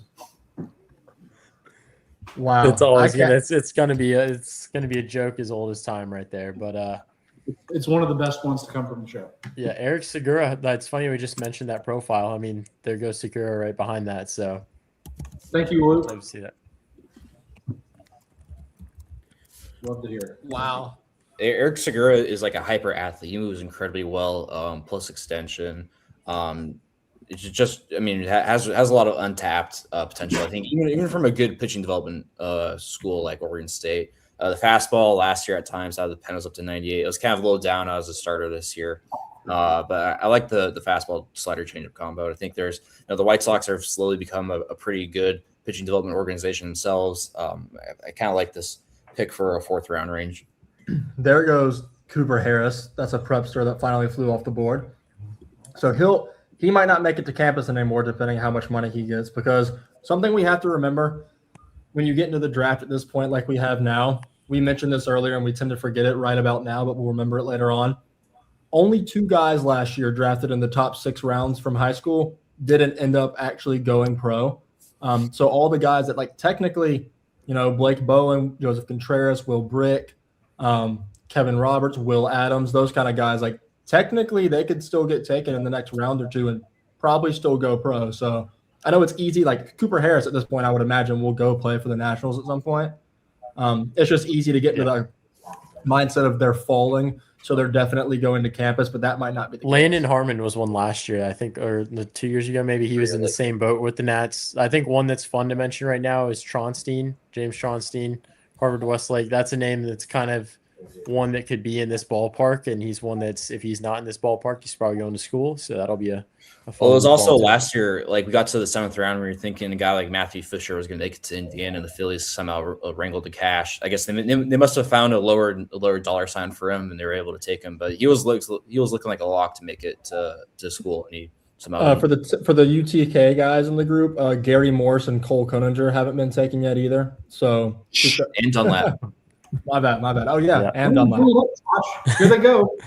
It sounds like you guys are guaranteeing Archer Horn signs to a team if he gets picked here soon. Oh, Tommy LaFleur. There that one goes. Oh wow. I think Archer Horn's the one guy I can at this point. He will not get taken because everyone knows what the Stanford commitment is, but everything else is still on the board. Even I guess Blake Bowen. I'm actually I'm shocked Blake Bowen hasn't been taken yet. I'm really shocked that no one would give him the price tag. I think there are just schools that are teams that are concerned about the spring whiff. It definitely reemerged from that. No, it looks like it had been figured out last summer, but it kind of reemerged itself. I'm sure there's Dodge. Just worried about it. Come on, Josh Catlett. Josh Catlett guys going off the board. Andrew Giles. The Pirates have a really strong draft. I think thus far. I was a little disappointed by him at the combine, but really strong power speed guy. So the Pirates have now drafted an Auburn guy, a UNC guy, and a guy that I had 300 spots higher on my board than most people. Are they just trying to get me to become a fan, or what's the deal here? Sounds like it. I think they would enjoy that. Yes, I think teams do want fans. So I think I think they just took your board, Josh, and they said, you know what, we're just going to draft off of Josh's board today. That's I don't blame it. That's how you can't let it go public. That's how you have success as an organization. Question, who's grabbing Shelar? Who knows? But the people on this stream seem to think he should have gone by now. No, Denton Lord and Landon Brown have not been taken yet. Yeah, Denton Lord's another one that'll be a possible to campus. Oh, hey, Dodge, you and me, we interviewed this guy, Rylan Lujo. Hey, there we go. There it is. Off the board. With the Angels, right? Yeah, the Angels. There we go. Here's the question. That might be one of the better picks in time. He could be a steal, Lujo. I do kind of Yeah. like the draft, actually. He had a nice little homer at the College World Series when we were all there. Pretty interesting reviewed homer, but yeah, great player.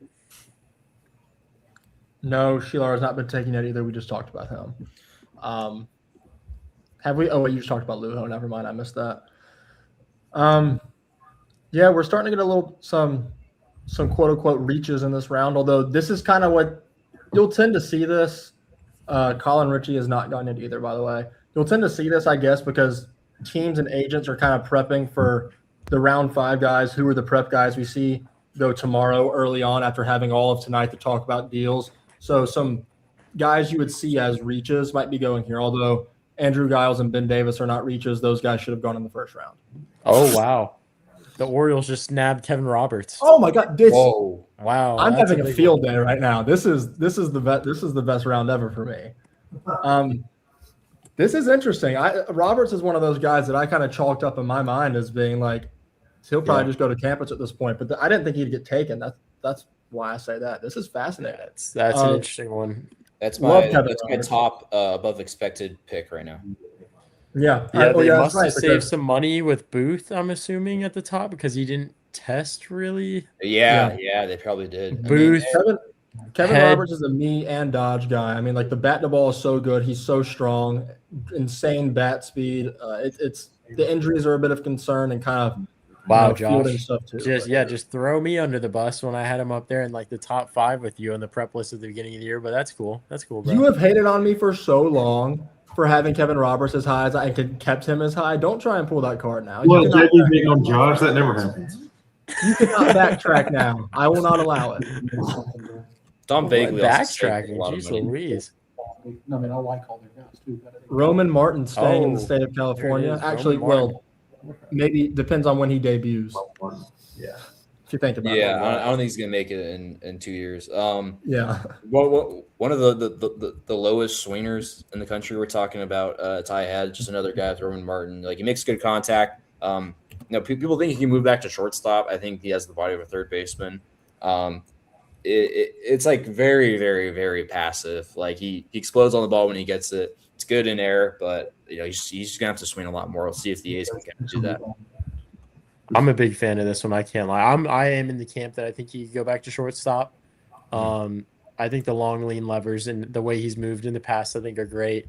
I think he's found a highway to make a lot of hard contact there at UCLA. So I was a big fan of this one. I like Roman Martin a lot, especially at high school. He was a little bit more twitchy in high school. I think he put on more muscle now, but still think there's a lot of upside in the athlete there.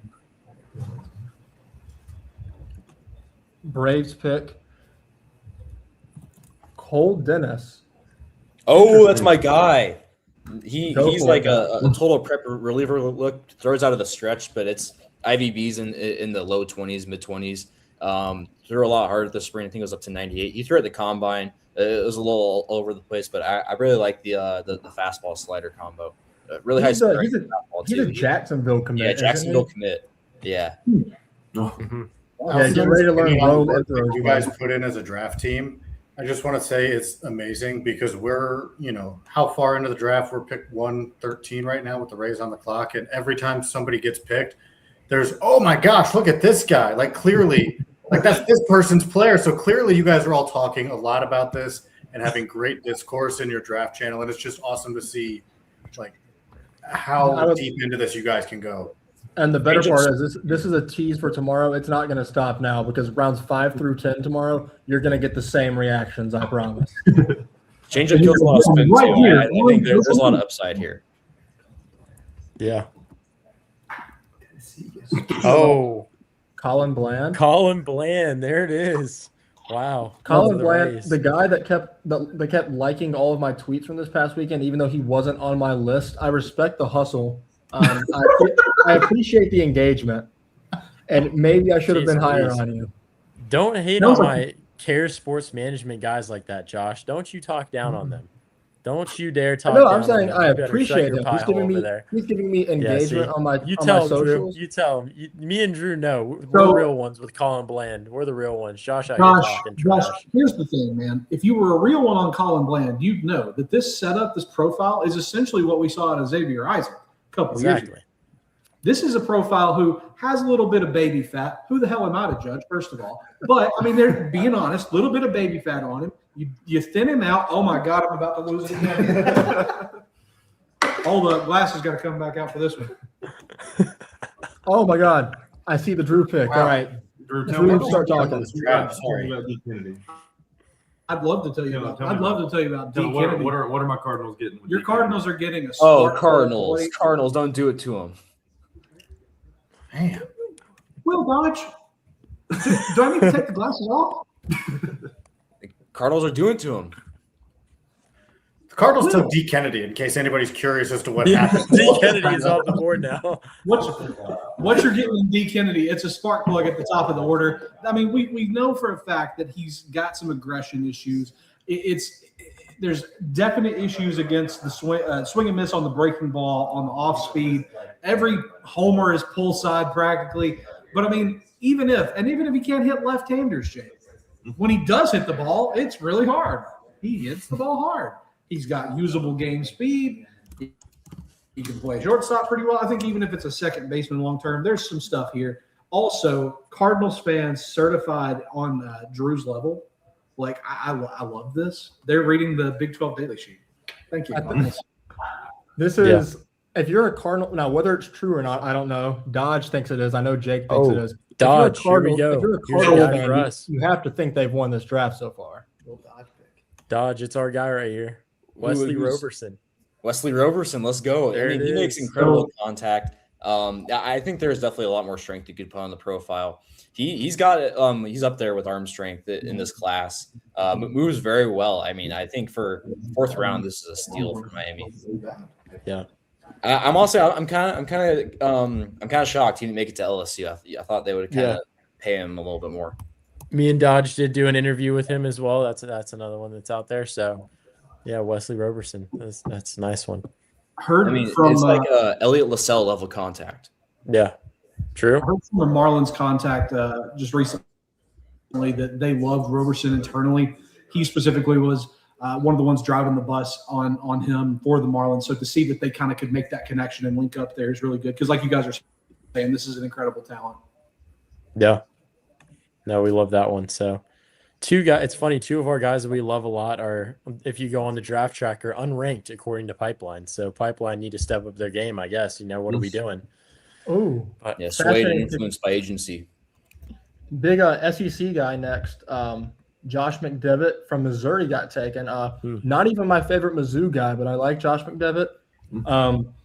Sits mid-90s with the fastball, has a little bit of a walk issue, but it's plus extension, double plus fastball carry, and he has like over 30% whiff on the heater.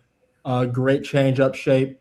Fastball's a little dead zone, has issue controlling the secondaries a little bit, but I understand the upside here. If he can just reel in the control a little bit, he gets swing and miss stuff, and it's a good fastball. I like this pick. It's a little higher than I would have expected, and my guy Cam Durnan hasn't gone yet, so I would hope to see another Mizzou guy soon. It's an interesting pick, though. Interesting. He's got also 80 grade first name. Should be mentioned. Jeez Louise. This guy, man.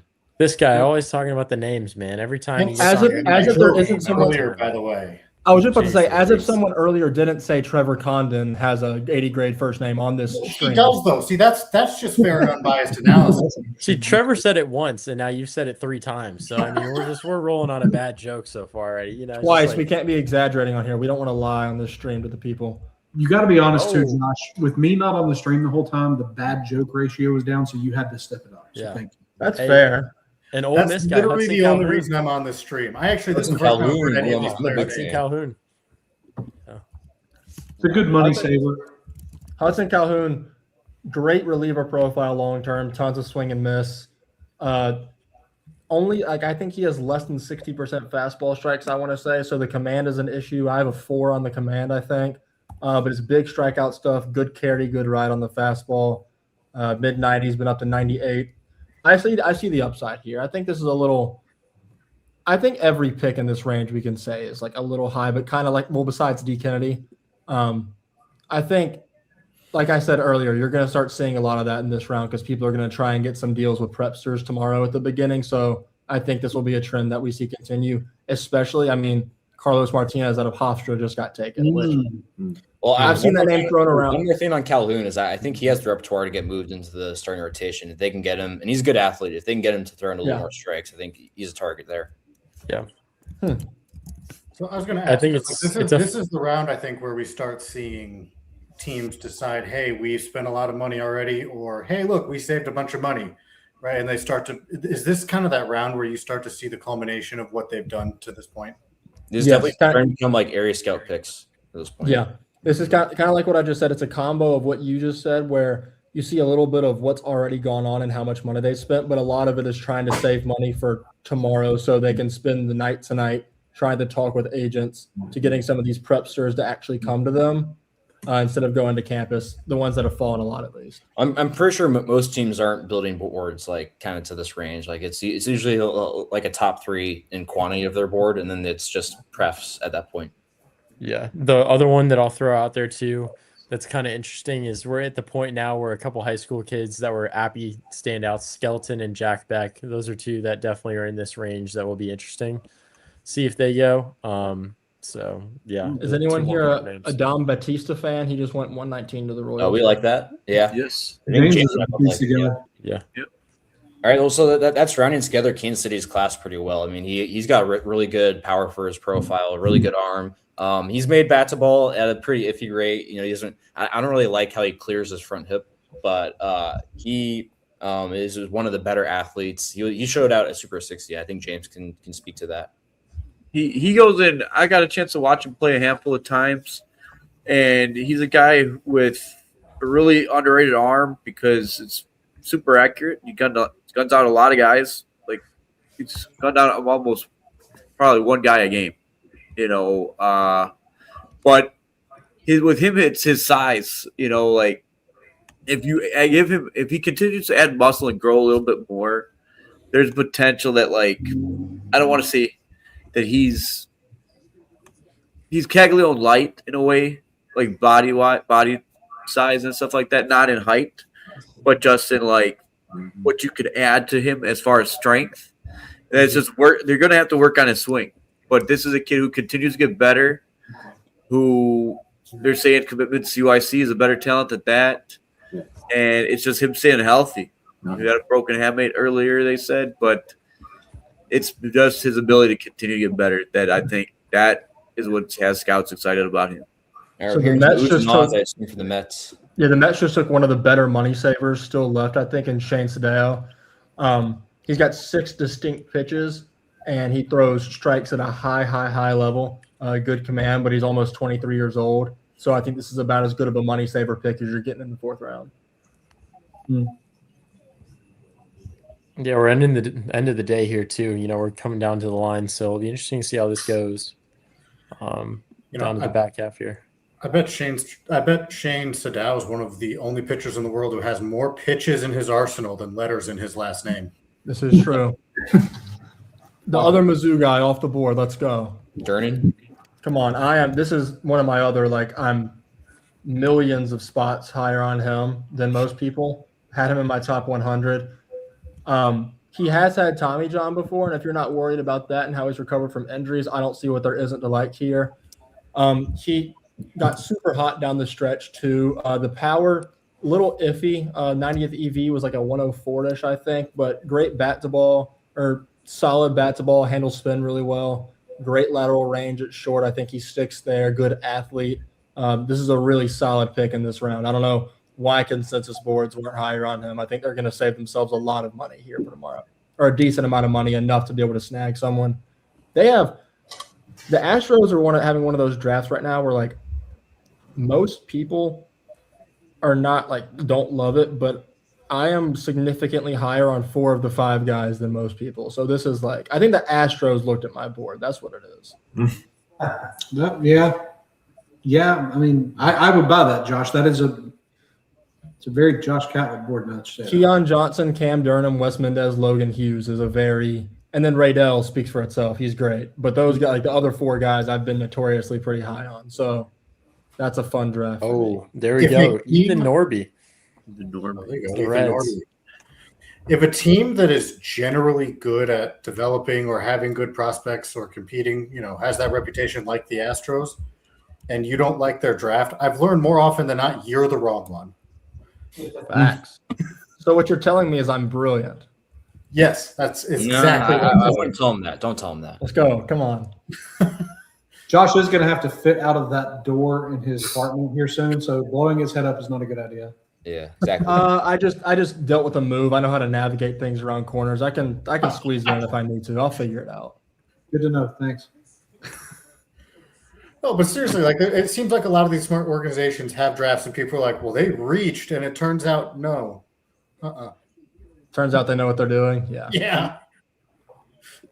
And there's a lot of guys that we love, and they go out to orgs, and then they stink. So, it's just how it goes. And sometimes you see a class like that, and you're like, I don't like this class. And it turns out you were right. That class wasn't very good. Yeah. We have now covered all the range of outcomes. Exactly. There's Kate if Lewis. you don't like a ACC. class, we have covered every range of outcomes possible. Yes. Kate Lewis, there's a James guy, Kate Lewis. Yep. This is about.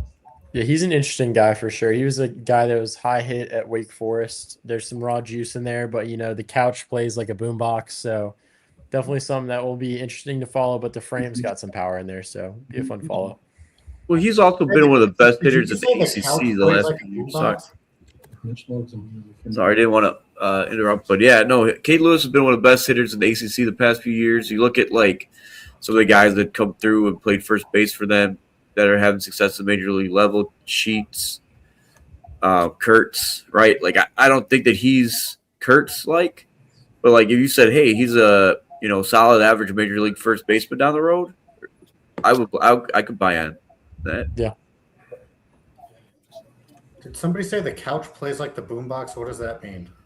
The couch, it's their stadium. It's called the couch. It plays like a boombox. Like it's just like Okay, got it. plays small. A lot of homers. I thought that was like a baseball, like a scouting term I had just hadn't heard before. No, their stadium's called the couch. It's literally the couch. So yeah.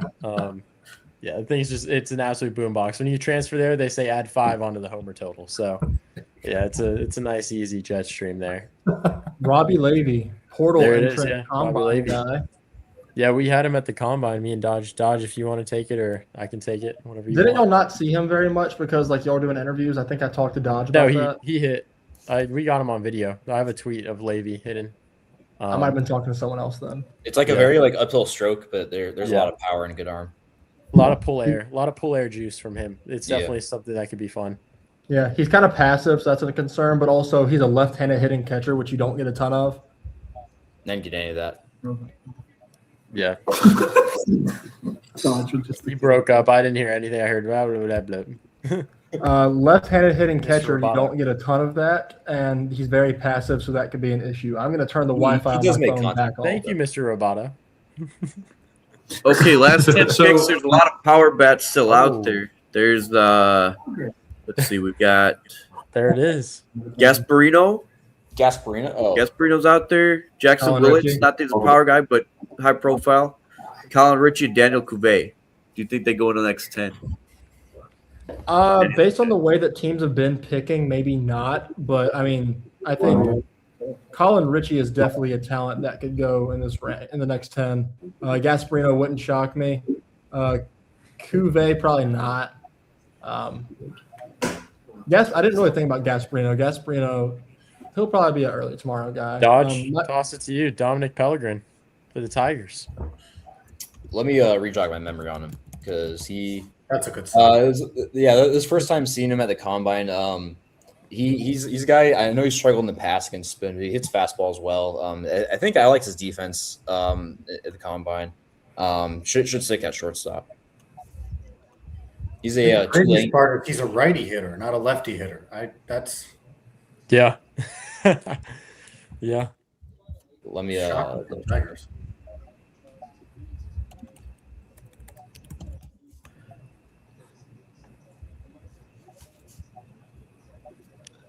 I love watching Callis talk about these guys as he's like reading notes he has written, like not even making an attempt to look at the camera. All right, I got that Pellegrin made in like very, very little showcase experience, but he did make contact really well. A lot on the ground. He doesn't have a ton of bat speed, but it's high contact, great defender at short. I mean, for the 4th round for a prep, it's pretty good. Yeah. Drew, pronounce the last name. Pronounce the last name of the guy that just got drafted. Easy. You got this. Smith. No, I said no, you got it. Trust me. It's Mariano. Okay. Is that Cal? I'm just testing your knowledge. I don't know how southern you are. Are you around Cajuns enough to know that's how it's pronounced? I'm just testing you. I'm cultured, Josh. I was going to go with Marino, but Mariano. So I thought it was Smith. So you guys are ahead of me. Let's see what this guy's got. I think he was at the combine, but didn't do anything. I think he just interviewed. Yeah. Oh, Paul Contreras from Fullerton. Yeah, Ooh, Fullerton guy. That's wow. big Josh Salguero guy. Shout out Josh Catlett. Is he going to be on tomorrow? He was on today. Oh, good. I hate I missed that. We riffed it up for like a round, 2nd round. Yeah. Awesome. We're down to the Did last. anybody think Paul Contreras would be the first Contreras off the board? Personally, I did not. We're now in the range where the last 4 picks have been from high school, George Washington, Northwestern State, and Cal State Fullerton. Welcome to the end of day 1 of the draft. That's a blue blood right there. Bear watch. It is. If you know your they just changed his name. Oh, Tracker just made him Contreras. Paul Gutierrez Contreras the They second. did the Tyner horn thing. So that gives him his full name in Spanish. That's really cool. Yeah. If he's really Spanish, I guarantee you that's not his full name. Wow, what are you trying to say over there, Josh? I mean, my gosh, what are you saying? Want to expand on that? Yeah, you I'm got good, anything to thanks. say? This is just a fact. I mean, I'm a quarter Cuban, Josh. So, I mean, what are you saying over there, huh? I mean, what do we got going on? That means that you should be very familiar with this. Devin Sheeran. Good Josh. upper 90s fastball, big crossfire guy, super wide release. Solid sweeper too, good field for spin. I like this. Good relief profile. Big dude, like massively built guy too. I have him and Bogenpol right next to each other on my board. Massive moving fastball up to 100. Yeah. It's pretty nasty stuff for a reliever. I'm sure they'll track him quickly. Yeah. I think the Phillies have done pretty well today. Are you just trying to get engagement out of Quinn and Drew? I think we were actually just talking about the Phillies draft and saying that I think if we could interesting, maybe a little lackluster. And now that's nothing to say. It's again, I didn't expect Spangler to go, so I really didn't conceptualize him being a Philly. Bogenpol, I think, just has, a million miles per hour worth of juice, but we need to just, pick it up. Riojas, we talked about, and then now Sheeran, I think that's potentially 2 relievers. I don't know. Yeah. Not bad, but I don't disagree with Trevor. I just think that it's just a perfect example of different strokes with draft classes. Wow, I did not expect this to be the first UNC Wilmington guy off the board. Trevor Lucas. I'm surprised he went over his teammate Connor Marshburn. I'll tell you that. Great first name. There it is. Good job. Classic joke. Give it up, guys. There we go. Man, that's a great joke. I'm going to My see boys on myself Twitter out. is asking about Ben Blair to Liberty. Shout out Micah. Oh, he was a CBN, podcast shout out favorite when we talked about Liberty. So Micah, 10 out of 10 pick there. Ben Blair, love that. Yeah. Shout out. I think whoever Marco, whoever this is, if Cal Poly hasn't given you season tickets by the end of this stream, they deserve to. This is the biggest Cal Poly fan on the face of the planet. He has been in here for 4 to 5 hours straight, only commenting on Cal Poly guys every 30 minutes. It's respect. Go Stains. Yeah. Hey, Marco, tell me about how much you love Nick Bond as well. Yeah. Oh, scroll up, and I promise you'll find plenty of it. Okay, I'll do that later. Shout you out, Marco. Glad you're here. Shout out Trevor Lucas, too. He's a Gaston JUCO guy. So we love that. Gaston College. I don't know if anybody's familiar with that, but we love that out here in NC. Yep. We're about to put a restaurant in business. 3 picks, gentlemen. 3 picks, and then we're done.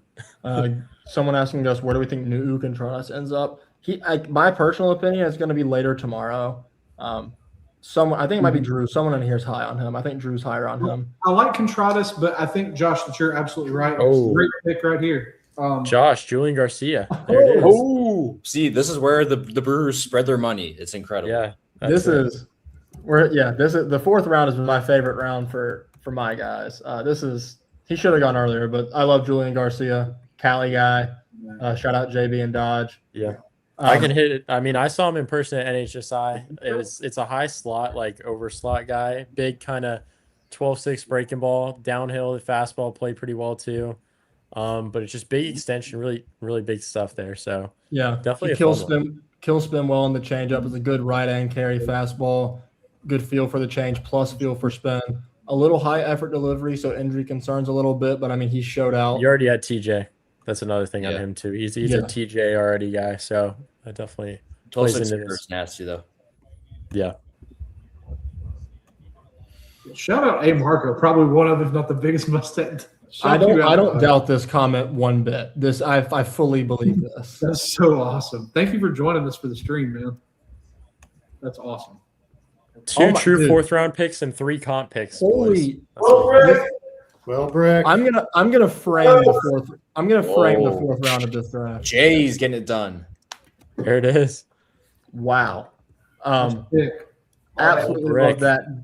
Does that get him? Does that get him to campus? I think so. No, if they're taking him here, they're getting to campus because you got to remember these picks don't come with compensation if they don't sign. So I think you got to have strong belief. Yeah, I gotta say I love this pick for the Dodgers. Who'd they take? I think this is the Jays, right? So, well, yeah, he's doing the Dodgers around the clock, and I gotta say I love what they've decided to do here. Yeah, he's doing the thing. Yeah. Are y'all surprised how far Cole Carlone dropped? Yes, but I love it for the Jays. They snagged him. I'm really surprised there were certain arms like Carson Wiggins and other like who was the other? Oh, Kate Townsend. I'm shocked they were taking over him. So, do you like this Jays draft overall? I would say. I guess the one that makes it or breaks it is Ryan Cooney, right? Because Brick and I like Ryan Cooney about at the same level as consensus, but I love Will Brick and I love Cole Carlone. So yes, in terms of like pure quality over quantity, absolutely. Russell Sandeffer to the Dodgers. I like him. He's got let me find my stuff. UCF transferred to Florida, so that's an interesting one right there. No, he went D2 to UCF to Florida. Yeah. He bunny hopped each level. He's got like a very defined fastball slider changeup combo that I think was pretty underutilized by Florida, and going to the Dodgers, I'm very, very, very pleased for his placement. Yeah, that's something I heard a lot. The Florida pitch usage was something that was definitely lacking last year, so definitely a good value. It's like double plus feel per spin, good extension. I have him in the 110 to 120s ish on my board. This is a solid pick. Yeah, he was like a spot starter for them, right? If I'm pretty sure. Yeah. Houston, San Diego, Philadelphia, and we're done for the day. Yeah, then we're out of here. Hell yeah. Matt Cease wanted to make sure that got shown. I'm glad it did. There goes Bo Peterson. Another one of the. Wow. Bo Peterson to Houston. I mean, that rounds out a really good class for them. I had him. Man, I really like this Astros class a lot. Yeah, I had him 40th on my board. He makes contact incredibly well, and then has the frame for massive power. Pretty sure it was this thing that he wasn't lifting well. I think he can move somewhat well for third base. It's like a very, very big frame. He's going to be at least a below average runner, but I think he has good range for third base. I mean, I had him in a comp A round. It was a pretty good draft for Houston. Yeah. I have him 78th on my board. Did really well in the circuit last summer. I think it could translate. Good question. Toronto only has like $5 million in pool money. To confirm, 5.5 million. Does Brick have a chance of going to campus? I mean, with the amount of money they're having to give to Carlone, this is not a crazy way to think about it. There's a shot. Just depends on how much Brick was commanding. I would imagine it was in the 2-ish million range, so it's not going to take all their pool. It'll be curious to see what they do tomorrow. Good question, though, if any of y'all. It is 2 top 53 picks for the Blue Jays, though, right? Back to back for me, 52 and 53. I have Brick at where did he finish up on my board? I have him at 30, and I have Carlone at 22. Oh, there's Alex Conover to the Padres. Oh, that's a long time coming, my guys. I got lower on him as the year went on, but he took a huge stride in bat to ball stuff this year, and that was kind of the concern. 2025, he put up ridiculous hard hit rates and barrel rates. Solid fielder. Could maybe stick in center, but it's probably going to be more of like a right field-ish profile. Walks a ton, really mature. I like this pick a lot. Phillies get to round it off. Anyone have thoughts on Cooper Harrington out of Liberty? Let's get a Josh Salguero question. It shows here. I'm about to say, yeah, I know he is high on Harrington. Who are we high on for the draft next year? We got next year questions. I like Dax Whitney. Dylan Seward's going to be an answer for some people probably. Brendan Lawson's yes. elite. Yeah, give me Carter Hadnot is one that I'll shout out early. Infielder, USA Prime Natty guy. I priced Matt C's with a killer line there. My favorites are probably Dylan Seward. I love Banks Addison out of Tennessee, and I want to shout out Tomas Valencias. I think he is underrated, one of the best pitchers in the class. Jackson Jelkin right here on the college class. Okay, too. I'd say Will Sanford. I'm going to put this on with no context. If anybody knows the specifics of behind the scenes things with people, the Phillies, and this is very on brand for Philadelphia, the Phillies could not care less about, how do I put this, off the field stuff. Could not care less. That is a true draft for that, honestly. Truly. I mean, like they oh my goodness. Wow. Oof. That's that Spangler. Jackson joking, and I just got to I will say, Drew, I'm very shocked you didn't shout out Gavin Kelly for next year's crop. Oh, that's facts. Yeah, I wanted to get yeah, you're absolutely right, Dodge.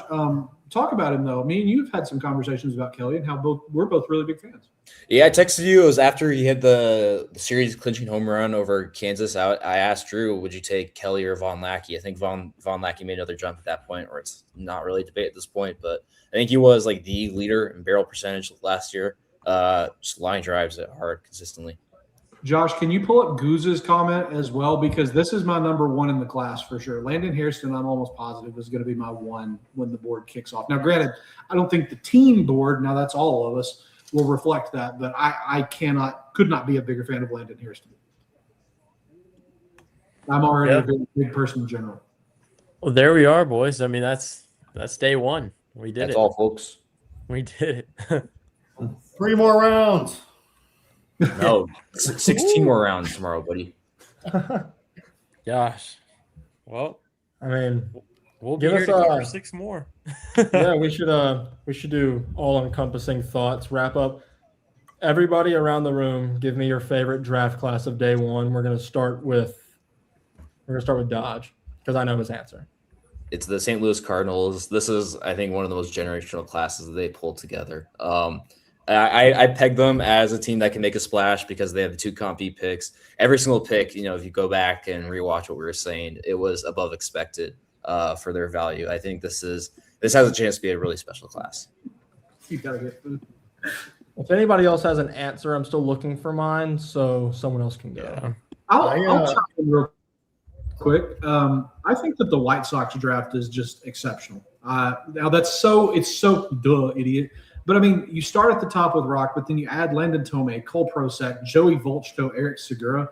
This is Dodge is correct. The Cardinals have just slaughterhoused this draft. I think that's the objectively correct answer. I love what the White Sox did to continue adding to their momentum. Just excellent class.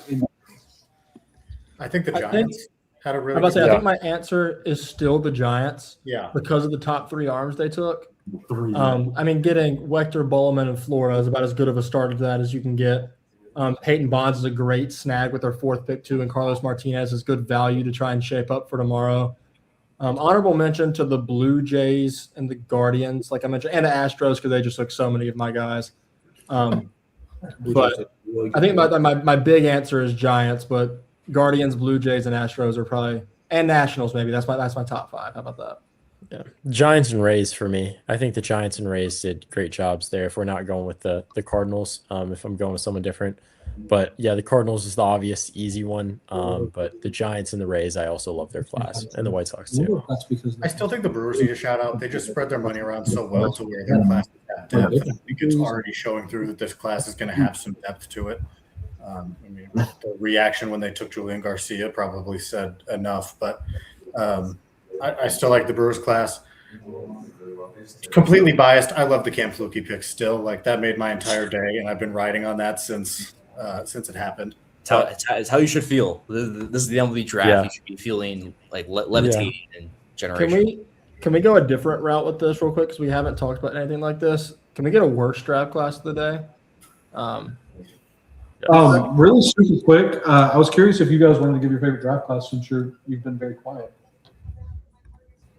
I was probably going to say the A's. I think Burris has been another guy that's been very playing with draft fatigue. As of late, I think he's easily a top 5 guy in the class, and getting a 7 is a high ceiling. You've got Duden.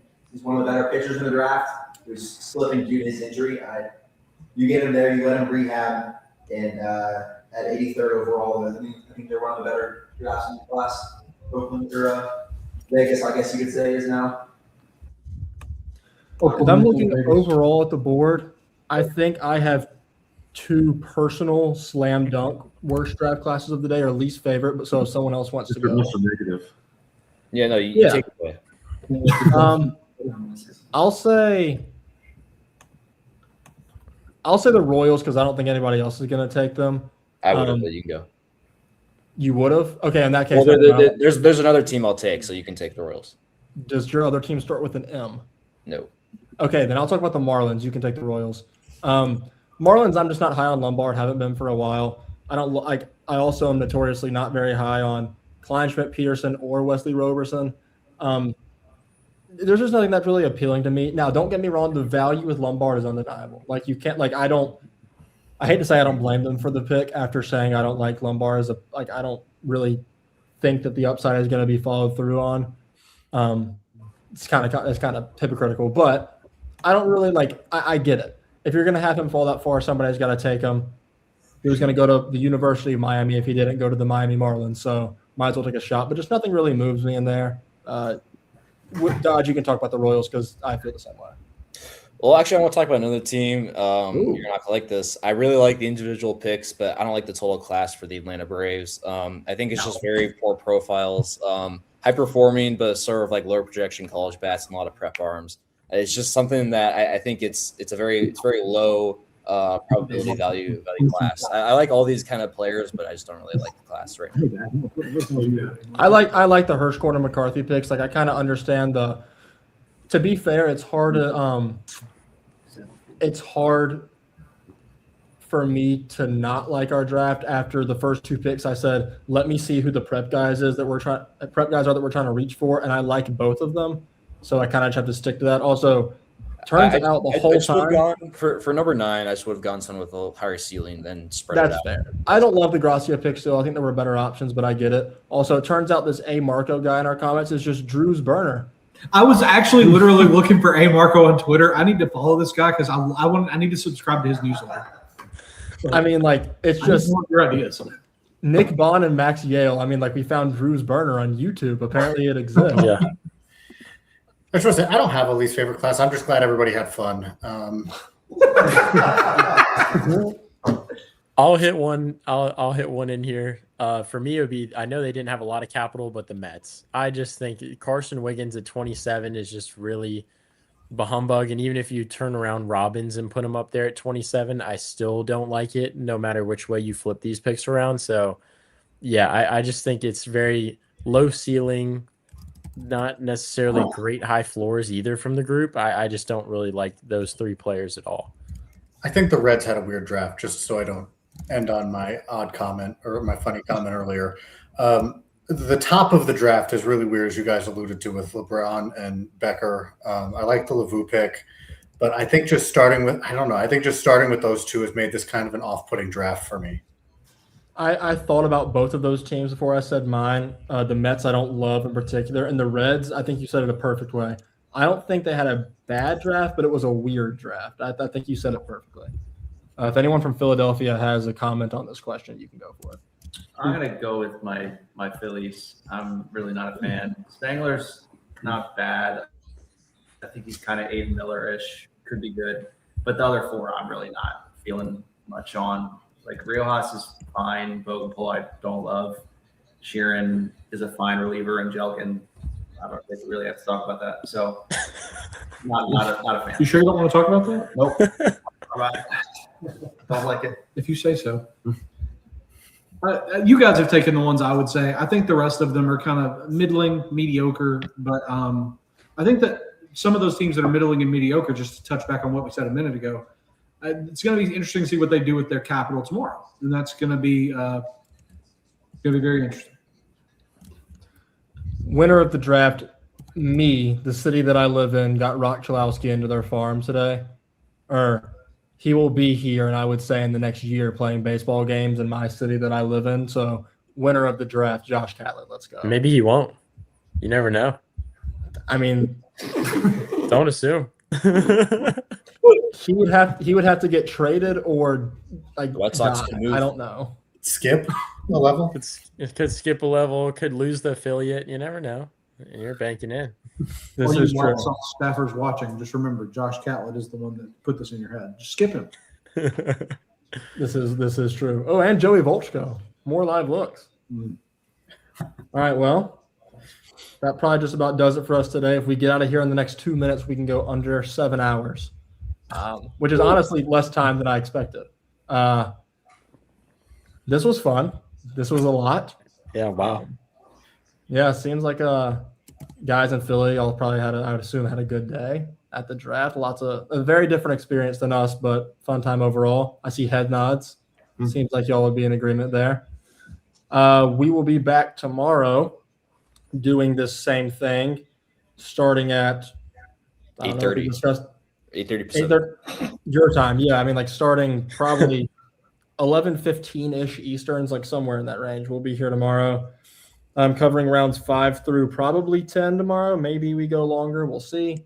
Yeah, it'll be me, Dodge, JB, Trevor, rotating cast of characters again. Different people in there today. Probably about the same number of us. Yeah, it's been fun. Yeah. We'll be missing King Drew. He'll be at the good old future games. So congrats to him. About that. It's fun. Yeah, Greg and I will be there. Nate will be there as well. We're going to have a good time. The Futures game will be good. Do get to interview Liam Doyle tomorrow. So hey, GBO, VFL. Woo. And then massive news. Wait, is this the second day in a row the second year in a row that the Cardinals have taken a Tennessee pitcher in the first round? Shout out Jake Bardry. Yeah. I mean, I said it. I think in our mock or whatever that I was gonna be the happiest person in Philadelphia if the Cardinals got Tegan Coons, and they did. And he was. So what's up, Landon Mack next year? You just pencil in Landon Mack next year, Cardinal. Might as well at this point. They might as well just get Mack in the first round and just keep it going. And Cam Appenzeller the next year. It's perfect. There you go. We got all. Yes, Cameron Appenzeller shout. Appenzeller. All right, well, we have hit the 7-hour mark officially. 2-1 England. Yeah, we are delirious at this point. It's Jude Bellingham's second goal of the day. Just put England up on Norway for all you soccer fans out there. Yeah, shout out to the over 1,200 people still watching us on Twitter and YouTube combined. Appreciate all y'all we stuck around that number pretty much the entire day. Appreciate all y'all. We will see. Some of us will see y'all tomorrow. Thanks for hanging out.